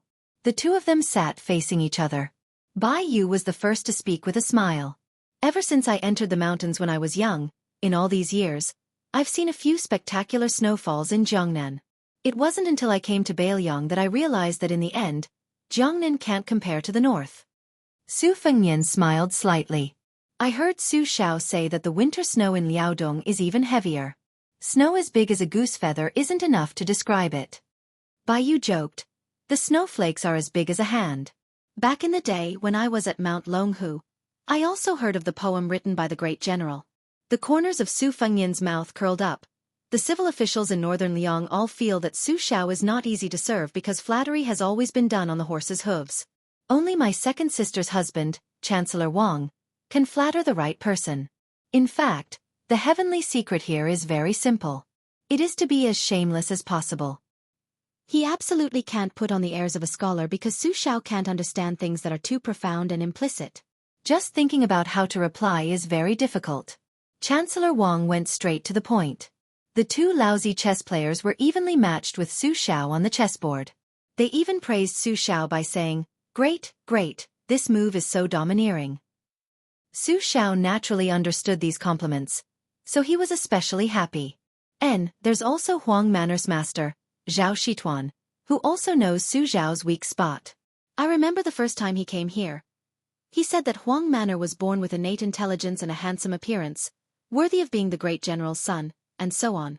At that time, even I couldn't stand it and felt that this old man was most likely a Jianghu swindler. In the end, I sent someone to bring a dog to scare the old celestial master. Now that I think about it, the saying, "The wise man doesn't show his true colors," is very true. Su Fengnian didn't know if it was because he started talking, but he couldn't stop himself. I remember when I went to Mount Wudong to practice martial arts and met the old chief for the first time, Wang Zhonglo. At that time, I heard a lot of Jianghu rumors about breaking the river with one finger and admired this Baoyang celestial Taoist immortal. In the end, after meeting him, the old chief indeed had a celestial demeanor and didn't disappoint. However, he was soon exposed. Guess what it was? Bai Yu shook his head. Su Fengnian smiled. He squinted his eyes and said softly, "At that time, I was curious and asked the old chief if he really broke the river with one finger." He first shook his head and said no. Then, he stretched out 2 fingers and said 2 fingers. At that time, other than being stunned, admiring and fascinated, I also felt that this old chief was actually quite dignified despite his celestial aura. You didn't see the old man's expression after he said those 2 words. He was obviously trying his best to pretend to be an otherworldly expert, but he didn't do it well. When people thought about it afterwards, they felt that he was just an old man who had done great things in his early years. When he got older and was remembered by the young people, especially when they mentioned him face to face, he was so happy that he couldn't even hide it. Bai Yu said softly, "The celestial master's residence is different." Su Fengnian looked at the lake and murmured, "Later on, I understood that Su Xiao was also such an old man. However, when I was young, I never praised him face to face. Instead, I often scolded him and even beat him up, always wanting to embarrass him. At that time, I only thought that you were the one who caused my mother's death. Now that I have no manners and no manners, it's actually all your fault, Su Xiao. Don't blame me, Su Fengnian." Chapter 1680. Bai Yu's gaze moved past Su Fengnian's shoulder to look at the other side of Tide Hark Lake. After a long silence, he slowly said, "My parents passed away while Hongjia was on his way north. Because they were great pilgrims at Wudong Mountain, I was brought up the mountain." Su Fengnian asked, "You don't hold a grudge?" Bai Yu calmly said, "At the beginning, I held a grudge. Not to mention the commoners, even us scholars who read history, when we read about those fallen monarchs, the history books only describe the treacherous officials as deceiving the emperor. So I couldn't blame the emperor, nor could I blame those civil officials in Liang's newly compiled record of loyal officials, nor could I blame those generals who died on the battlefield. So after searching everywhere, I could only find your father, Great General Su Xiao, nicknamed the Human Butcher. As a child, I personally witnessed the fall of my country and the fall of my family. How could I not blame him?" Su Fengnian was silent. Bai Yu suddenly sighed. "In the end, I can't blame him." Su Fengnian didn't ask if he shouldn't blame him or if he couldn't blame him. Bai Yu turned his head to look at the small path leading to the pavilion in the middle of the lake. At the end of the path was a graceful figure. She had probably walked closer and noticed them sitting in the pavilion, so she turned and walked further and further away across the frozen lake. Bai Yu smiled apologetically. "It seems that I've spoiled the scenery. Otherwise, it would have been your highness and her facing each other. It wouldn't have been better to enjoy the scenery." Su Fengnian glanced at that figure and said helplessly, "There's nothing between us." Bai Yu's expression was strange. Su Fengnian felt even more helpless. It's true. Bai Yu once again looked at that figure and joked, "That's too much of a pity." Su Fengnian smiled but didn't say anything. Just as the two of them were quietly admiring the scenery, the steward of the Wang estate, Song Yu, quickly walked over and said that Regional Governor Yang Shenxing had come to pay a visit. Su Fengnian asked him to bring the recently deceased regional governor to the pavilion in the middle of the lake. Bai Yu smiled and said, "Old General Yang has been suffering in the provincial capital these days. The regional commander's residence is being smashed up almost every day. Scholars are throwing books at the door, and commoners are throwing rocks at the walls. It's said that there are even people throwing kitchen knives. It's very lively. The servants of the residence are scared witless and see it as hard work." Su Fengnian saw that Mr. White Lotus had finished speaking and was about to leave. He said coldly, "Mr. White Lotus, why don't you accompany me to see Yang Shenxing?" Bai Yu bowed and stood up. After hearing this, he hesitated for a moment before sitting back down. When Yang Shenxing strode up the steps, he saw the young lord sitting there, but there was an elegant scholar of unknown identity standing there to welcome him. When he looked at him, he was smiling. It was not the kind of smile that hid a knife. On the contrary, it was very friendly and natural. When Su Fengnian introduced the two of them, Yang Shenxing was shocked. Only then did he know that the person in front of him was actually the Taoist master of Dragon Tiger Mountain, who was not of the same surname as Mr. White Lotus. His heart suddenly felt warm. When he heard that Bai Yu personally said that he would go to the regional commander's residence to ask for wine when he was free, Yang Shenxing, regardless of whether it was true or not, and whether it was out of politeness or sincerity, felt a little closer to Bai Yu. After all, when he arrived in Liangzhou, the only reason he had closed the door to visitors was because he knew that if he took even half a step out of the door, he would become a street rat that everyone wanted to kill. Not to mention that none of the civil and military officials of Liangzhou had shown up. Even the servants and maids of the residence looked at him with hostility. Yang Shenxing had shamelessly come to Mount Qingliang this time, because he had previously sent a secret letter to Su Fengnian to greet him when he returned from outside the pass. Whether or not the old man had entered the prince's residence on Mount Qingliang, or whether or not Su Fengnian was willing to let this regional commander enter his residence, the entire Bailiang officialdom was waiting to see. If he succeeded, Yang Shenxing might not necessarily be able to hold power in Bailiang. If he failed, Yang Shenxing's future days would definitely be difficult. Yang Shenxing's original plan was to make this trip today. He did not have any extravagant hopes that Su Fengnian would be able to put on a grand display. It would be fine as long as he could keep up appearances. However, Bai Yu's appearance was definitely a pleasant surprise. Yang Shenxing was an old fox who had immersed himself in the officialdom of Liang for most of his life. Now, the slightest movement in Bailiang only needed a few words from the servants in the residence for the old man to grasp the key points. For example, the choice of the main consort and the resignation of the provincial governor, Tian Peifong. The two matters seemed unrelated, but in reality, the clues within were very particular. Tian Peifong was secretly expressing goodwill to Lu Dongjiang. With the precedent of the change of the provincial governor of Lingzhou as an example, rather than waiting for a year or two to be forced to abdicate to a foreigner, he might as well take the initiative to abdicate and form a tacit understanding with the Lu family, the future provincial governor of Liangzhou, Lu Dongjiang, and even the princess consort, Lu Chengyan. The three of them chatted happily in the pavilion in the middle of the lake. They did not talk about matters of state, only about the wind and the moon. They parted happily. Bai Yu took the initiative to send Yang Shenxing all the way out of the prince's residence. Bai Yu stood at the door and watched as the provincial governor left. He smiled with understanding. Since Song Dongming was the deputy administrator who held more power than Li Gongda, as long as Su Fengnian agreed to let Li Gongda become the provincial governor, then the entire Lu family would be indebted to him. The Lu family also needed someone in the imperial court in Mount Qingliang. The famous scholar Lu Dongjiang and the merchant Wang Linquan. Between the two, it was like choosing the lesser of two evils. Of course, Song Dongming would choose the former. He, Bai Yu, was in a more awkward position. He did not even have the opportunity to choose. However, now that Yang Shenxing had delivered himself to his doorstep, Bai Yu's situation was different. Right now, Yang Shenxing could not speak in Bailiang's officialdom, but that did not mean it would not be the case in the future. As long as Liang Mang was still fighting, as long as Yang Shenxing was smart enough, there would be a day when he would not be able to stand out. Thus, in the future, no matter how busy the provincial governor's estate was, Bai Yu would always be the person who met Yang Shenxing. He would be the benefactor who would send charcoal in snowy weather, not an idler who would add flowers to the brocade. Just as Bai Yu was about to step over the threshold, he suddenly pulled his foot back and turned to walk down the steps. He then turned back to look at the large door. This Sir White Lotus raised his head to look at the imposing plaque and then at the couplets on both sides that were about to be replaced. He thought of that young man in the pavilion in the middle of the lake and muttered to himself, Bailiang Li Yang, in this world with you Su Fengnian, can this be considered sending charcoal in snowy weather? Just as Bai Yu was walking back into the prince's estate with mixed feelings, he passed by Tide Hark Lake. In the end, he saw a scene that almost made Sir White Lotus jump up and curse. He had just left, and that upright gentleman who had repeatedly said that he had nothing to do with Roji and other women was already walking side by side with him on the lake. Even more outrageous was that when that fellow saw him, not only did he not feel guilty, he even raised his hand to greet him. Bai Yu muttered angrily in a low voice. On the lake in the distance, Su Fengnian laughed heartily.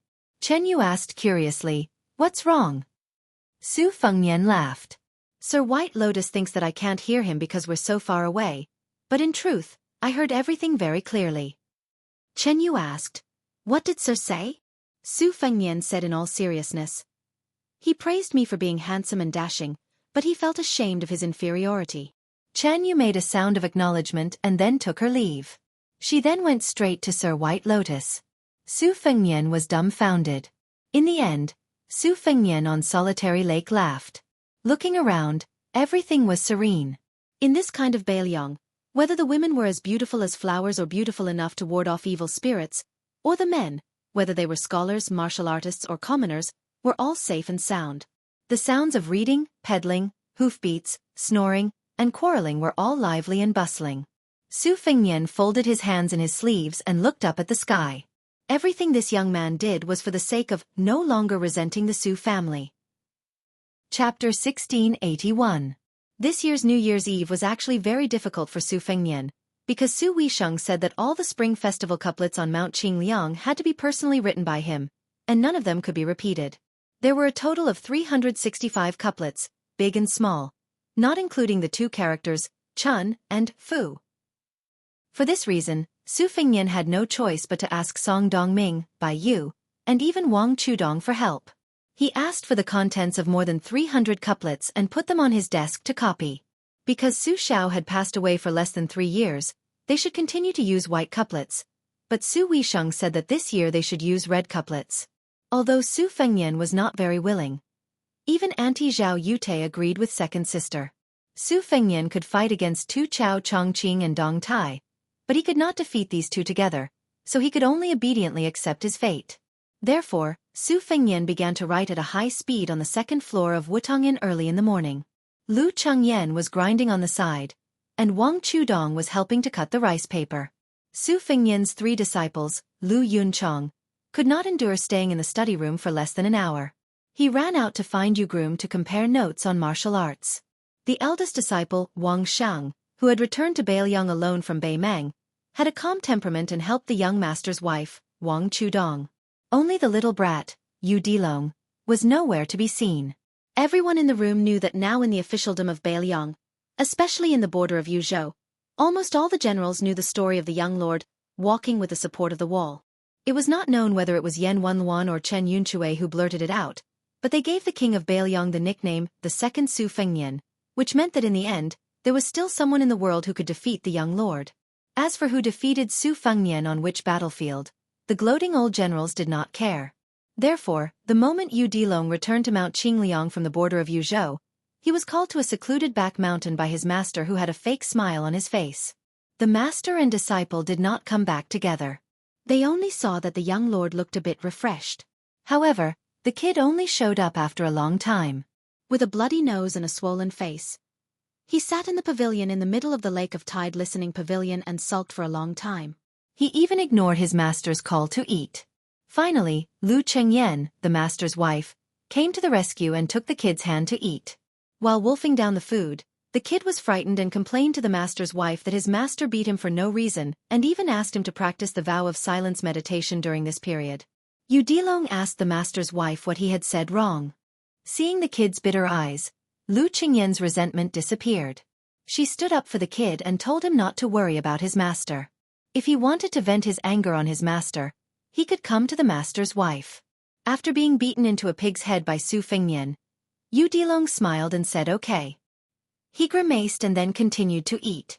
The kid felt that the master's wife had a good temper and that his master was even more blessed. Su Fengnian wrote for nearly 3 hours. After finishing, he had to carry a stool and a ladder to put up the Spring Festival couplets. Fortunately, Su Weisheng did not continue to torment him on this matter. In the past, Su Xiao had personally put up the Spring Festival couplets in more than a dozen places, such as the Old Mansion, the Gate of the Prince's Mansion, Wutong'an, Tide Listening Pavilion and so on. Su Xiao had always put up the Spring Festival couplets in these places by himself. As for the other places, they were handed over to the stewards of the prince's mansion. Su Fengnian had Wang Sheng call Lu Yunzhang and Yu Dilong over. He had the young boy and girl help set up a ladder and a stool. At the same time, he had to make sure that the Spring Festival couplets were not pasted crookedly. Furthermore, every time he pasted the Spring Festival couplets upside down, he would have his 3 disciples shout, "Fortune has arrived." When shouting, Wang Shang would be more reserved, but from his expression, he could tell that the young girl was very sincere. Lu Yunzhang was the most careless, while Yu Dilong's voice was the loudest. According to the old rules, the Spring Festival couplets at the gate were the last to be put up. After finishing, Su Fengnian held the big bowl of rice milk in his hand and looked at the sky and the end of the street. It was about time for Huang Manor, Yang Guangdou, Chen Shiliang, and the others to return. His 3 disciples did not do their best for nothing. They all received an additional Spring Festival couplet. Su Fengnian did not ask what they were going to do with it, but he could roughly guess that Yu Dilong was definitely going to give it to the tall scout who had died outside the pass. He was going to ask someone to bring it to his house. Lu Yunzhang, this heartless fellow, was probably going to be used to flatter a certain general of the Great Snow Dragon Cavalry. As for Wang Shang, whose figure was becoming more and more like an ordinary girl, he was probably going to be used as a collection and had no other use. Su Fengnian suddenly asked with a smile, "How is master's handwriting?" Lu Yunzhang immediately said with a cheeky smile, "It's written with iron and silver hooks, like dragons flying and phoenixes dancing." Su Fengnian calmly took it all in. Finally, when the youth could no longer say anything else, he smiled and said, "You can speak human language now." The youth immediately asked in a whisper, "Master, why don't you write another one for me?" Su Fengnian said playfully, "Entering a temple to burn incense and pay respects to Buddha is a good thing, but if you have to go to every temple and worship Buddha every time you see him, that would instead appear insincere. In the officialdom, it's actually better if one person is willing to do 10% for you than 2 people doing 30 to 40% for you." The youth thought about it carefully and nodded vigorously. Su Fengnian turned his head to look at Yu Dilong. The latter trembled in fright and said with a sullen face, "Master, what's wrong? Apart from eldest master's wife, I haven't spoken to anyone else." Su Fengnian coldly snorted and handed the porcelain bowl to the child. He said without reason, "Consider yourself lucky." Yu Dilong was somewhat sullen, but he did not dare to say anything. Su Fengnian looked into the distance. Ancestor Lu, Gao Shulu, Lu Songtao, Li Chungang, Wang Xianji, and then Su Fengnian. In the future, it might be Shen Yuan Qingfeng, and then it would be Yu Dilong's turn. When Su Fengnian was about to be truly invincible in the world, Xie Guaning, who was on the continent's immortal rankings, appeared. Everything had its vanquisher, and according to the old heavenly Tao, if Xie Guaning could not take on the great responsibility, there would still be Hong Shixiong to enforce justice on behalf of the heavens. However, the latter did not care. When Yu Dilong, Wang Shang, Lu Yunzhang, and this group of young people appeared out of nowhere, there would no longer be the so-called celestial beings. When humans fought humans, everyone relied on their own abilities and not their previous lives. Each of them would be vigorous and vigorous. They would either win or lose, die or live. But now, after all, humans were not truly separated forever. There was also the so-called heavenly will in the dark. Su Fengnian intuitively felt that there was someone who could fight against Yu Dilong in the future, and it was very likely to come from Dong Hai. As for who it was, Su Fengnian was not interested. As for Wang Sheng and Lu Yunzhang beside Yu Dilong, they could only be people like Wang Xiufeng and Lu Yunzhang from Li Chuangong's era, or people like Dong Tai and Chao Chongqing from Wang Xianji's era. However, Su Fengnian still hoped that Yu Dilong at that time especially on the day when he was no longer in this world, would not become a runaway horse between heaven and earth. Instead, he would have to have something to worry about. A Wang Xianji, or Su Fengnian, who was completely unrestrained by fate, would undoubtedly be a disaster if they had no fear and only knew how to run amok. When the girl came back this time, she relayed a lot of inexplicable words. It was not only Huang Sanjia's drunken words, but also Huang Longshi's last words. It sounded very nonsensical. The old man who had died said that the world in the future would be very interesting. Ordinary people could also ride a sword to fly, travel to the North Sea in the morning and Kanggu in the evening, travel to the 4 seas in a day, and even pluck stars from the sky and dive into the sea to fish for the moon. He also said that in the future, everyone would be a scholar. The books that they read in a year might be more than the books that the current Confucian sage had read in a lifetime. Unfortunately, the scholars in the future would not be real scholars, but book flippers. The books that they read would not be the books of the sages, and they would not be able to emulate the virtuous. The so-called putting oneself in other people's shoes would have a different meaning. Many people were not willing to be heroes, so they thought that there were no heroes in the world. They would regard others' sacrifice as fools, and they would forget the martyr's generosity to die in an instant. That world seemed to be very interesting, but in fact, it had lost a lot of things that the martyrs had hoped that the future could inherit when they were alive. Therefore, Huang Longshi was willing to die in the present, in this world, and turn into a pile of yellow soil.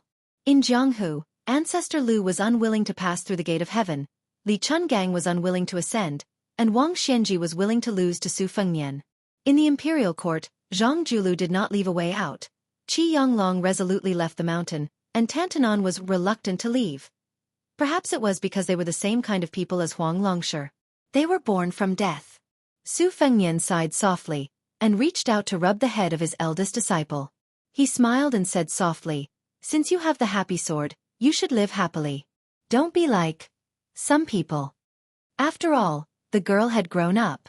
Her master's intimate action made her blush a little. Lu Yunzhang suddenly screamed, "Master, actually Wang Shang likes you." It's true. Even a blind person can see it.